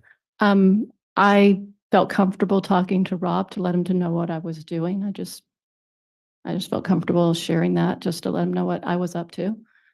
Yeah. So you were sharing with Rob Wood, the prosecuting attorney, that it's your intent to protect the LDS church with your testimony, right? I guess you could say that. Okay. That wasn't the whole point of the interview, but I understand that. Yeah. But the point of this text was that, right? I guess so. Right. And the 340 other texts between May 6th of 2020 and November 4th of 2020, were those just to say hi? No, Okay. So in other words, what was happening here is that there was at least some sort of a relationship built between you and this prosecutor about how and when and where you were going to testify about things in this case. Is that right? Objection, Your Honor, misstates the testimony. Sustained. The point of all this communication between you and Mr. Wood, the prosecuting attorney in this case, was to establish how you planned on testifying in this case and what you were going to say. it wasn't the established reason why I communicated with him. And it was just a coincidence then that you happened to mention your church and how you were going to protect your church to the prosecutor who was going to be calling you and examining you as a witness in this case. That's just a coincidence, right? Objection, Your Honor, argumentative. Sustained.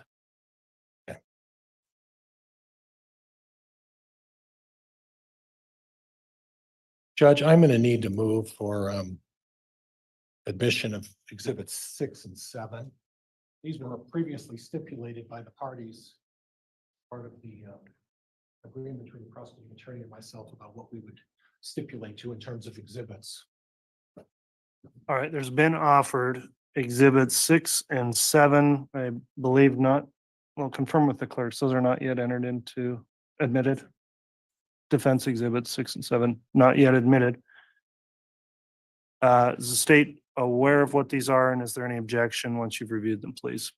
Thank you, Your Honor. I was just double checking defense exhibit list. It's my understanding that this is the Lori for Style at iCloud and also the Lolly Time at iCloud, the Cellbrite of those. If that is what those are, they are stipulated to and there's no objection. That's what they are, Judge. And the subparts that go with it, I believe under 6, it's A through F, and then 7 is like A through D, I think, Judge. All right, council, I don't have a quick sidebar with you to make sure we don't duplicate numbers or clearly mark, and I'll have our clerk join in on the sidebar just as we get in on defense exhibits.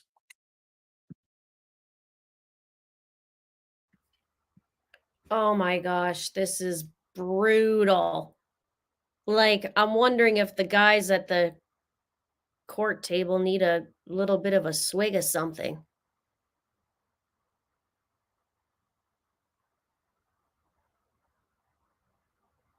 Because it's bad.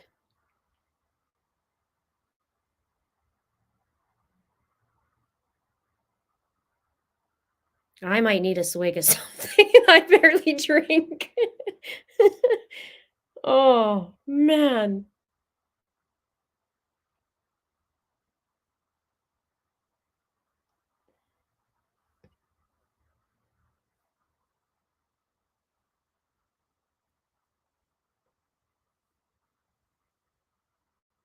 Yeah, whiskey or bourbon. Oh, this is bad. She's not as spicy as she used to be on the stand, but she did say a couple things that I was like, yes.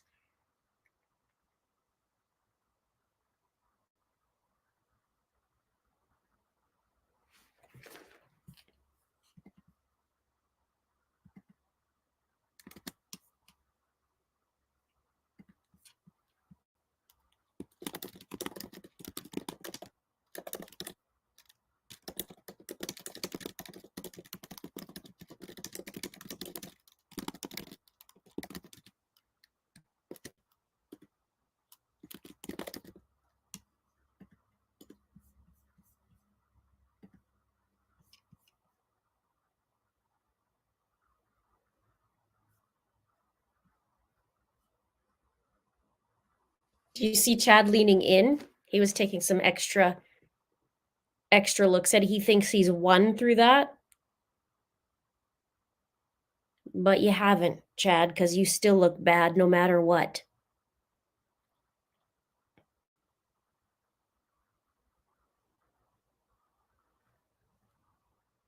She's usually a lot more spicier, though. In preliminary, she was, but it's been a few years. She's probably like, I could deal with this guy.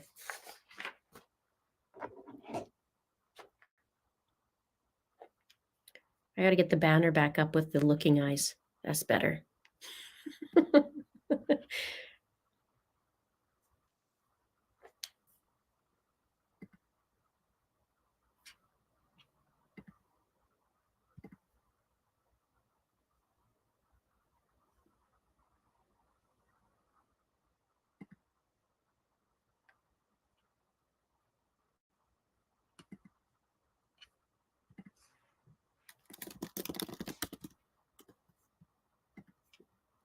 Oh, the sidebars.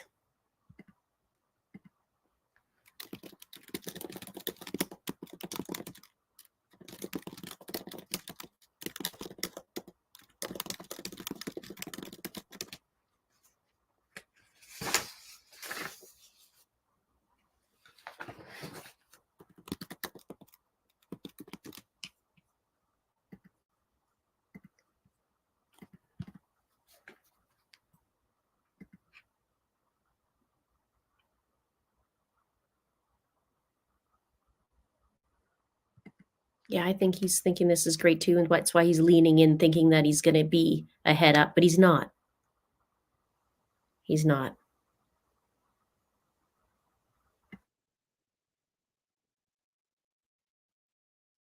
All right, council, thanks for the sidebar, just clarifying our exhibits here. What is being offered, and I believe stipulated to by the state, would be Defense Exhibit 6A through AA. And on that set of exhibits, does the state stipulate those may be admitted? Yes, Your Honor. With those clarifications, the state would agree that the Cellbrite, the iClouds themselves are already in, and these are content from those iCloud accounts. Okay, and that will be admitted and the court will ensure that only what is admissible through that comes in and is observed or given to the jurors for deliberation. Likewise, there is Defense Exhibit 7, and that consists of two subparts 7A and B also. Does the state agree to the admission of 7A and B? Yes, Your Honor. Thank you. Okay, thank you. We'll take the same precaution with those before they're submitted for deliberation. With that, then, Mr. Pryor, if you'd like to continue, you may. Thank you, Judge. Oh, thank you.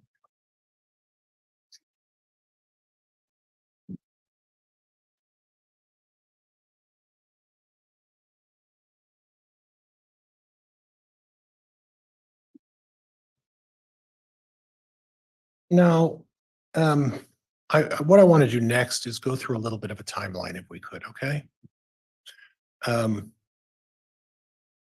You met Lori in mid to late October of 2018. At the beginning of October. Oh, was it the beginning of October? Yes. And that was, and what I'm unclear about is that you were either a teacher or an instructor at a religious institution, right? I was just invited to teach a segment of something. Okay, and do you recall what that segment was that you were teaching?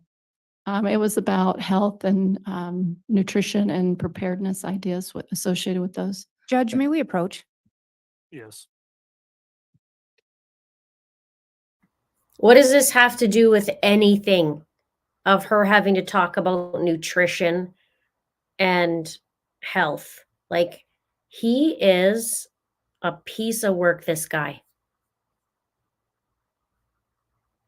Court is on tomorrow if somebody's asking.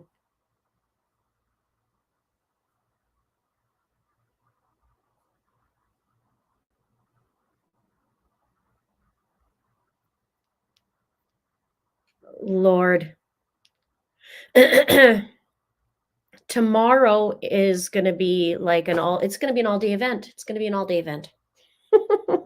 I don't have all day.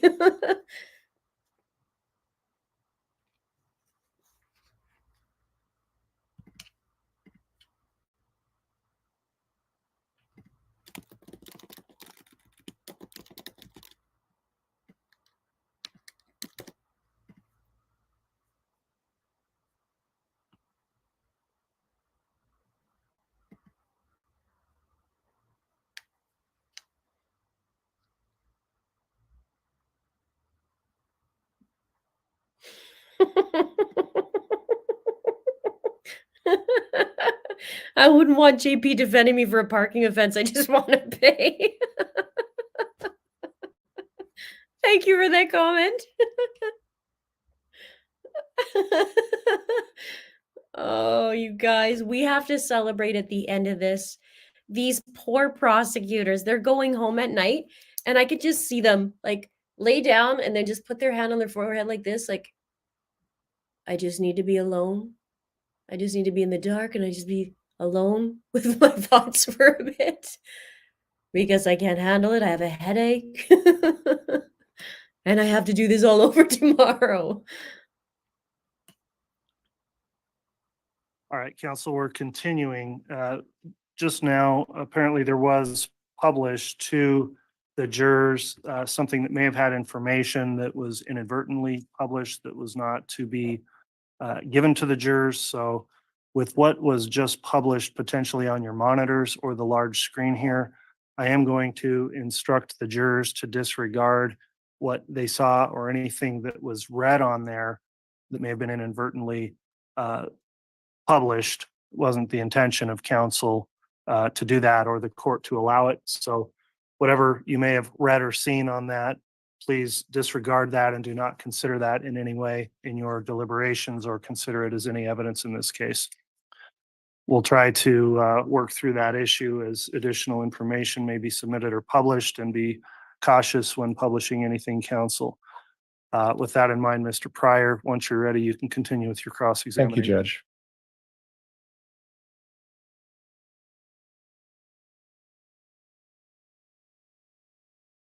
So, October of 2018, at some point, and you're saying, I think I said mid, but you're saying early of 2018, you met Lori Vallow. Correct. And from previous testimony, you discussed statements you made that you discussed that you would talk to her almost regularly. Correct. Now, today, you talked about the fact that you spoke with her almost regularly up until January of 2019. Is that correct? Yeah, like more of like a daily occurrence until, I'm not sure exactly when it started changing, but Okay. I would say somewhere between January and February. And then she started what you described as moving around a little bit. Correct. Okay. And when she was moving around, let's talk a little bit about that. When she was with you, she was in Arizona. When she was with me, when I met her, When you first met her in October, that was somewhere Correct. in Arizona, right? right? And she was there, you folks were there at the same vicinity up until the first part of January. Is that fair? I believe so. Okay. And then did she move somewhere around the 1st of January? So I remember she had the first house. It was either Chandler or Gilbert. I get confused. Okay. They're right beside each other. And then she moved to another house, maybe within less than half an hour away from there. Okay. And during that time, you weren't seeing each other every day then at that point, correct? When she moved to the second house, Yes. I don't know. We saw each other often. I don't know how at that point. I don't remember. Okay, you don't remember. Okay, and then at that point, after that second house, then where did she go? She went to Hawaii. And that was around February 1st, right? It was in February. I don't recall when she actually flew out there. So if I were to represent to you that around February 1st to the end of March, Lori Vallow was living in Hawaii, is that something that you would have any reason to disagree with? It could be true. Okay, thank you. Thank you. And then when she's living in Hawaii from February 1st of 2019 till the end of March, how often did you see each other in person? Oh, just once. Okay. Saw each other once. Tylee was out there at one point as well, right? Prior to me coming, yes. Okay. And please excuse me, but your relationship with Tylee would be described as not the best. Would that be fair? I would just say no relationship. Okay. And that's what you've previously said. There just wasn't any relationship, right? That's right. You folks didn't particularly care to be around each other. That's not true. It just didn't. Okay. Just no relationship. Right. So when you testify that you met her a couple of times, I think is what you said earlier today. Is that right? A few times I've been around her. Okay. It wasn't of anything of any substance, correct? Correct. So anything she would have said or not said to you, it wasn't anything of any significance, correct? She wasn't talking to me. Okay. Okay. That's no relationship. I agree with Objection, Your Honor. Strike the narrative. Sustained. Well, during that February 1st to the end of March, how often would you talk to Lori on the phone? I am not sure. Okay. You don't remember. I don't remember. You would have remembered if it was every single day, right? It's been too long for me to recall that. Okay. Okay. And would you agree with me that your memory would have been better closer to the incident than it would be this much time later, right? I believe so. And you would agree with me that if you were to give any kind of a statement close in time to when these events took place, they would have been more accurate than statements that maybe you're making today. Maybe a little bit more. Okay. Well, you acknowledged to me that you have difficulty getting facts straight, and information straight. Objection, Your Honor. Misstates the testimony and it's a narrative. Move to Sustained. strike. Sustain and strike that. Okay. You testified earlier that you sometimes don't remember things correctly. That's right. Okay. Is it possible today that you're suffering from that today as part of your testimony? I think it's a general forgetting because when you go have a relationship with somebody, you don't remember every detail of it. I think it's a normal forgetting. But you were pretty detailed in your testimony today, specific about a lot of things. Objection, Your Honor. Move to strike. There's no question. There is a question. Well coming. sustained. It wasn't a question, Mr. Pryor. It's just a statement. It's Isn't it- argumentative. Go ahead with a question, please.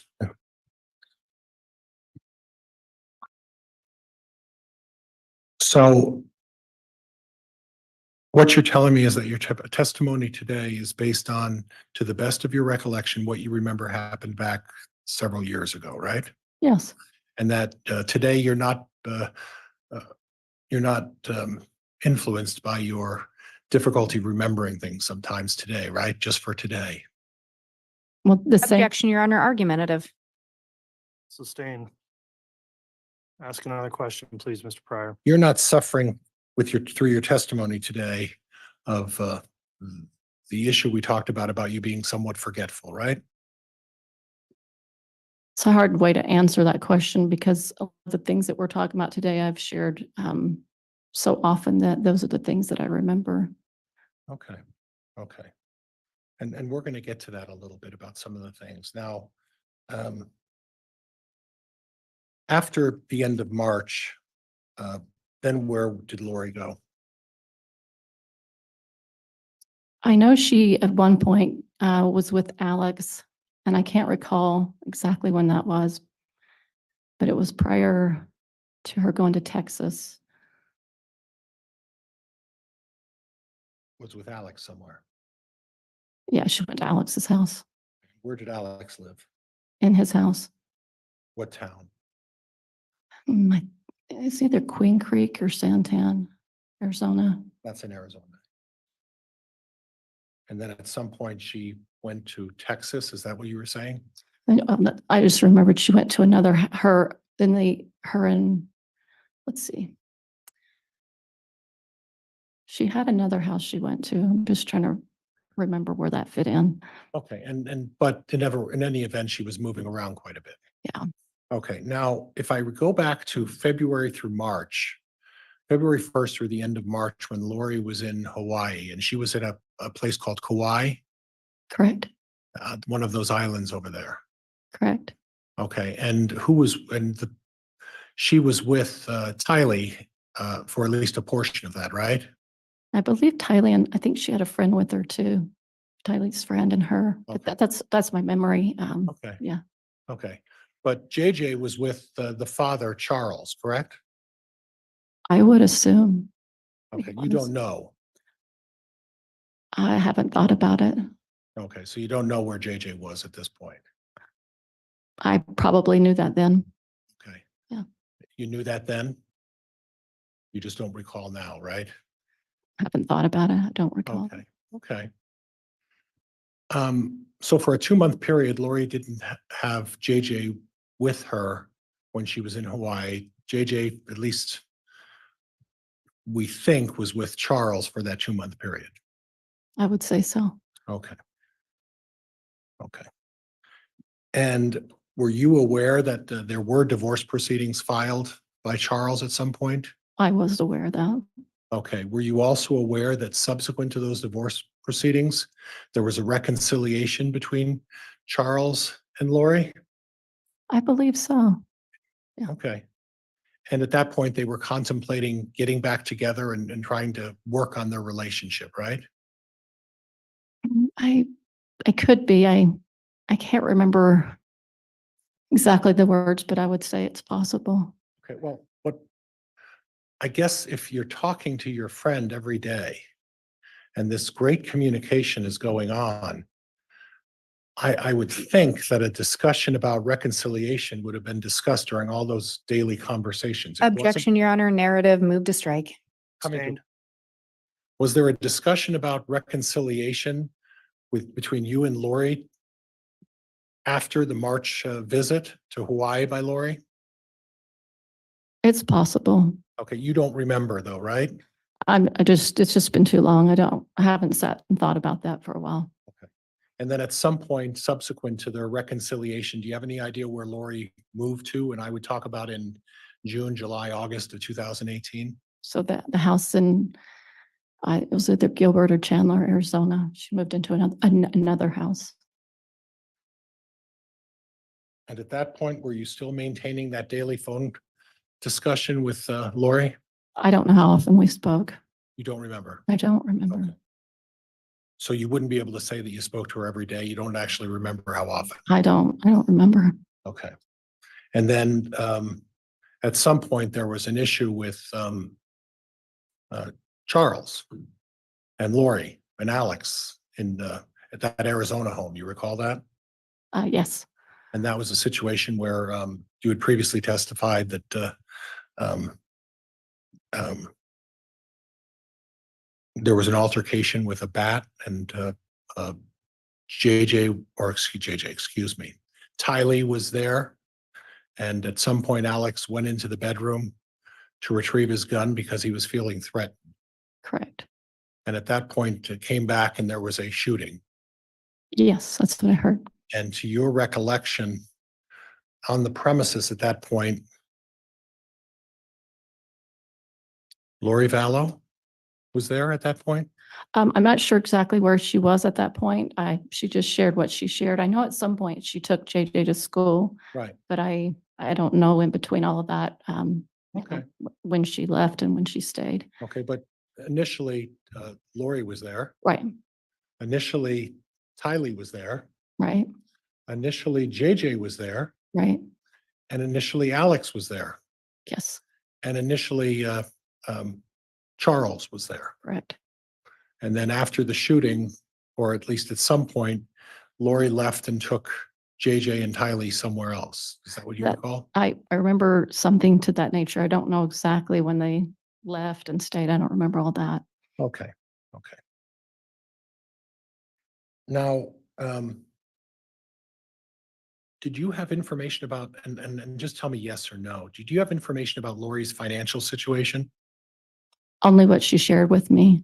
Did she share with you about the life insurance she got as a result of Joseph Ryan's death?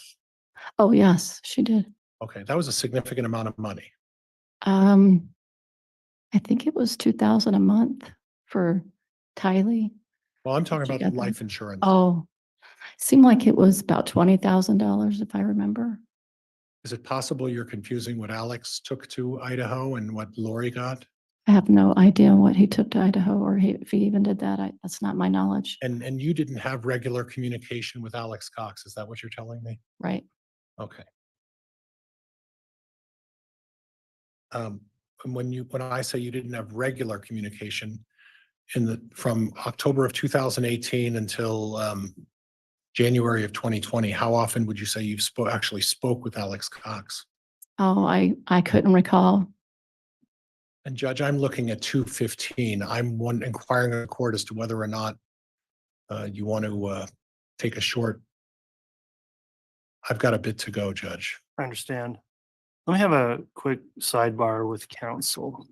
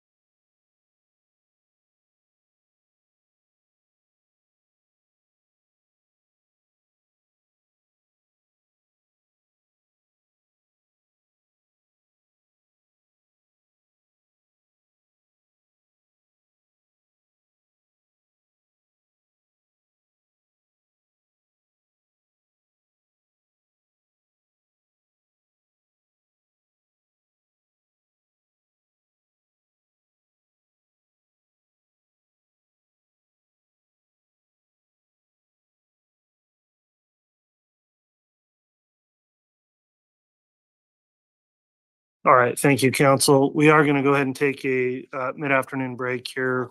We'll try to keep this break if we could to about 20 minutes, but I understand it takes time for movement of the jurors, et cetera. We'll come back on then, and we're going to try to wrap up with evidence today at 3:15 instead of 3:30. So with that in mind, if we can try to abbreviate the break, we'll do that now. All right.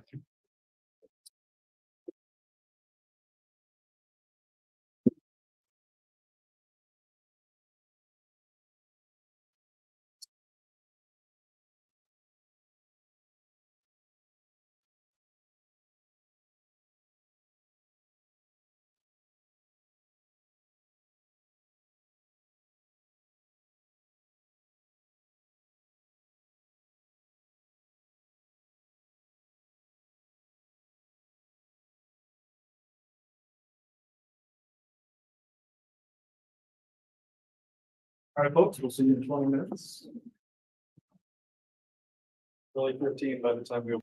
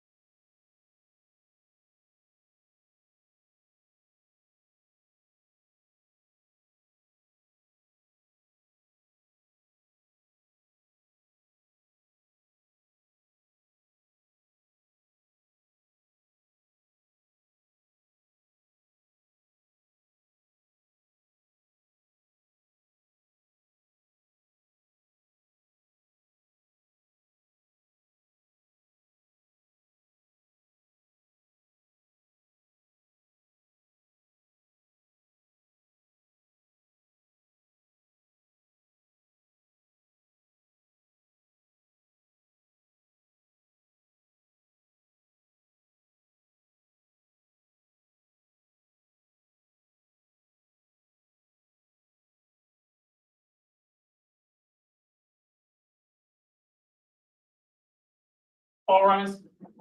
District Court's beginning session.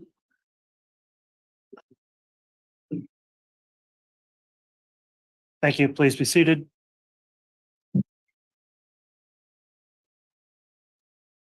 And Your Honor, I apologize to do this, but before we bring the jury in, could counsel approach briefly? Yes.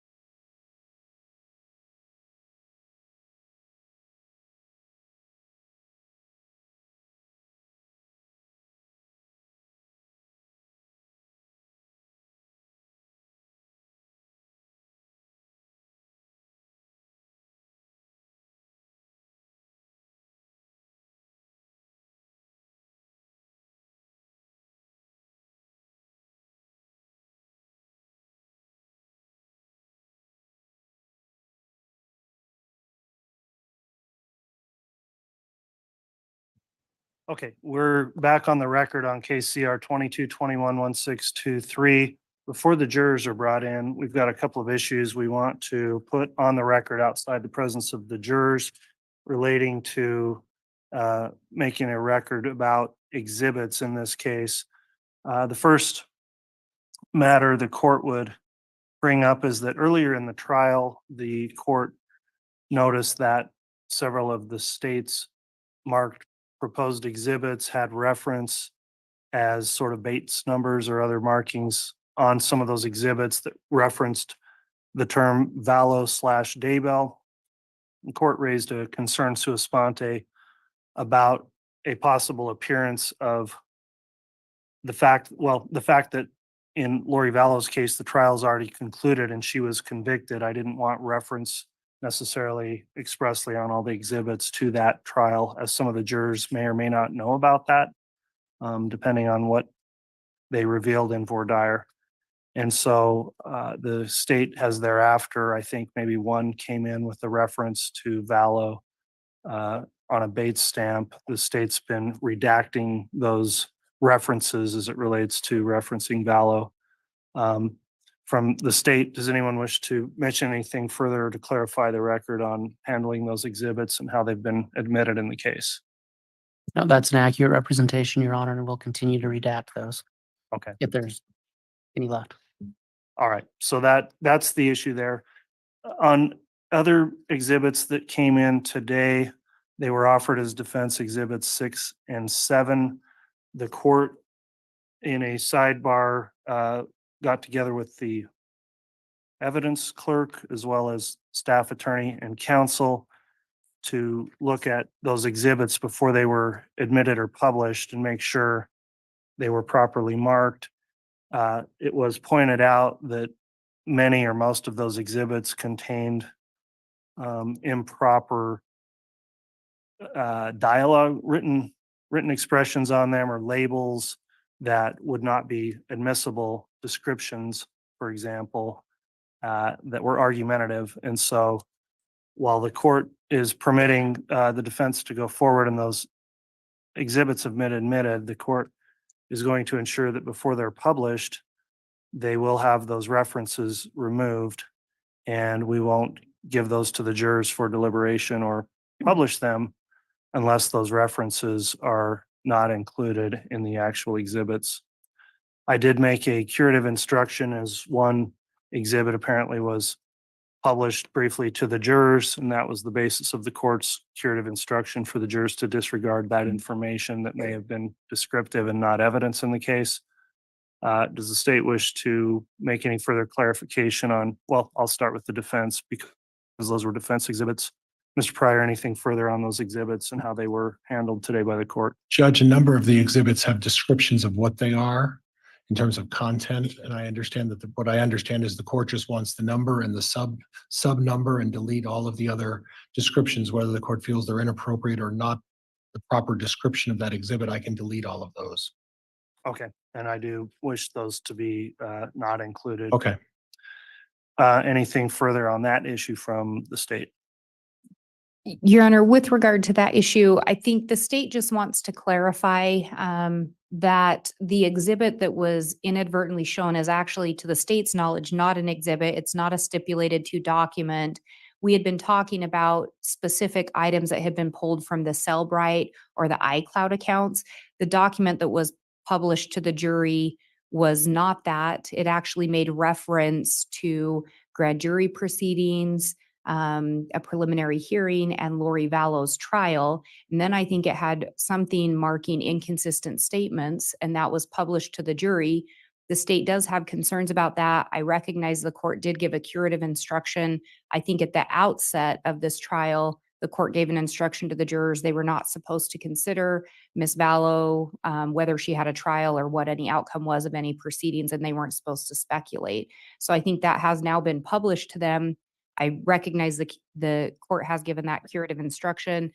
It also came to the court's attention that maybe there was a comment made sometime around that same time from counsel to the bailiffs about not touching his computer. So I think we just wanted to make a record of that. But we do recognize the court has given that instruction, but for purposes of appellate reasons, we wanted to make sure that we had a clear record.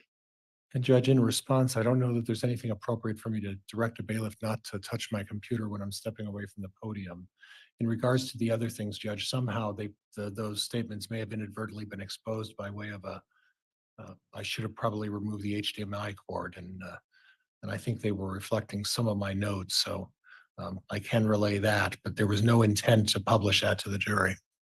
Okay, well, on the second to last point there, well, on your final point, Mr. Pryor, and what the state's argued, what was published, okay, I'll clarify, was not an exhibit, was not evidence. The court did give a curative instruction. It was inadvertently published by the defendant in this case.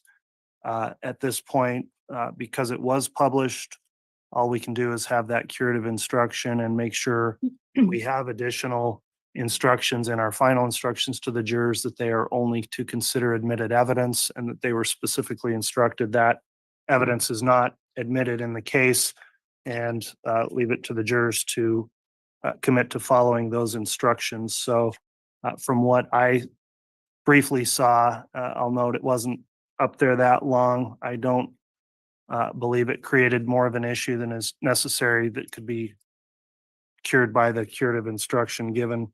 So I won't draw any further attention to it on behalf of the jurors hearing about it, other than a general new instruction that will come with them for deliberations about what may be considered. On the point of what apparently was said by Mr. Pryor to the bailiffs, I'll just indicate, of course, the bailiffs are in charge of the courtroom at the direction of the court, and I'll instruct all counsel to be respectful of the bailiffs as they do their jobs, and in particular to not make any sort of comments in front of the jurors that may confuse the jurors or concern the jurors as it relates to how the bailiffs are doing their job in here. I have full confidence in the way the bailiffs have handled this courtroom throughout the trial. And so I'll just leave it up to counsel to follow that instruction as well, and refrain from any types of editorial type comments in front of jurors, please, while this trial goes on. So those are the issues we needed to discuss outside the presence of the jurors. At this time, then we'll continue with the cross-examination. Is the defense going to be ready to proceed and have the jurors returned? Yes, Judge, and for a clarification, we are ending at 3:15 if I'm going to try to get through this. We are going to end at 3:15 today because Okay. we've got another hearing at 3:30. Okay.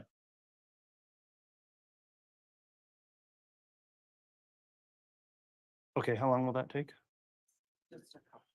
All right, we'll go ahead and go off the record for now as we reset a device. We'll have the jurors brought in while we're doing that, and then we'll continue on with evidence until 3:15. So we can have the jurors brought in now. Thank you.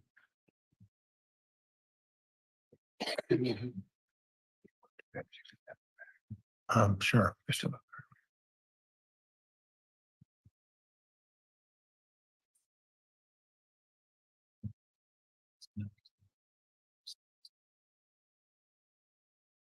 Thank you.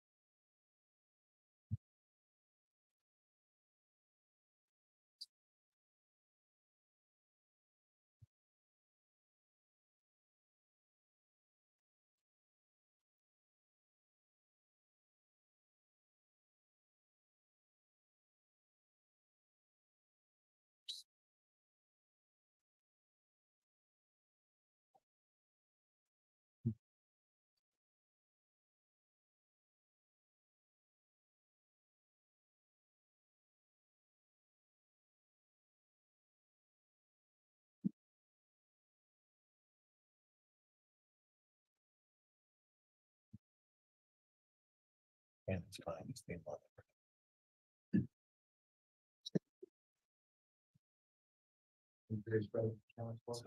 All right, thank you, Mr. Bailiff. Please be seated.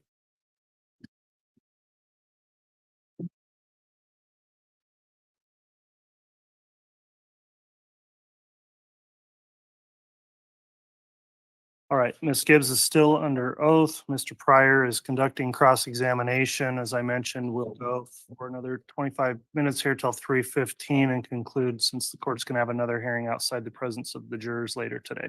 Judge, the technical issues are resolved. Yes, you can proceed.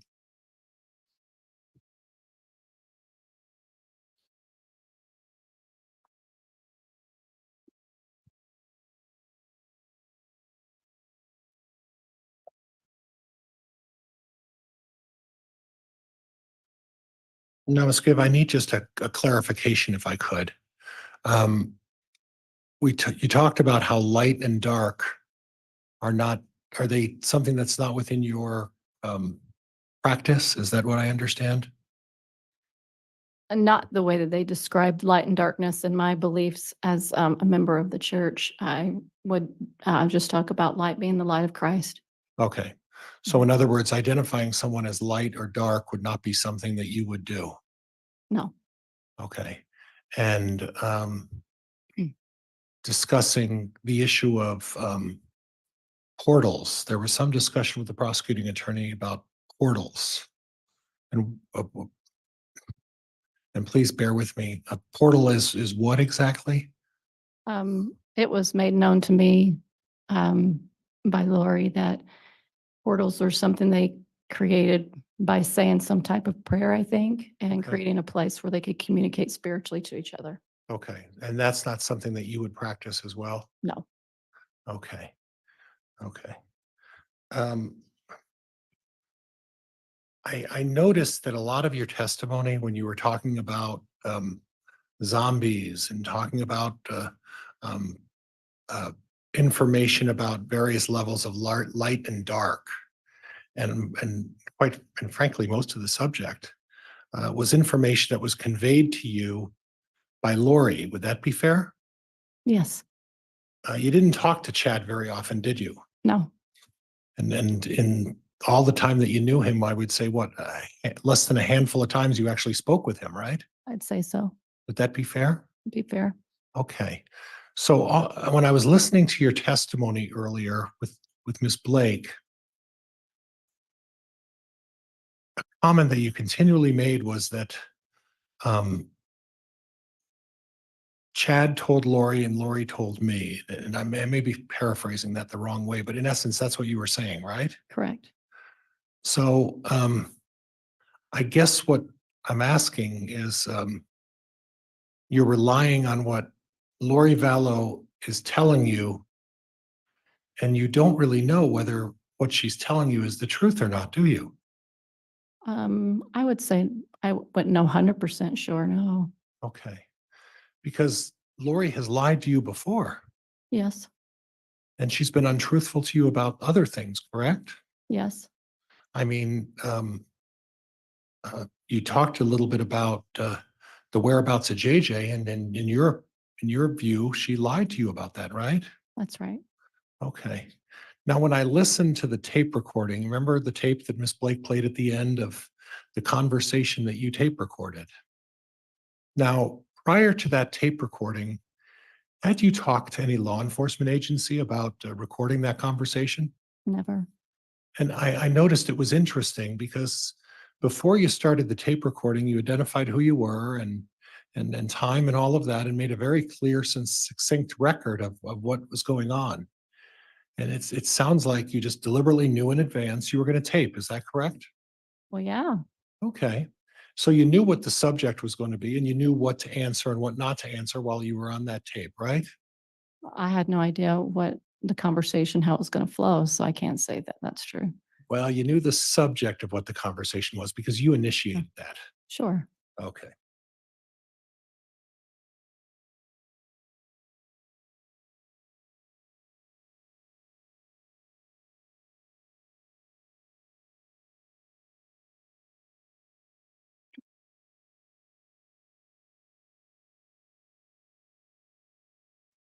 And when I listen to the tape, and if we have to listen to it again, we can. But when I listen to the tape, it sounded like Lori's responses were in the singular. And what I mean by that, as an example, I had to move her to somewhere else, talking about Tylee. It wasn't they had to move her, it was I had to move her. Do you recall that? I believe so. And then the other one again in the singular. I will do whatever the Lord needs me to do. Yes. Okay. So again, in the singular, when you and Lori and I guess Chad was in the background, he talked a little bit about his experiences with Tammy, but Lori Vallow's comments were not we will or they will, it was I will in the singular. Do you recall that? That sounds familiar. Right. Yeah. Well, do you need to listen to it again to make sure, or are you pretty No. clear? Oh, it's good. Okay. And then when you talk to Lori about Alex, about saying the things that Alex did about, you don't want to know. Okay. She said again in the singular, I don't know why he would say that. Not we don't know why he would say that. It's I don't know why he would say that. Right? Right. Okay. Now, initially, when the investigation started over the disappearance of JJ, and that was close to Thanksgiving time, correct? Between October and November, yeah, Well, the end of November when the Yeah. police showed up, right? yeah, You remember that, right? I do. Okay, so you do have a recollection of about that when this took place, right? Okay. Basically, you received a call from the police, correct? Correct. And initially, it wasn't that you kind of lied, you lied to the police officers. Remember that? I do. So when you said you kind of maybe weren't truthful in the beginning, no, you lied to the police, Sure, correct? sure. Okay. And then after you told the police a lie about having JJ with you, correct? You then, after some more prompting from the police, you sort of cleared that up, right? I don't- Objection, Your Honor, misstates the prior testimony. Sustained. Okay, so how did that play out then after you initially lied to the police? How did it play out that you then corrected yourself with law enforcement after your initial lie? I went to see them personally and talked to them about everything I knew. Okay, and that's when you realized that, oh, well, my lie to them isn't going to hold up. I better sort of tell them something else, right? Objection, Your Honor, argumentative and mischaracterizes the prior testimony. Sustained. And so the purpose of going back to the police was to clear up your initial lie, correct? No, Oh, it wasn't? no. Well, the purpose of going back to the police was to tell them what you felt they needed to hear, right? I felt an obligation to share everything I knew with them. Okay. And I guess that obligation wasn't so strong when you initially told the police the lie that you had JJ, right? It was a conflict within me. Okay. And that conflict within you said, it's more important that I lie for Lori Vallow than it is I tell the police the truth, right? Objection, Your Honor, argumentative and misstates the prior testimony. That is overruled. You can So- answer. Hold on, there wasn't an answer. Sorry, Judge. Sorry. You need me to have her recite the question again? Mrs. Clerk, could you state the question for me, please?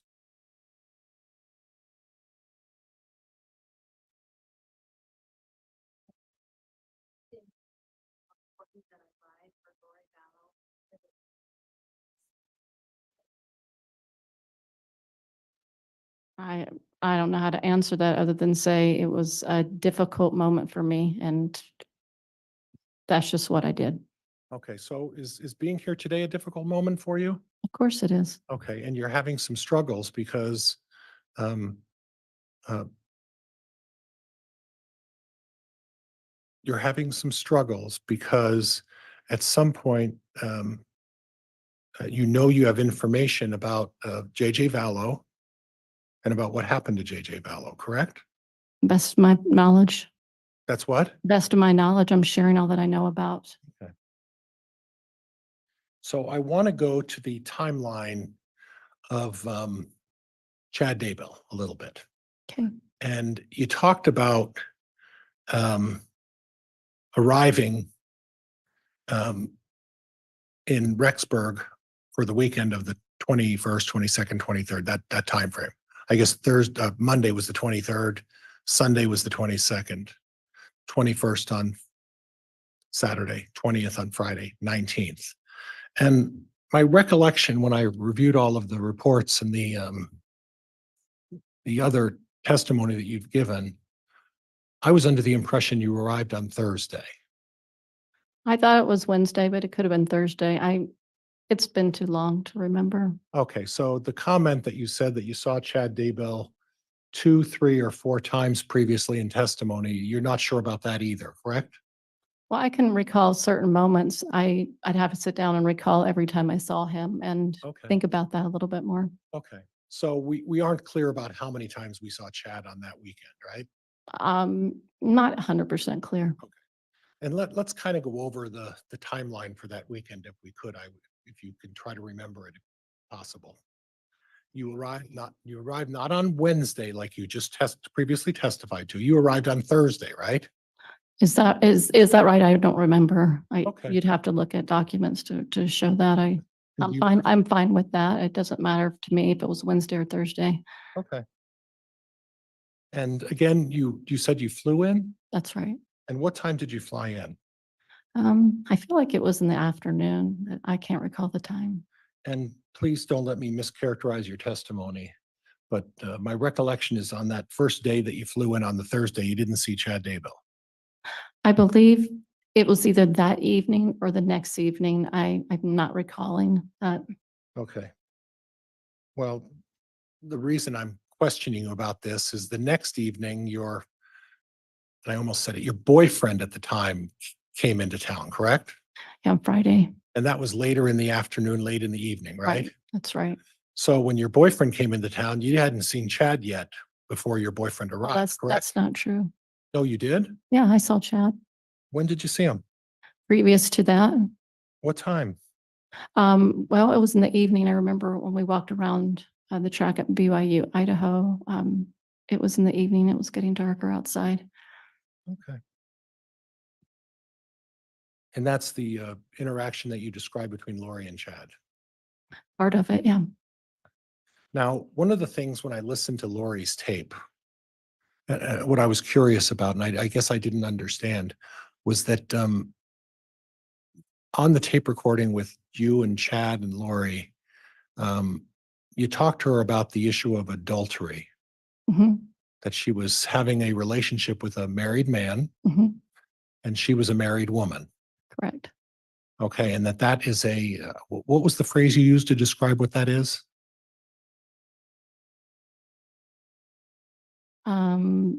Inappropriate, maybe. I don't remember. But it had a religious connotation to it, that it was in violation of something. We were referencing one of the people in the Book of Mormon and talking about a certain king that had that type of behavior. Okay. Yeah. And she said something about divorce. Right. And I'm going off of my recollection, but while you and David were going through your relationship in the beginning, he was still married, wasn't he? Or had he completed his divorce at that point? He was in the process of completing it. So he was still technically married at that point, correct? Objection, Your Honor, relevance. Sustained. Okay. Okay.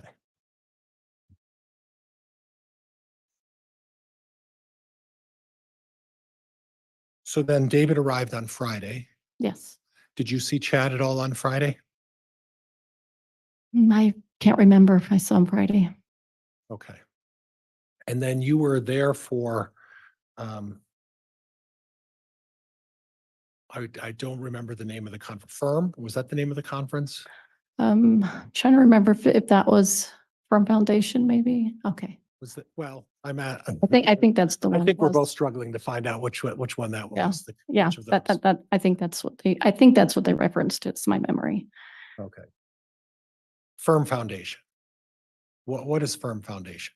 It's a few people that got together and talked about evidences of the Book of Mormon and some science. We're talking a lot about science Okay. as well that weekend. Okay, and that started early in the morning on that Saturday morning, right? Sometime Saturday morning. I'm not recalling exactly the timing, but I would say sometime in the morning. And then it ran till relatively late that night. I think so, yes. Yeah, I recall it was 10+ hours of the Yeah. seminar. It was an all-day event, right? I think so, yeah, And that was basically all day Saturday, correct? correct. Okay. And then we go to Sunday, right? Right. And my recollection is, I'm going off of memory, is everybody went to church that morning? I don't remember anybody going to church. You don't remember Chad going to church? No. Do you remember a discussion with Chad and David about going to see a piece of property after Chad gets out of church on Sunday? Oh, yeah, I don't remember him saying, it could be, I just don't recall it, but it could be. But yes, they were going to go look at some property. And after church, after they got done with their services and everybody was going to church and I can't remember if you and David went to church that morning, but there was a reference to Chad and you guys were waiting for him to finish up church before you went to visit a piece of property, right? Yeah, I feel like he might have been the only one if he did go. Yeah, I don't So recall anybody else going. I just don't recall it. Okay. So Chad, obviously you didn't see him Sunday morning until you guys went out to see the property that Sunday afternoon. I don't recall seeing him Okay. till then. But you do recall going out to a piece of property, and I want to say south and east of Chad's property. I wouldn't know the directions. Me neither. But you went out there and do you recall who was out there when you went to look at that piece of property? So it was Chad and I believe a man that was a realtor and me and David. I think Alex might have been there. And then there was a couple that drove by and, spoke to all of us for a few minutes and then they left. And I don't recall, was Lori there as well? No, she wasn't. Okay. She was at home with who? I'm assuming she was at home with her son. JJ. Okay. Because after you folks went out to look at this piece of property, you went directly back to Lori's townhome, correct? I think so. Yeah. And we don't know where Chad when he went home, I presume, right? I You don't know. I don't remember. Yeah. Okay. So was this a piece of property that I almost said it again, your boyfriend, and please forgive me if I meant to say husband or boyfriend, it's going to be tough for me, but your boyfriend at the time was looking at a piece of property to purchase, correct? They were introducing the idea of purchasing it, but he had no concept if he would do it or not, but it was something they proposed to him. Okay. Well, I understood it a different way. I understood that your boyfriend was interested in potentially developing a piece of property and asked Chad to introduce him to a realtor. That's the way I understood it. Objection, Your Honor. Move to strike. Counsel's testifying. Judge, The I'm question was trying- asked and answered. Sustained. Is it possible that it was your boyfriend who was looking at a piece of property and asked Chad to refer him to a real estate agent? I don't believe so. Okay. But in any event, you and Alex and your boyfriend David and this real estate person and Chad went out to look at this piece of property, correct? Correct. And then you went back home, and that was late afternoon, if I recall. Is that correct? It feels like it was. Yeah. And then at that point, the one of the projects that you and Lori, I think it was just you and Lori, were involved was starting to prepare to do what's called a podcast. Are you talking about the evening, the one on Sunday evening? That Sunday, we're on Sunday right now, I think. Yeah. So yeah. We were going to sometime do it. We weren't sure exactly we were going to get to it, but we finally got to it on Sunday night. Right. And correct me, was it just you and Lori or was David involved in that too? All three of us. The Yes. three of you. Okay. Mhm. Okay. And then you were going to do this podcast. And you did that.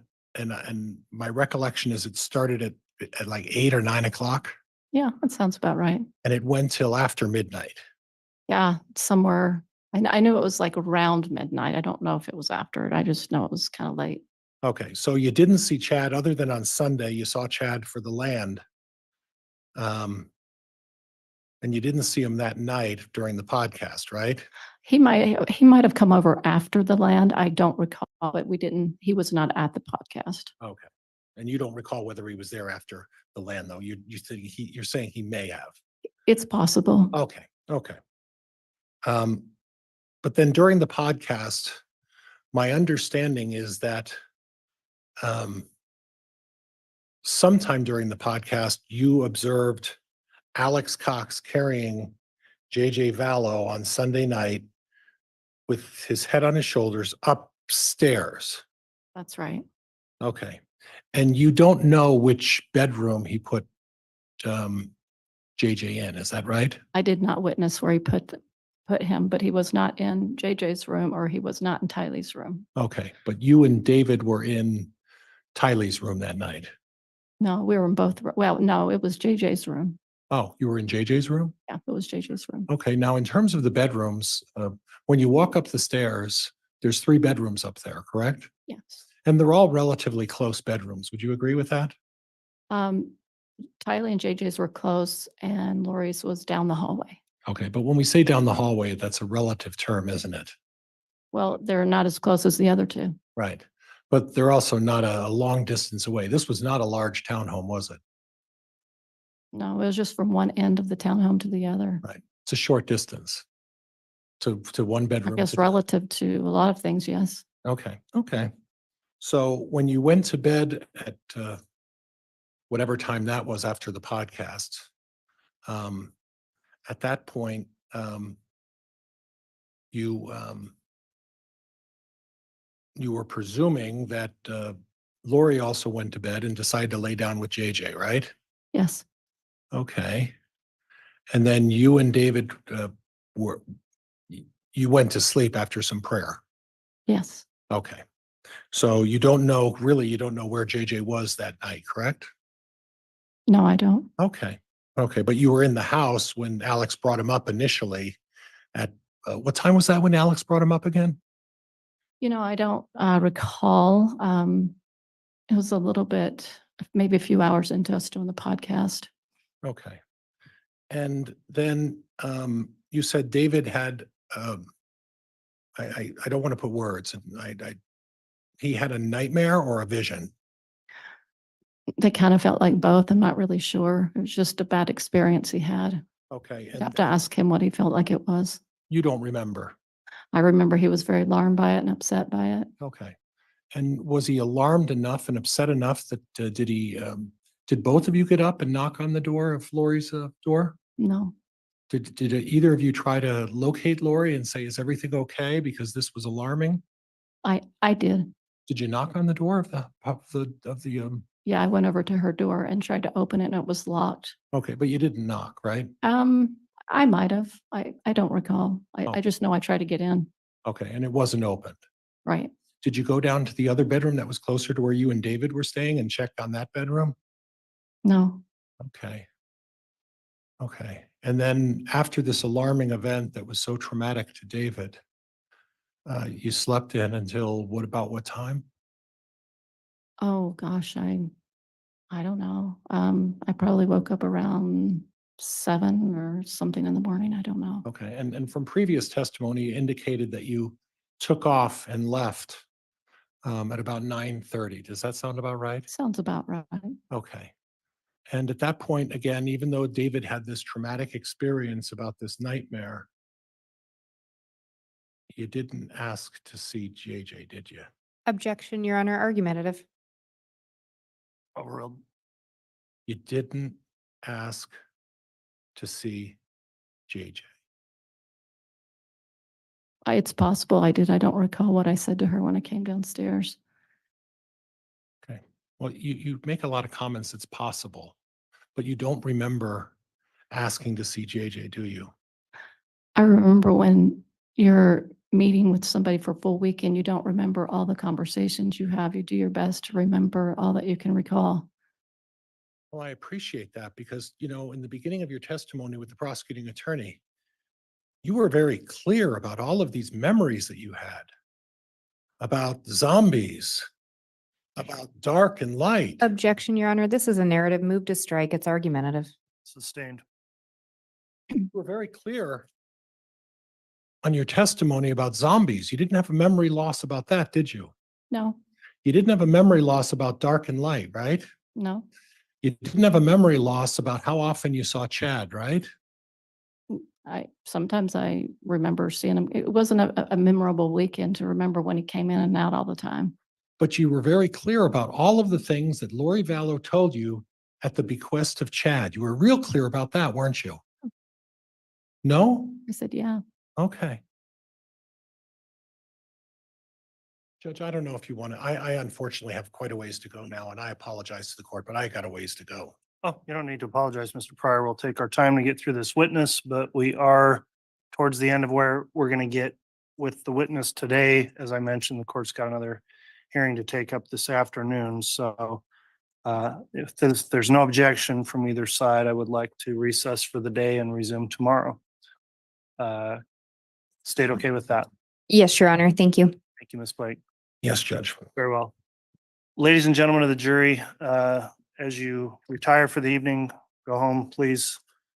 Follow the court's continuing instruction and admonishment to not discuss this case amongst yourselves or with anyone else. And please don't do anything to research or look the case up, so you can remain unbiased in the case and make your decision just based on the evidence you hear here at trial. If you happen to run across any media about this case, please try to avert your attention from that. And with that in mind, I look forward to seeing you all tomorrow morning. Thank you. All rise, please.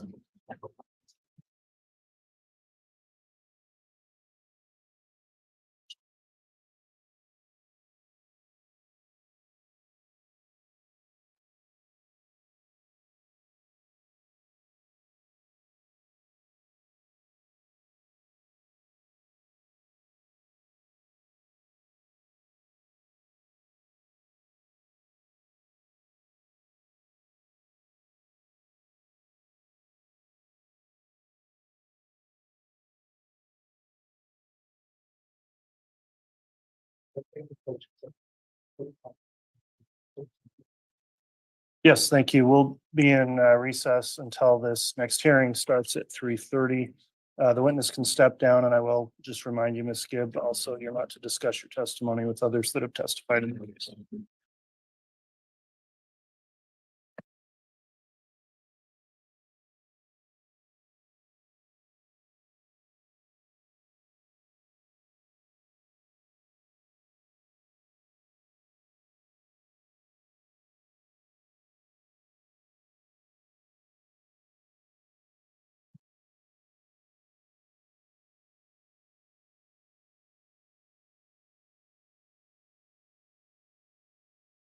Woo, just the nick of time. Oh, oh my gosh. I'm listening to it on my phone and then trying to deal with it and running upstairs. I should really put on my Fitbit, and then I can know how much extra steps I'm putting in, and just running like crazy. So that's exactly what I feel like. I feel like I'm sliding into home run. This is crazy. It's absolutely crazy how we're doing this. And I drop my son off at school in the morning, and I zip, and everything's just like I run. Everything is running, running, running. Whew.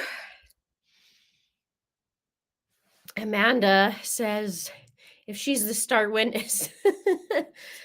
Okay, tell me what else you guys are. I was running like crazy. A guy backed me in, like he basically boxed me in. I was in the perfect spot to pick my son up. And if I don't go early, I can't get a spot. Okay. So I have to go early, get a spot. And this guy comes and he runs over the curb, like in there, and then backs up and boxes me in. I was like, dude, how am I going to get out? And I don't like to back up when I go, pick up my child, because other children, they go in between cars, and I hate that. Right.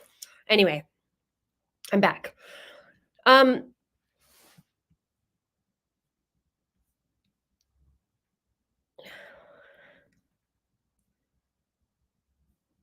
Hearing is about motion filed by attorney Ratliff. Oh, that was a few weeks ago during jury selection, wasn't it? Or day one. Maybe it was day one.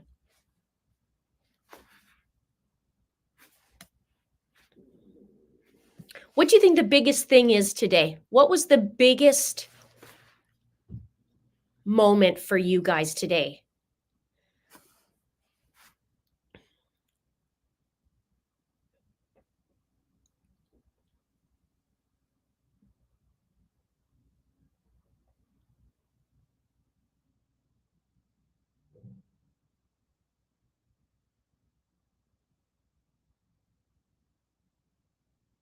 Yeah.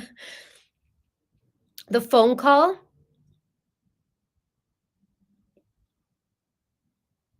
That that was the best.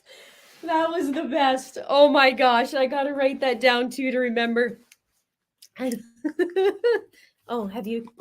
Long pause, and then she says, "Oh, have you finished?"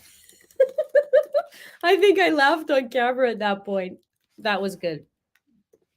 The words zombies and phone call Okay.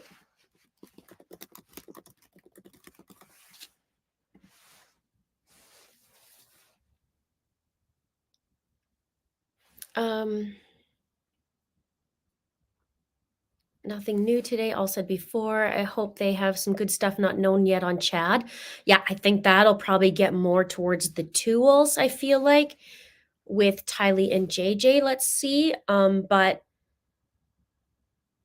I think it's good to revisit the call because it just reminds you of how evil Lori and Chad both were. Because Chad was saying, well, she had heart issues and whatever, right? So that's a load of potatoes. Chad potatoes. Zaluma. Yeah, Zaluma was a big one today too. That was a good one. We have to bring to light those types of things so that I have something to put in my videos in the afternoon. Yeah, when you stick to the facts, Chad is still very deep underwater. Now, I don't remember if they're split or not, but I feel like someone said a while ago that they split already. So, or I don't know if they just decided to live apart but still married, the weird stuff that people do. But can we do a douchebag emoji? Kind of fitting. But what would go with a potato? Somebody said a beet.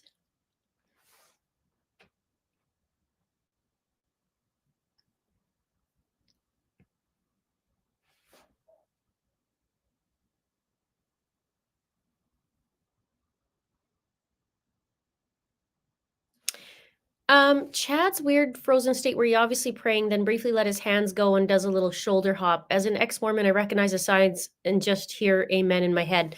I would have to review that because it's hard to see. Like literally it's this big on my computer because I have my streaming thing. Here, why don't we just, there we go. That's better. I don't need the other part.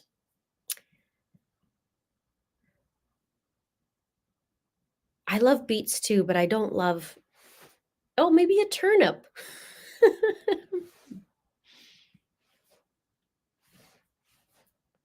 And a microphone. Well, he's probably praying that he doesn't get busted. Like every day has been pretty much the prosecution has a leg up. I don't know about today. However,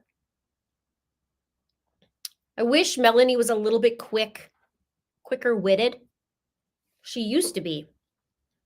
Because some of the things he was saying that I was listening while I was away, but while I was driving, I guess I was listening. What was he saying to her about her recollection and not having that much detailed recollection on that? But it's, oh, I know, it was different because it's different levels. Like you remember the major things because major events happen, but the little things you might not remember. Oh, did we have a snack at 2 or was the snack at 5 or what, but you're going to notice that JJ wasn't there. So I don't know.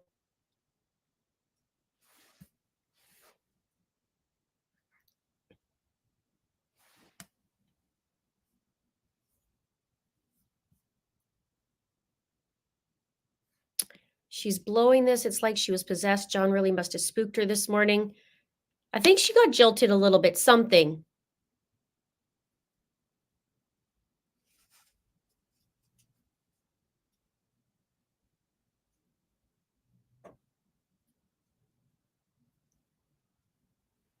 Yeah, she said Chad wasn't very memorable.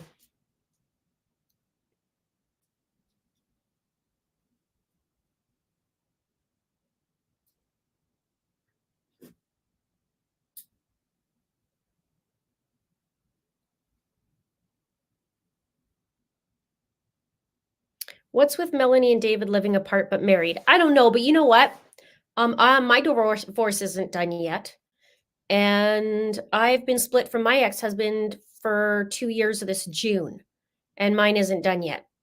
Only because it's just life's been busy and we're just getting it to it now, but it'll take a couple months. And in Alberta, you have to be split for 1 year. So maybe she's just using technicalities, like they're married, but they're split.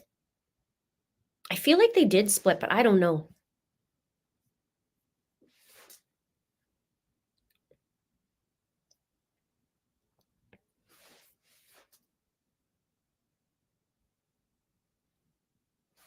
Yeah, this is a great point. Spooking her this morning was the whole point of this afternoon's cross-examination.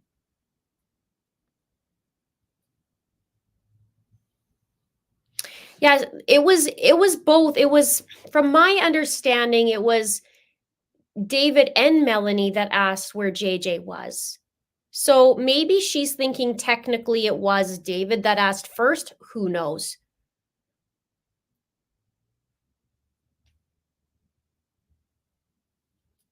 So I'm not sure why David doesn't live with Melanie. I haven't dug into that in, quite some time. I was like, meh.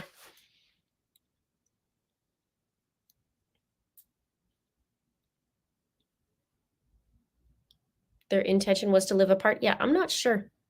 Maybe she, because I know she visited there a lot before. She kind of goes there and then goes back and goes there. Who knows?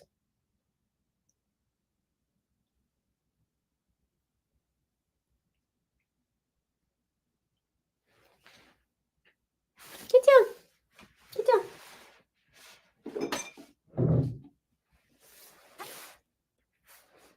Some like separate houses. Yeah. Yeah, sure. Find out for me, Becca. That'd be great.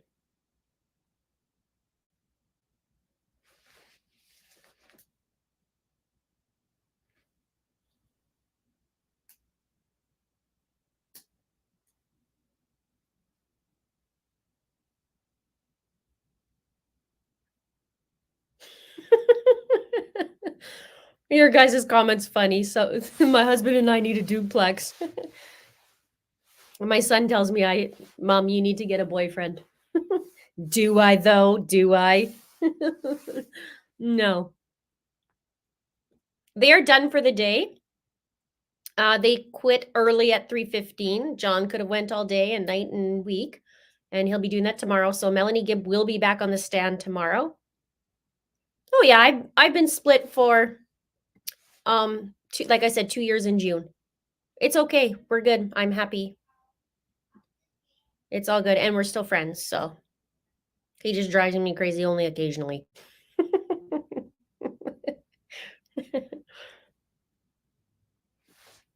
Don't make Pryor into a mushroom because he's not a fun guy.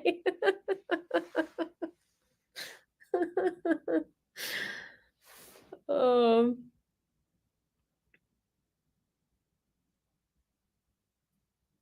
Tiffany, live chat. Okay, bye. See you all tomorrow with no comments for me. Bye, Tiffany.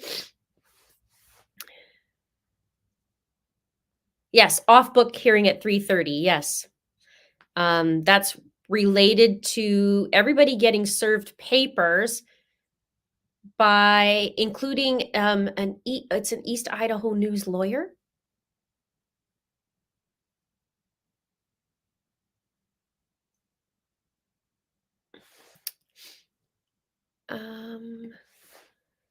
Please check phone call to see bit about burial, which implicates Chad totally. Yes, I already know that. I've covered the phone call before in a previous video.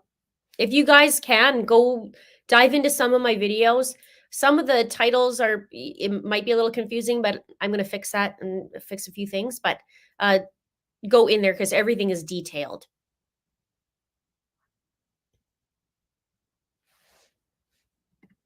Yeah, you too. Thanks for being here. We've been having some good chats, some good laughs in a very tragic case. So we've been keeping it a little bit light when we can.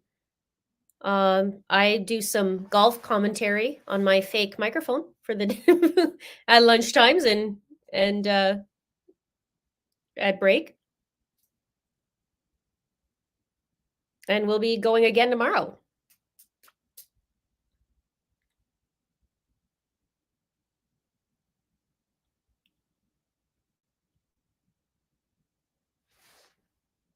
Yes, Pryor has tried to serve papers to Melanie Gibb during the break in the hallway. She refused. He wanted her as a defense witness.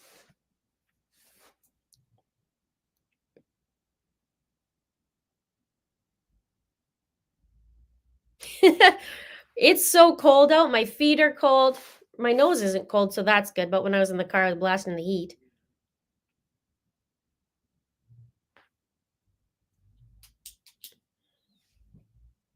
I will have to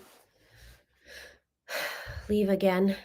I have a few things to do and check off the list and do another video for you guys tonight. I'll do a recap video, either to have for tonight or tomorrow morning, depends on when my editor's done it. Hopefully tonight. And I have a really cool deal I got for one of my videos that I also have to record, and it was a brand deal and I'm very excited about it. So I have to do that too. There's lots. Judge Boyce was getting super annoyed at John Pryor today. Do I have social media or just this YouTube? Well, I have a half-assed one. Twitter, TikTok. But I need more. I just need more help. And so once I hit that, I'll just get somebody to help me with it. There's only so much I can do. And it's sometimes you just have to, you just have to draw a line somewhere, because right now it's just a little crazy. But yeah, check me out. You can find but you know where you can find me is podcasting. I have my videos turned into podcasts, so people are tuning into that. So that's kind of cool.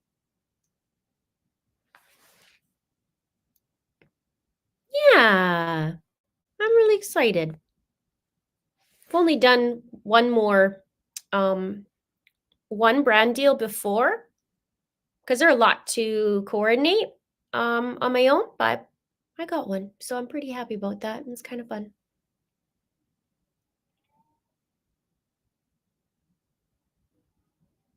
Yeah, I recognize your name, but there's still always some to go back, and even when I go back, I go, oh yeah, I forgot about that.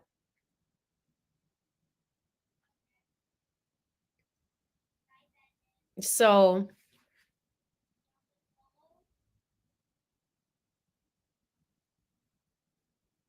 yeah, I don't think it's going to, hang on one sec.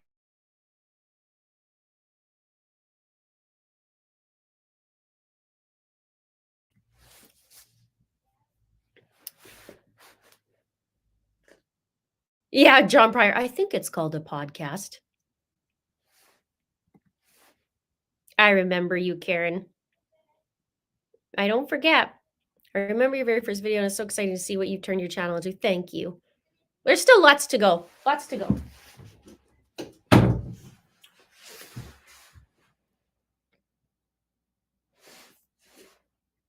Do you think we'll see Melanie Plowski? I doubt it. There'll be something going on with her. I do remember my yellow wall videos. Yes, and fortunately, I can never show the yellow wall. Do you know, when I moved out of that house, I painted every single wall. I painted the whole house. And it was crazy how much work I did on that. I painted all the walls because they were like that weird coffee color yellow. And the muffler man, yes, I miss him.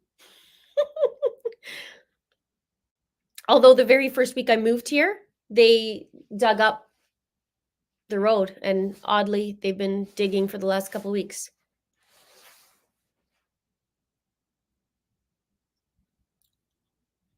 Yes, when I wore black on black. Well, it was the black chair with the black shirt and the black hair. I looked like, in one video, I looked like a sumo wrestler, somebody said. So I always remember that. I'm like, oh shoot, I didn't even think that.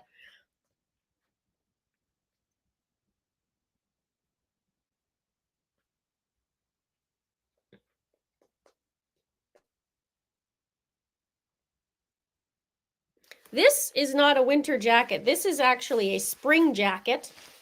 And it actually folds up into a, it folds up like into a little pouch. So I wear it usually when I go on trips, because then if I go somewhere hot, I could just wear that. It's not winter. Trust me, my winter jacket is like that thick. My winter jacket has fur and like thick and as much as possible because I hate being cold. I know I want to come to Idaho. I would love to do like a little meet and greet too. Would be great.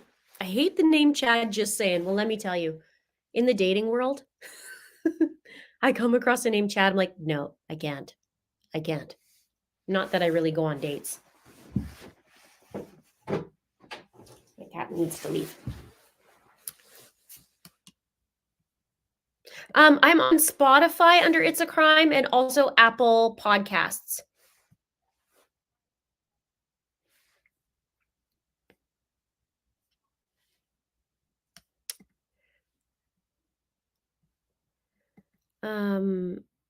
Heather Daybell. Chad will definitely be hands-on even if he used a closet portal.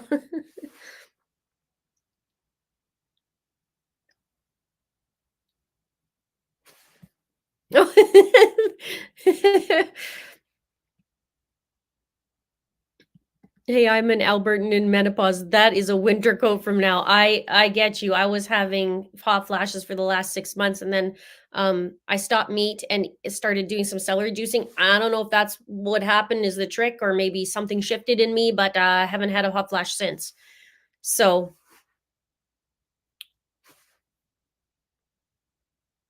is Court back? Oh, are we doing Court? Hang on.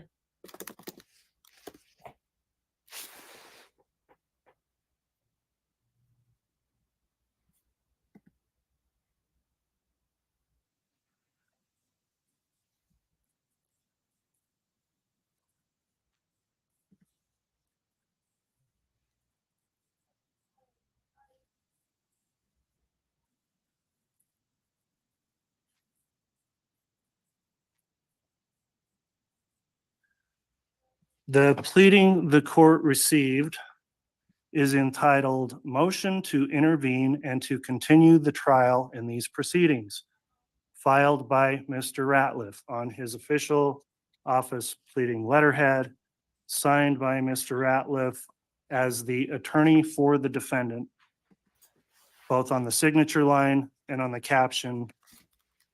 I'll note the pleading incorrectly spells the word motion. It incorrectly spells the word continue. It incorrectly spells the word proceedings in its caption. And when I reviewed this, I'm going to tell you, Mr. Ratliff, I was angry then, and I think I'm angrier now about what you did.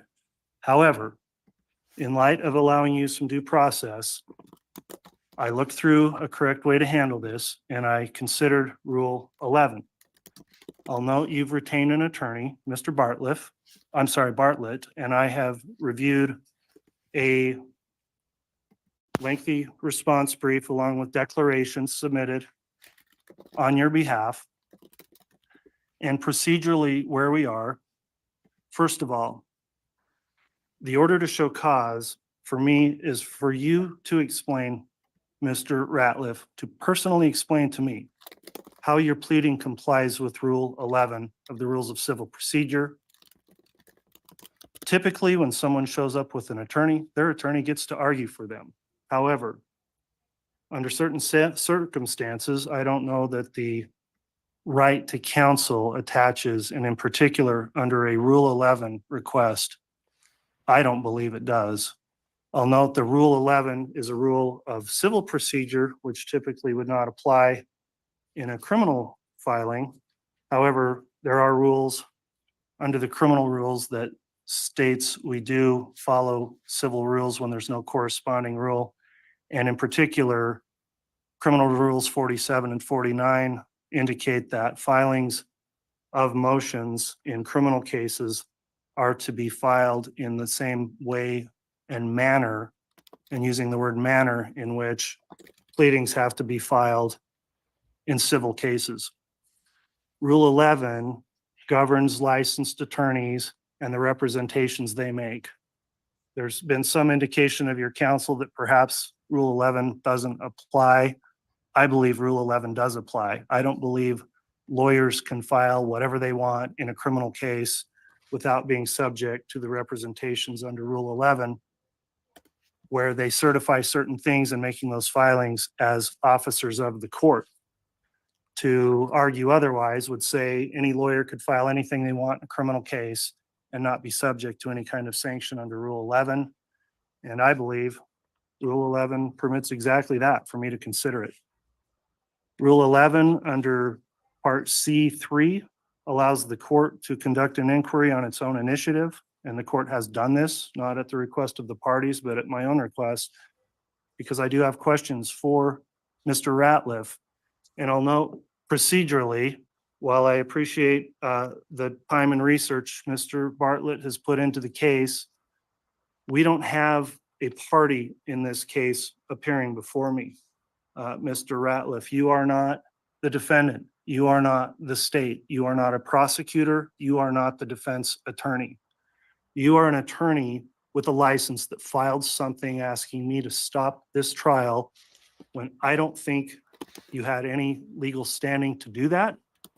And I'm going to give you personally an opportunity to make any explanation you want as to some of my questions. I am not going to turn this into an adjunct litigation under the auspices of this capital murder case, because quite frankly, you don't represent the defendant here. You don't represent the state. You're not a party. And I'm not going to let this devolve into a whole separate procedural mess in this case and create a record of some side issue that has nothing to do with the charges the state is currently putting evidence on for. So now that I've had my say about how we got here and why we are here, Mr. Ratliff, I have questions for you under Rule 11. And if you'd like to answer those questions personally, I will ask you some questions. If you don't want to answer those questions under the advice of counsel, I'll understand that as well. And I don't know that I even need any input from the parties. So, Mr. Ratliff, are you going to answer the court's questions as it relates to Rule 11?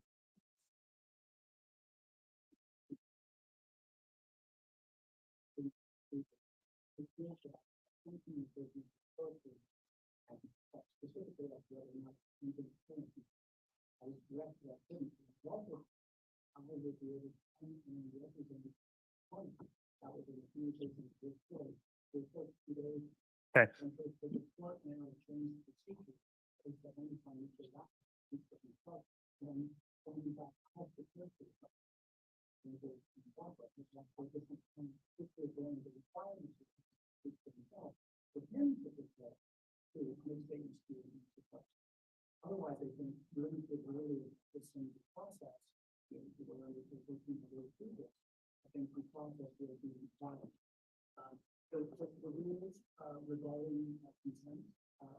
I'm not in contempt. I'm not in contempt, Mr. Bartlett.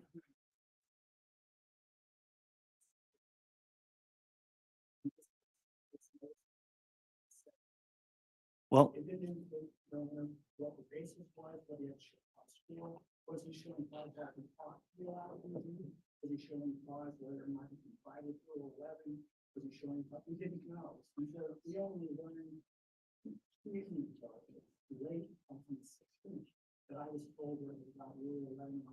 oh, was that inconvenient for you?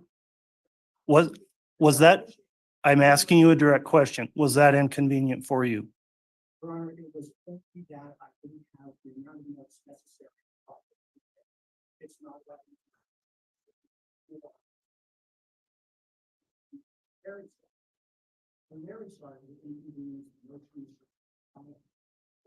Mr. Bartlett, hold on. I indicated I wasn't going to have you argue this motion. I allowed you to start making it, and you are doing precisely that. I've thought this through. I'm in Rule 11 here. I'm in a rule that governs lawyers and their pleadings. When lawyers sign off on pleadings, Lawyers are responsible for their pleadings. Lawyers, unless they're facing a sanction of jail under contempt, do not necessarily have the opportunity to have counsel represent them on a Rule 11. If you file a frivolous civil complaint and a judge says, I'm going to award fees because it was frivolous, you don't get to have another lawyer from another firm jump in between you and the judge and the complaint you filed, because you have the responsibility as a licensed attorney to put your name on pleadings and stand behind your signature under those rules, under Rule 11 and what you certify, and you answer those. In my opinion, and I'm the judge here, this is how you address Rule 11. So with all due respect, Mr. Bartlett, I appreciate you attempting to and wanting to represent your client. Again, you can do that. You've talked to him before. You can talk to him after. But the questions I have on Rule 11 relate directly to a pleading that Mr. Ratliff filed as licensed attorney in this case, and I have a right to ask him about his pleading that he filed. And so if you want to take a moment to consult with him, you can do that, but I'm not going to have you argue the merits of this. That will be up to you or Mr. Ratliff. That I have an opportunity to speak with him. So thank you so much for that. Okay, I'll take the time you need. I don't want to spend much more time this afternoon. We're in the middle of this trial. We've had evidence today. We're going to have evidence tomorrow. Make it quick and then let me know what your client wants to do. Yes, sure. He just turned on the microphone, so thank God, because he's like John II. What is going on? What the heck is going on, honey? Oh my golly. Somebody's laughing.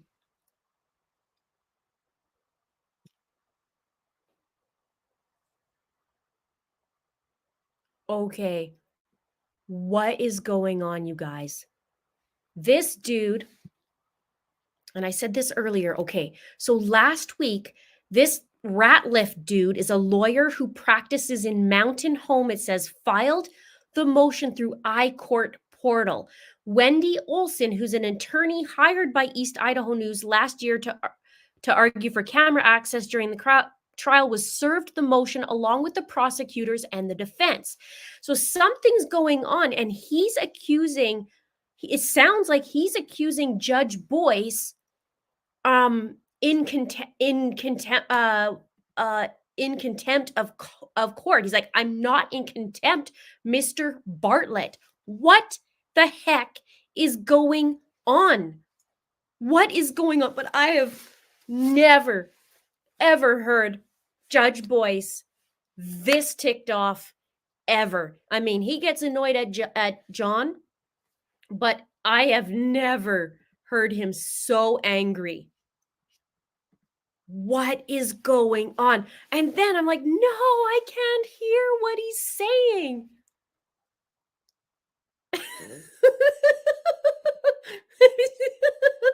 What kind of online shopping was this?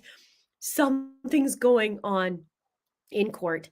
They're on a break right now. They're going to go talk, and Judge Boyce is ticked. Something happened. There was a motion filed, I think 2 weeks ago. And let me see if I could pull it up. Because I had it last week and we were reading about it. I'm going to bring it up and we're going to read it, okay? Okay. Sorry, I'll take these out. I can't even spell proceedings. On March 29th, 2024, at 11:42 p.m. Mountain Standard, a non-party presented for filings its motion, with an E, to intervene and to continue these proceedings, spelt wrong.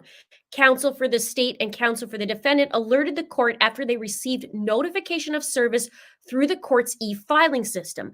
Both the state and the defense have raised concern about the impropriety of this attempt to intervene procedurally and and substantively. Additionally, both the state and the defense have requested the court immediately seal the document or alternatively strike it from the case. The court has reviewed the pleading pursuant to Idaho Court Thank you. Administration Please be Rule. seated. Shoot. And they were going to seal it. All right, Mr. Ratliff, I have some questions about your pleading. Are you willing to answer those? Sure am. All right. The pleading I'm looking at, it's not been entered in the case yet, and the pleading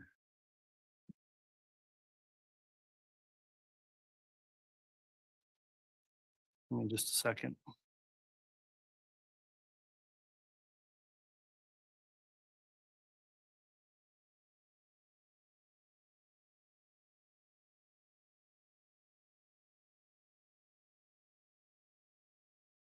All right, you did in fact file this electronically in CR. Well, that's wrong to the case number, but this is case CR 22-21-16-23, the state of Idaho versus Chad Guy Daybell. Is that correct? That's correct. All right, I'll note the case number is wrong as well. You've got it CR 12-21.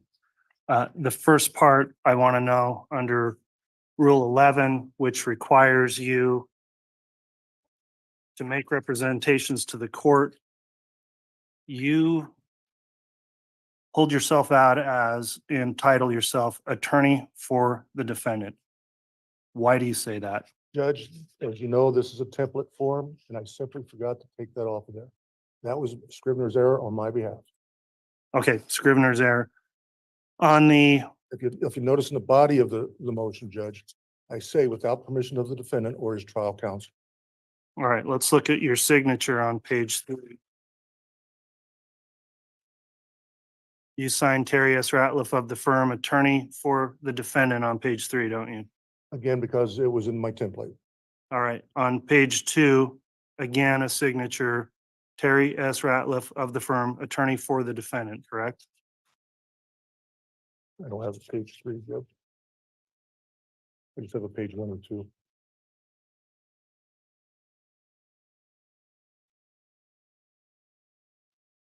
The bottom of the certificate of service is one signature, another at the bottom of the contents of the pleading. If it's there, Judge, it's there because it's a template form and I didn't strike it. Okay, so 3 times you called yourself the attorney for the defendant. So who are you the attorney for? Me, So Terry S. Ratliff, attorney for Terry S. Ratliff in this case. I should have signed citizen. Citizen? Yes. Why are you Avoid- referencing your bar number if you're just citizen? Again, it's the form, Judge.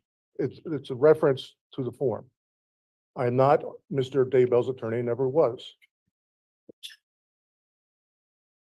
You put this on a pleading. If you look at the top left, you've got your name, your Idaho State bar number, your Ratliff Law offices, and attorney for defendant. You're telling me you mistakenly just wanted to file something as a citizen and not as a lawyer? I was looking for immediate relief because of the concerns I had about the case, Your Honor. And why were you doing that on a Friday night at almost midnight? What, Because- you've known about this case for a long time, according to your own content here, right? That's correct, So why are you doing it then? because I thought I needed to do something to slow it down.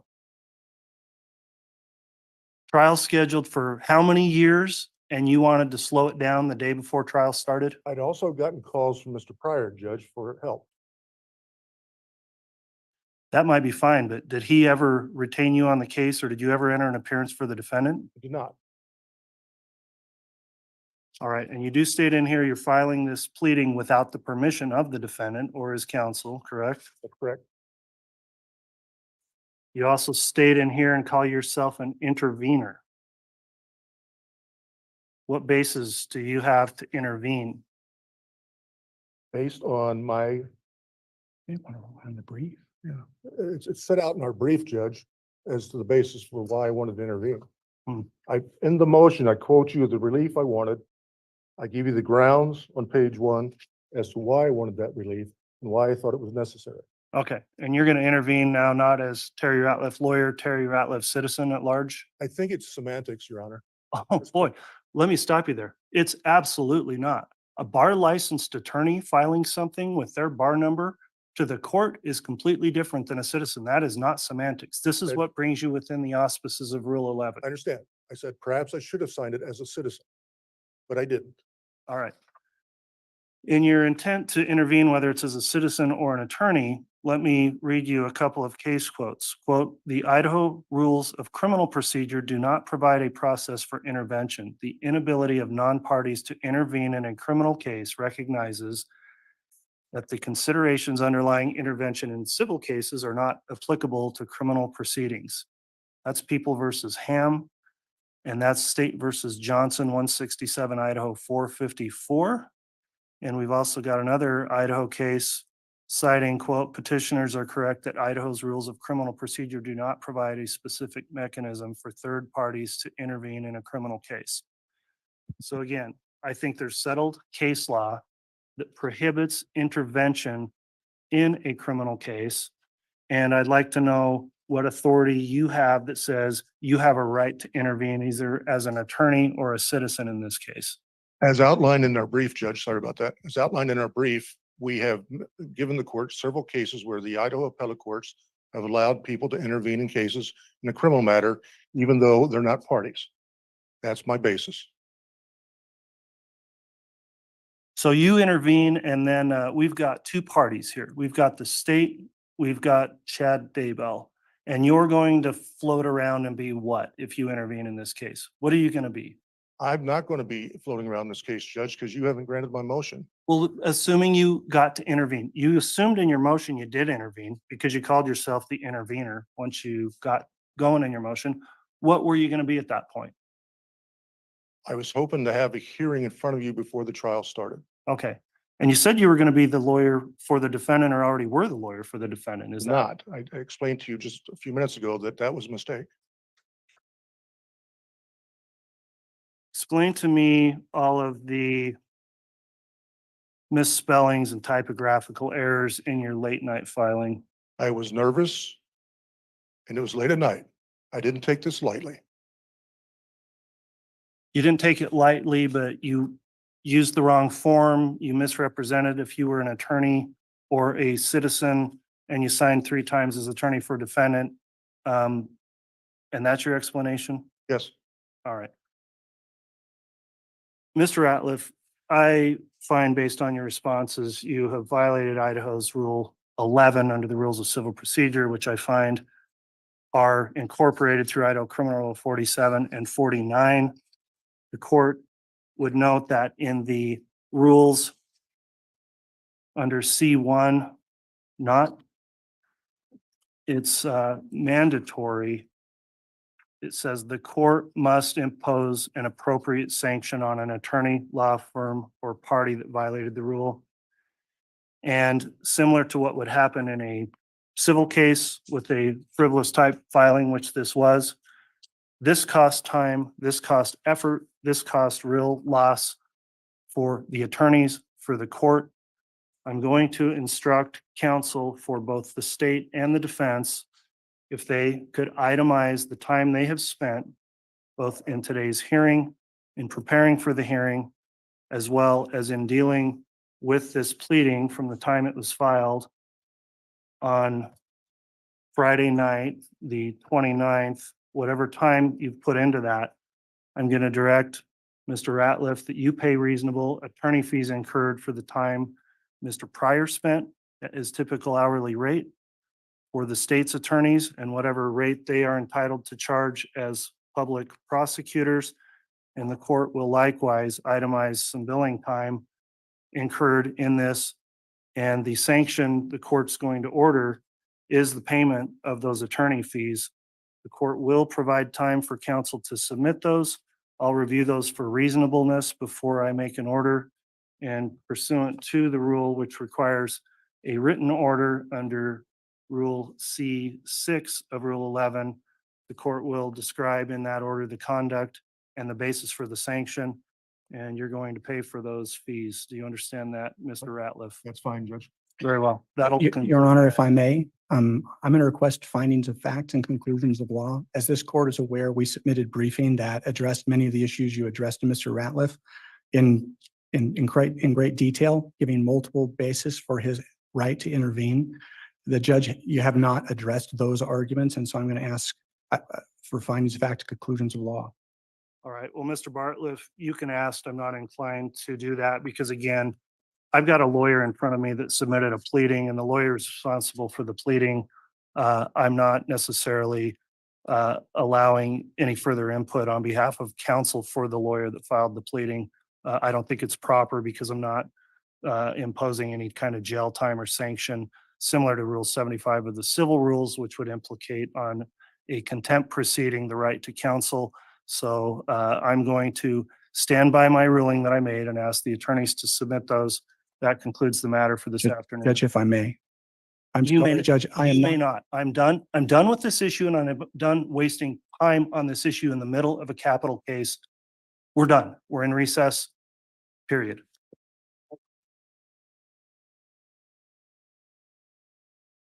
That is the most ridiculous thing I have ever witnessed.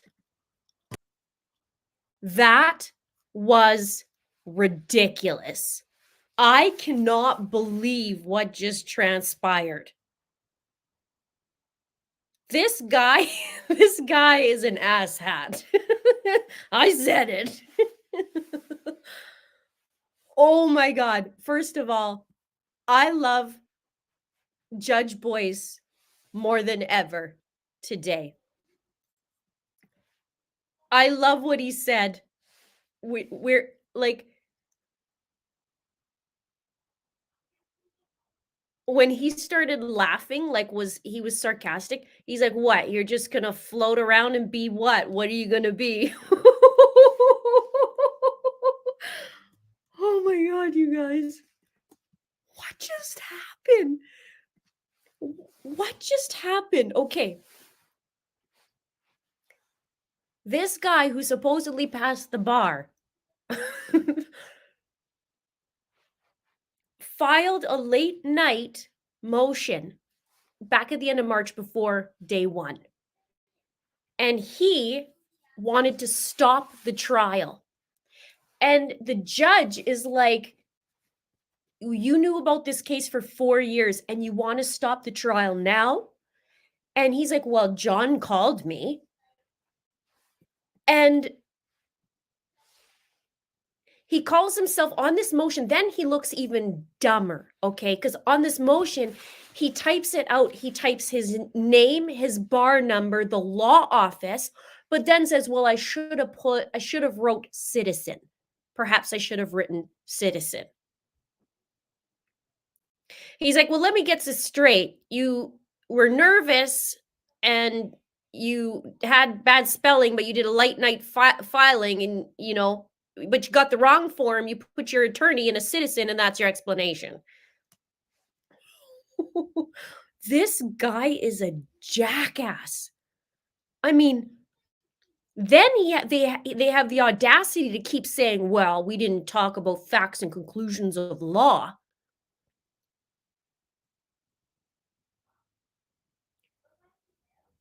This is nuts.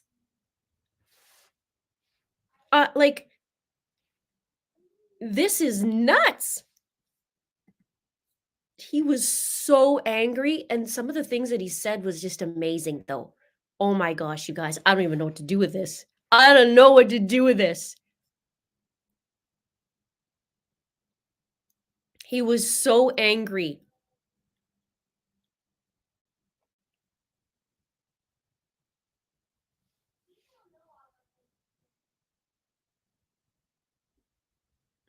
Yeah, he said he accused the judge of being in contempt, and the judge said, I'm not in contempt of court, Mr. Bartlett.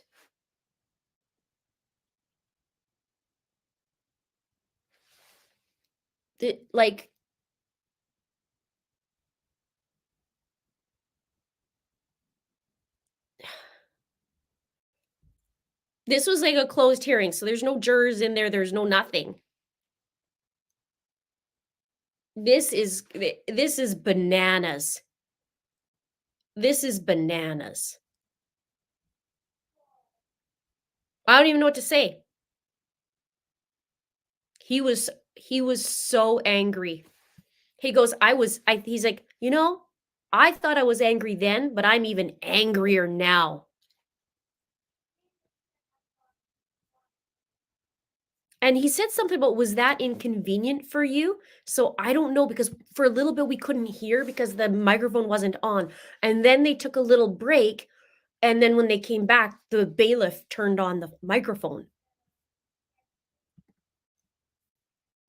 But this is crazy. He said he had a bunch of reasons.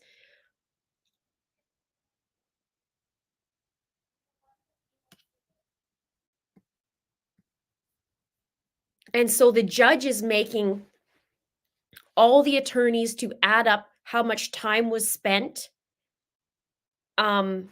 wasting their time and the court's time, and he's going to have to pay it.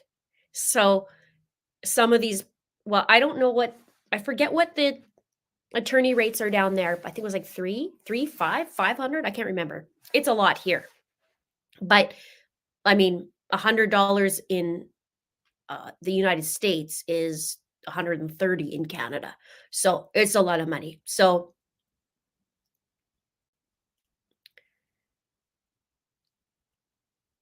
I don't even know what to say right now. So if it's even let's just say $500, right? You got 4 attorneys plus a defense attorney, because John got served too. I don't know how that's going to work, plus the court. So you got a few $1,000s because it's not just an hour that was wasted. I am in Canada, yes.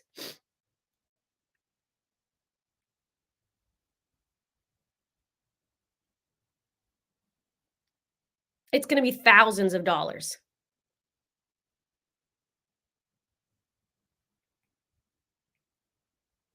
Oh, I said the reason why I said 100 is just to tell you the exchange. That's all. Not that it's $100.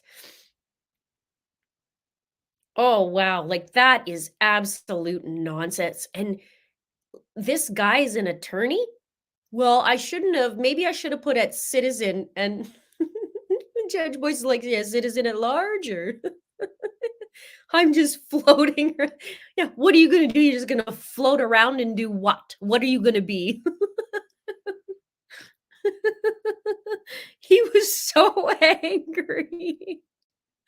Wait, is that still up? We got to see if it's still up. That I'm just, I can't keep saying it because I am literally speechless right now. Oh, it's still up. Okay, hang on, you guys. We gotta watch this. Do you guys want to watch it again? Okay, let's go back. Hang on. We gotta watch it again because this is crazy.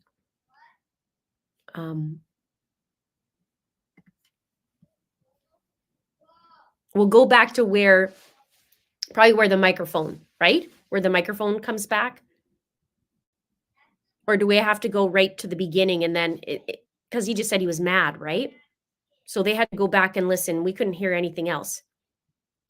Okay, let's go back because it's bananas. Okay. Okay, let's go here.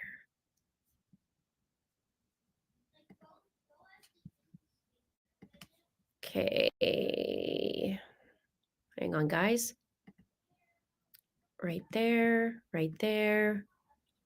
It might just take me a minute to rewind. Hang on.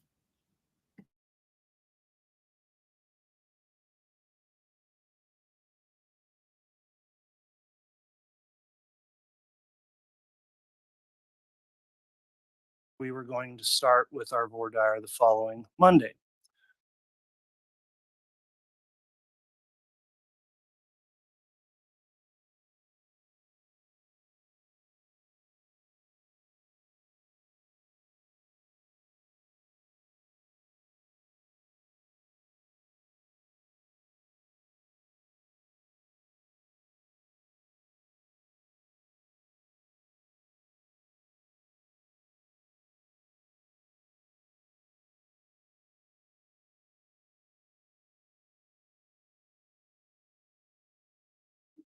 Thank you. Please be seated.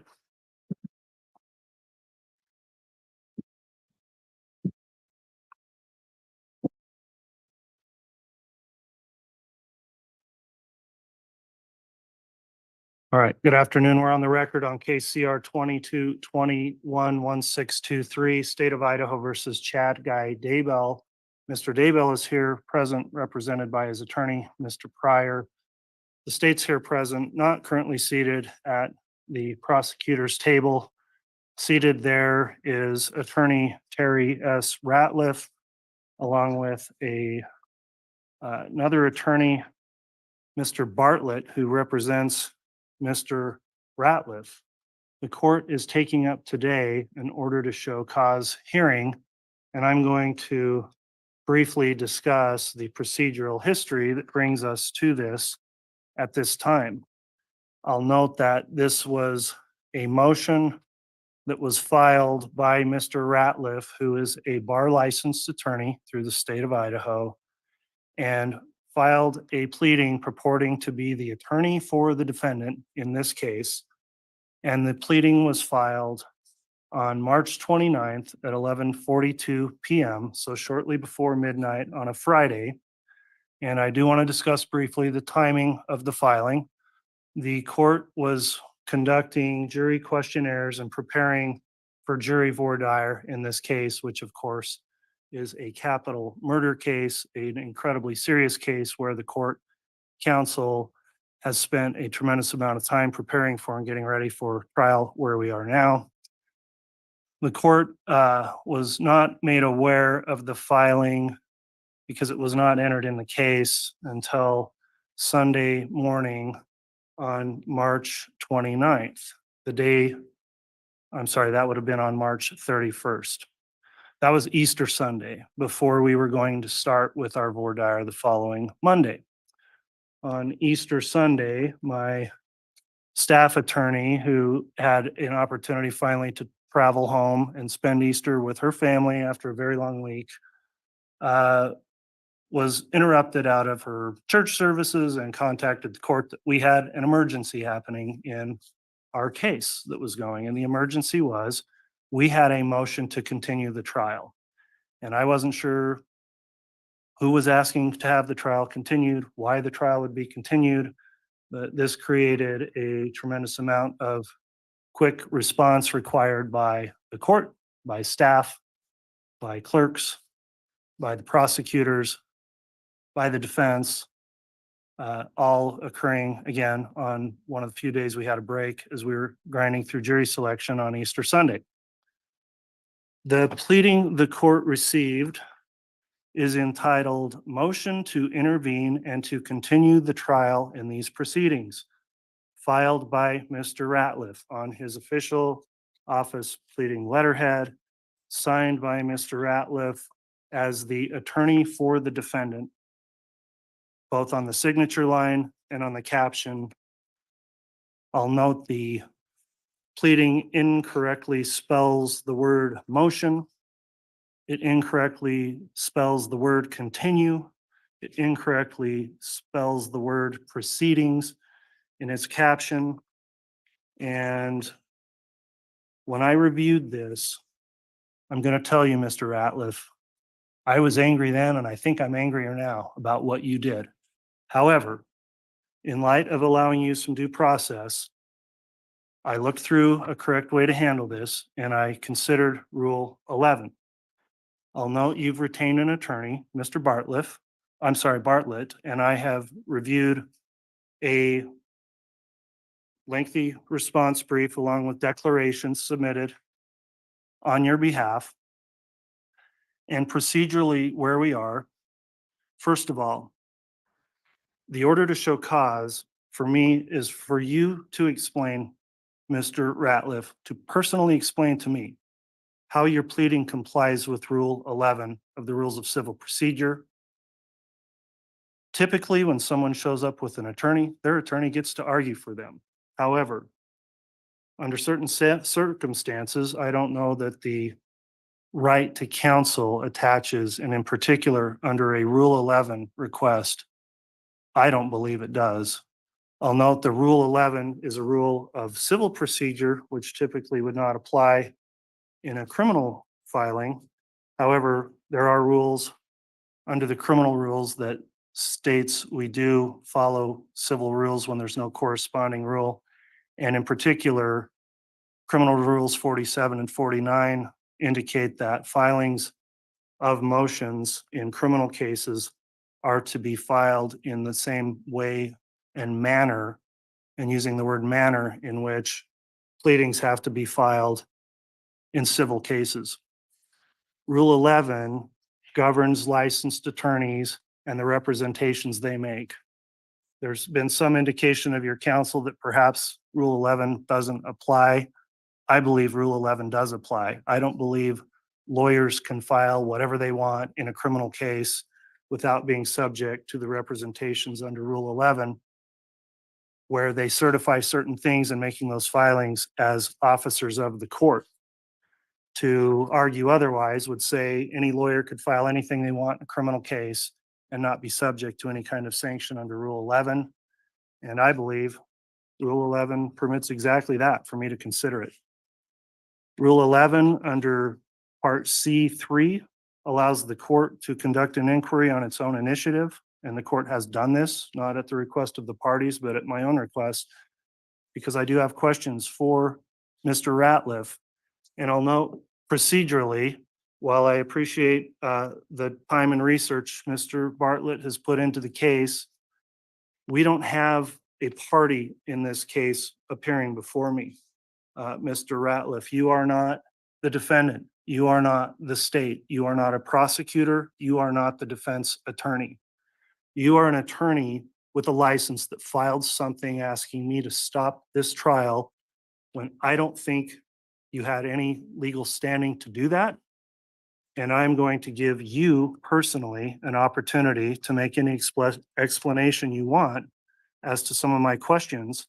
I am not going to turn this into an adjunct litigation under the auspices of this capital murder case, because quite frankly, you don't represent the defendant here. You don't represent the state. You're not a party. And I'm not going to let this devolve into a whole separate procedural mess in this case and create a record of some side issue that has nothing to do with the charges the state is currently putting evidence on for. So now that I've had my say about how we got here and why we are here, Mr. Ratliff, I have questions for you under Rule 11. And if you'd like to answer those questions personally, I will ask you some questions. If you don't want to answer those questions under the advice of counsel, I'll understand that as well.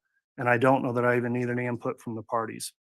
So, Mr. Ratliff, are you going to answer the court's questions as it relates to Rule 11?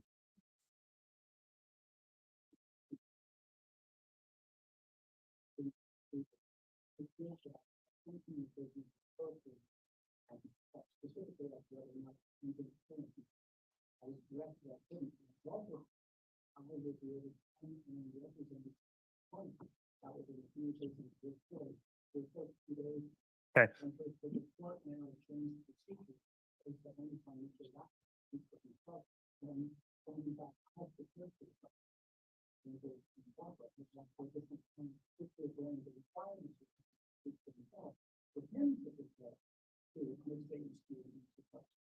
Otherwise, I think really could really put some process into the way that they're looking to go through this. I think the process will be required. The rules regarding consent. I'm not in contempt. I'm not in contempt, Mr. Bartlett.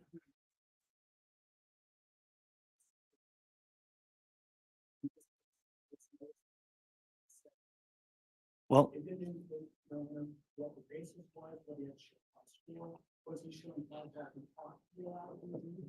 Was he showing cause whether or not he complied with Rule 11? Was he showing cause? We didn't know. We only learned 2 evenings ago, late on the 16th, that I was told whether or not Rule 11. Oh, was that inconvenient for you? Was that? I'm asking you a direct question. Was that inconvenient for you? Your Honor, it was only that I didn't have the amount of notes necessary. It's not that.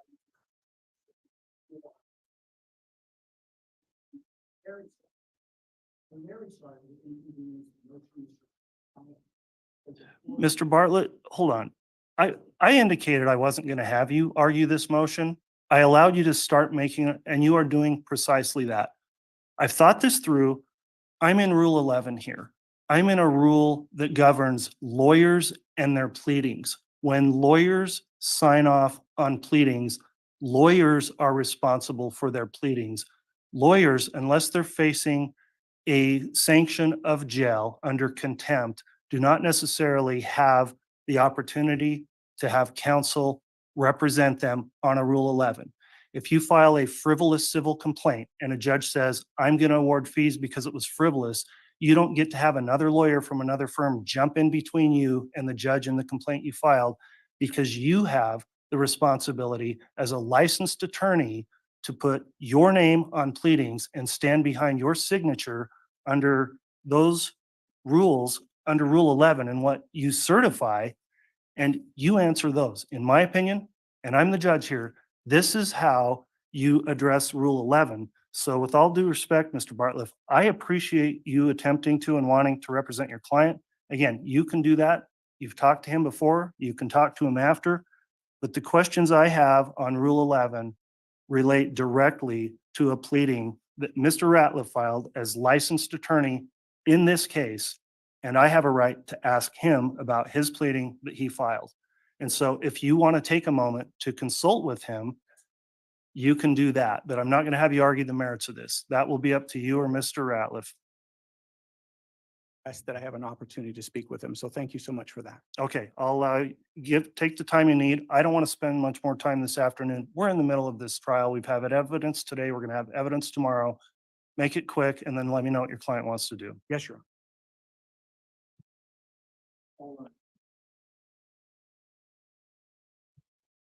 They take a quick break, but I'll fast forward through that. We're laughing.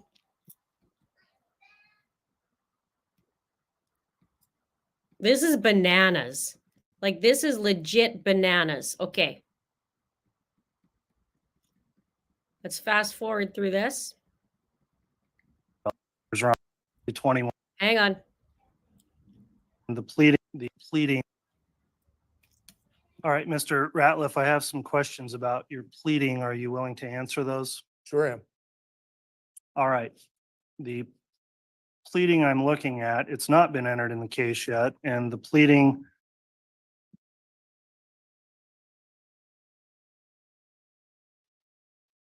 give me just a second.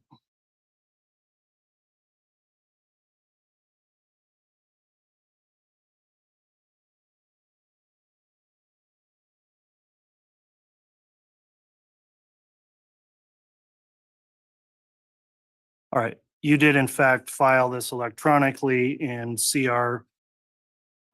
Well, that's wrong to the case number, but this is case CR 22-21-16-23, the state of Idaho versus Chad Guy Daybell. Is that correct? That's correct. All right, I'll note the case number is wrong as well. You got it CR 12-21.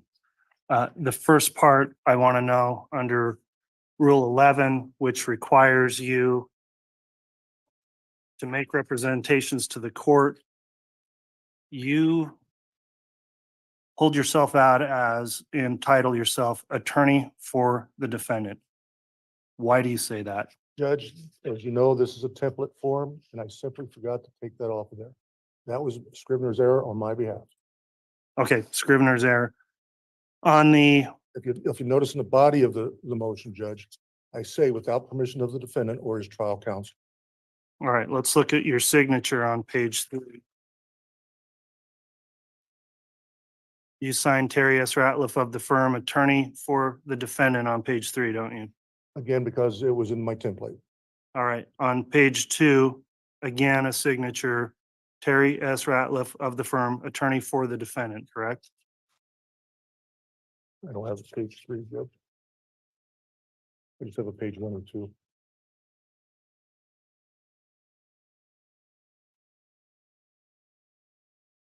Bottom of the certificate of service is one signature, another at the bottom of the contents of the pleading. If it's there, Judge, it's there because it's a template form and I didn't strike it. Okay, so 3 times you called yourself the attorney for the defendant. So who are you the attorney for? Me, So Terry S. Ratliff, attorney for Terry S. Ratliff in this case. I should have signed citizen. Citizen? Yes. Why are you Avoid- referencing your bar number if you're just citizen? Again, it's the form, Judge. It's a reference to the form. I'm not Mr. Daybell's attorney, never was. You put this on a pleading, if you look at the top left, you've got your name, your Idaho State bar number, your Ratliff Law offices, and attorney for defendant. You're telling me you mistakenly just wanted to file something as a citizen and not as a lawyer? I was looking for immediate relief because of the concerns I had about the case, Your Honor. And why were you doing that on a Friday night at almost midnight? What, Because- you've known about this case for a long time, according to your own content here, right? That's correct. So why are you doing it then? Because I thought I needed to do something to slow it down. Trial scheduled for how many years? And you wanted to slow it down the day before trial started? I'd also gotten calls from Mr. Pryor, Judge, for help. That might be fine, but did he ever retain you on the case or did you ever enter an appearance for the defendant? I did not. All right, and you do state in here you're filing this pleading without the permission of the defendant or his counsel, correct? That's correct. You also state in here and call yourself an intervener. What basis do you have to intervene? Based on my, They want to rely on the brief. it's set out in our brief, Judge, as to the basis for why I wanted to intervene. Hmm. In the motion, I quote you the relief I wanted. I give you the grounds on page 1 as to why I wanted that relief and why I thought it was necessary. Okay, and you're going to intervene now, not as Terry Ratliff lawyer, Terry Ratliff citizen at large? I think it's semantics, Your Honor. Oh, boy, let me stop you there. It's absolutely not. A bar licensed attorney filing something with their bar number to the court is completely different than a citizen. That is not semantics. This is Okay. what brings you within the auspices of Rule 11. I understand. I said perhaps I should have signed it as a citizen, but I didn't. All right. In your intent to intervene, whether it's as a citizen or an attorney, let me read you a couple of case quotes. Quote, "The Idaho rules of criminal procedure do not provide a process for intervention. The inability of non-parties to intervene in a criminal case recognizes that the considerations underlying intervention in civil cases are not applicable to criminal proceedings." That's People versus Ham, and that's State versus Johnson, 167 Idaho 454. And we've also got another Idaho case citing, quote, "Petitioners are correct that Idaho's rules of criminal procedure do not provide a specific mechanism for third parties to intervene in a criminal case." So again, I think there's settled case law that prohibits intervention in a criminal case. And I'd like to know what authority you have that says you have a right to intervene either as an attorney or a citizen in this case. As outlined in our brief, Judge, sorry about that. As outlined in our brief, we have given the court several cases where the Idaho appellate courts have allowed people to intervene in cases in a criminal matter, even though they're not parties. That's my basis. So you intervene and then we've got 2 parties here. We've got the state, we've got Chad Daybell. And you're going to float around and be what if you intervene in this case? What are you going to be? I'm not going to be floating around this case, Judge, because you haven't granted my motion. Well, assuming you got to intervene, you assumed in your motion you did intervene because you called yourself the intervener once you got going in your motion. What were you going to be at that point? I was hoping to have a hearing in front of you before the trial started. Okay. And you said you were going to be the lawyer for the defendant or already were the lawyer for the defendant. Is that? Not. I explained to you just a few minutes ago that that was a mistake. Explain to me all of the misspellings and typographical errors in your late night filing. I was nervous and it was late at night. I didn't take this lightly. You didn't take it lightly, but you used the wrong form. You misrepresented if you were an attorney or a citizen and you signed 3 times as attorney for defendant. And that's your explanation? Yes. All right. Mr. Ratliff, I find based on your responses, you have violated Idaho's Rule 11 under the Rules of Civil Procedure, which I find are incorporated through Idaho Criminal Rule 47 and 49. The court would note that in the rules under C1, it's mandatory. It says the court must impose an appropriate sanction on an attorney, law firm, or party that violated the rule. And similar to what would happen in a civil case with a frivolous type filing, which this was, this cost time, this cost effort, this cost real loss for the attorneys, for the court. I'm going to instruct counsel for both the state and the defense if they could itemize the time they have spent both in today's hearing, in preparing for the hearing, as well as in dealing with this pleading from the time it was filed on Friday night, the 29th, whatever time you've put into that. I'm going to direct Mr. Ratliff that you pay reasonable attorney fees incurred for the time Mr. Pryor spent at his typical hourly rate for the state's attorneys and whatever rate they are entitled to charge as public prosecutors. And the court will likewise itemize some billing time incurred in this. And the sanction the court's going to order is the payment of those attorney fees. The court will provide time for counsel to submit those. I'll review those for reasonableness before I make an order. And pursuant to the rule, which requires a written order under Rule C6 of Rule 11, the court will describe in that order the conduct and the basis for the sanction, and you're going to pay for those fees. Do you understand that, Mr. Ratliff? That's fine, Judge. Very well. That'll Your Honor, if I may, I'm going to request findings of facts and conclusions of law. As this court is aware, we submitted briefing that addressed many of the issues you addressed to Mr. Ratliff in great detail, giving multiple basis for his right to intervene.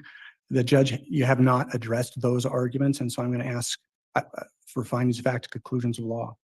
All right. Well, Mr. Bartliff, you can ask. I'm not inclined to do that because, again, I've got a lawyer in front of me that submitted a pleading, and the lawyer is responsible for the pleading. I'm not necessarily allowing any further input on behalf of counsel for the lawyer that filed the pleading. I don't think it's proper because I'm not imposing any kind of jail time or sanction similar to Rule 75 of the civil rules, which would implicate on a contempt proceeding the right to counsel. So I'm going to stand by my ruling that I made and ask the attorneys to submit those. That concludes the matter for this afternoon. Judge, if I may. I'm You may- sorry, Judge, I You am may not. not. I'm done. I'm done with this issue and I'm done wasting time on this issue in the middle of a capital case. We're done. We're in recess, period.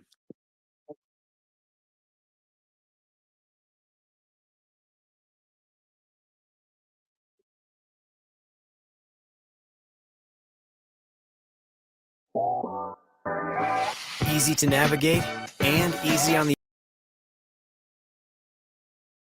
You can't even make this up.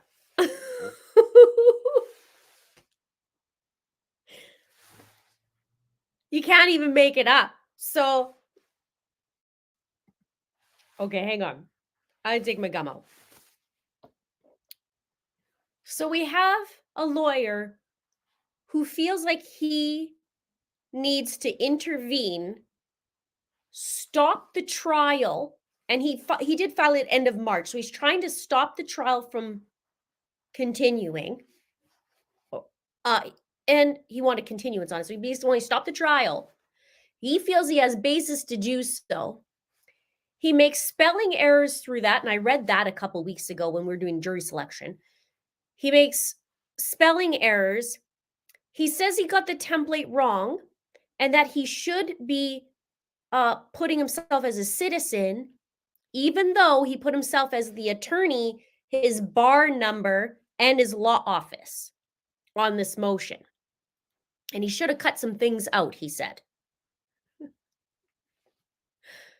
So I can't even. Okay, so it started off with the judge saying, I think I was angry then, and I'm even angrier now. And this motion that was filed by him, like I told you, but it was done March 29th at 11:42 p.m. on Friday. So the judge is saying, look, we were going through court jury questionnaires, jury voir dire, and he said, this is a serious case. He said, on March 31st, on Easter Sunday, my staff attorney, who had an opportunity to spend time with family, was interrupted and had an emergency. We had to come to deal with this. He said, got the motion to continue the trial. Why? And needed a quick response. And then he said, he talked about the spelling errors.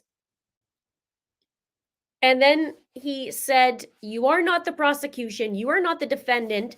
Typically, he says, I'm sorry, he goes, you don't represent the defendant. You don't represent the prosecution. I'm not going to let you do this side issue that has nothing to do with things. And then the microphone was off. So they went and they read some things. They came back. The bailiff put on the microphone, and he accuses of the judge of being in contempt. The judge says, I'm not in contempt. I am not in contempt, Mr. Bartlett. And then Mr. Bartlett says something, or one of the two says something, and he goes, oh, was that convenient for you? Was that inconvenient for you? He's like, I allowed you to argue. I've thought through this. When lawyers sign off on their pleadings, that lawyers are responsible. So he goes through this motion again, saying, look, it was filed electronically. You also got the wrong case number on there. You say you're attorney for the defendant. And that's when he's like, no, this is an error on my behalf. It was a template. It sounds so stupid. I can't even believe this guy has passed the bar exam. He sounds like an absolute idiot stick.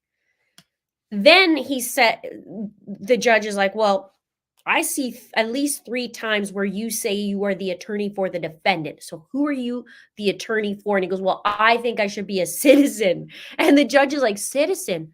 What the heck? Why are you referencing the bar and your name and your law office if you're just a citizen?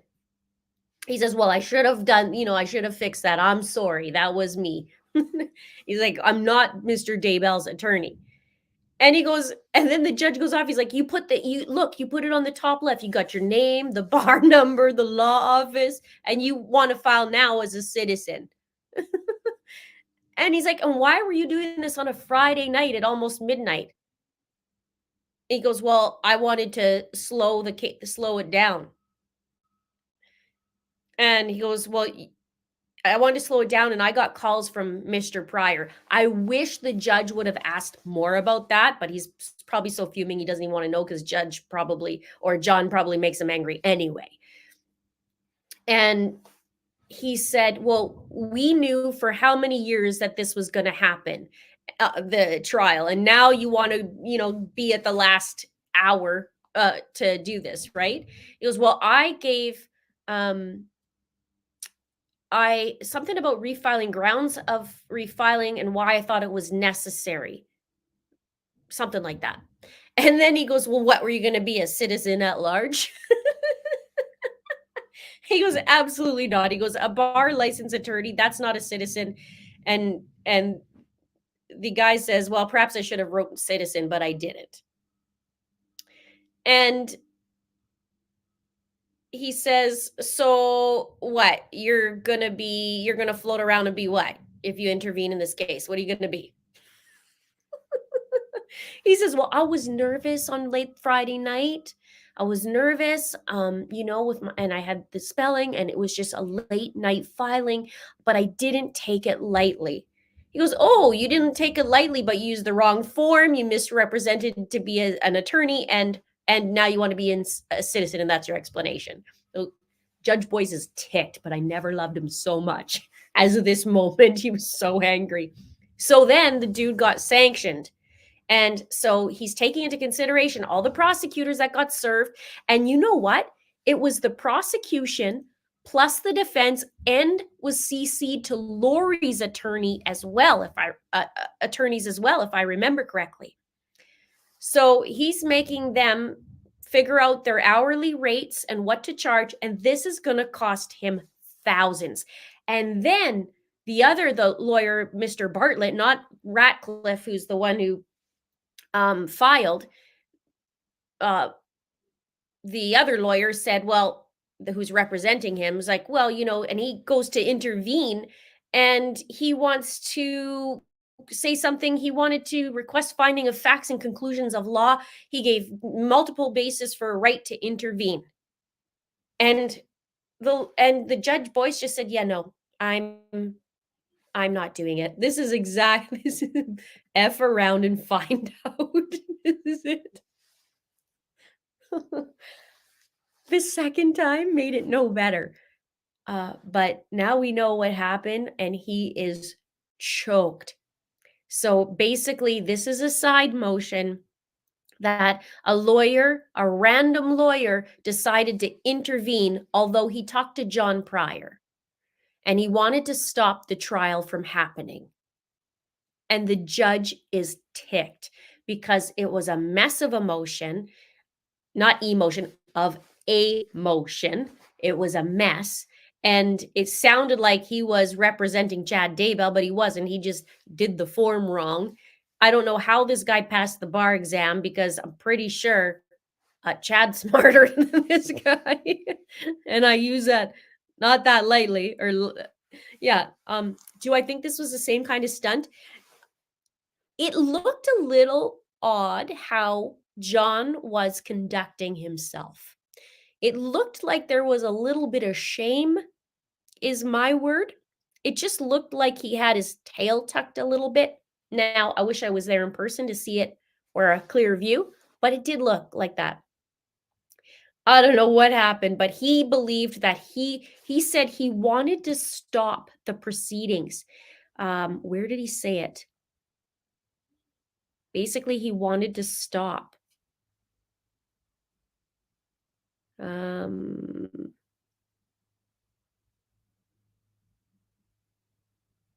Yeah, I had it written down that basically he's like, I just felt like I had to stop this.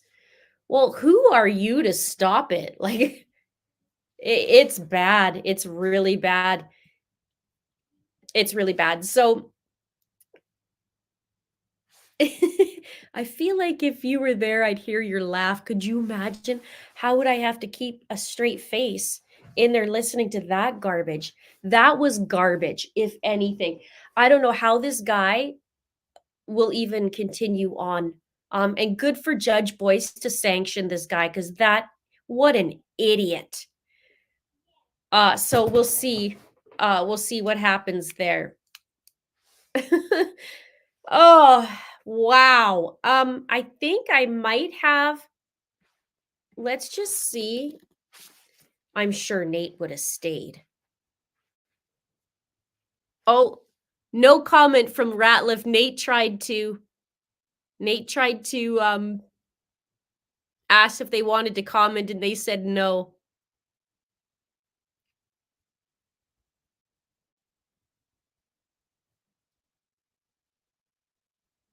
Wow.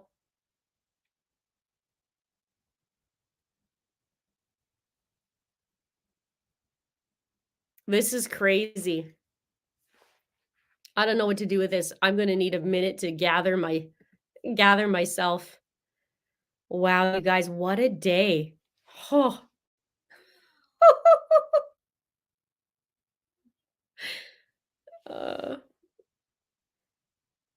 I don't know what to say. Anyway. All right, you guys, I need a break.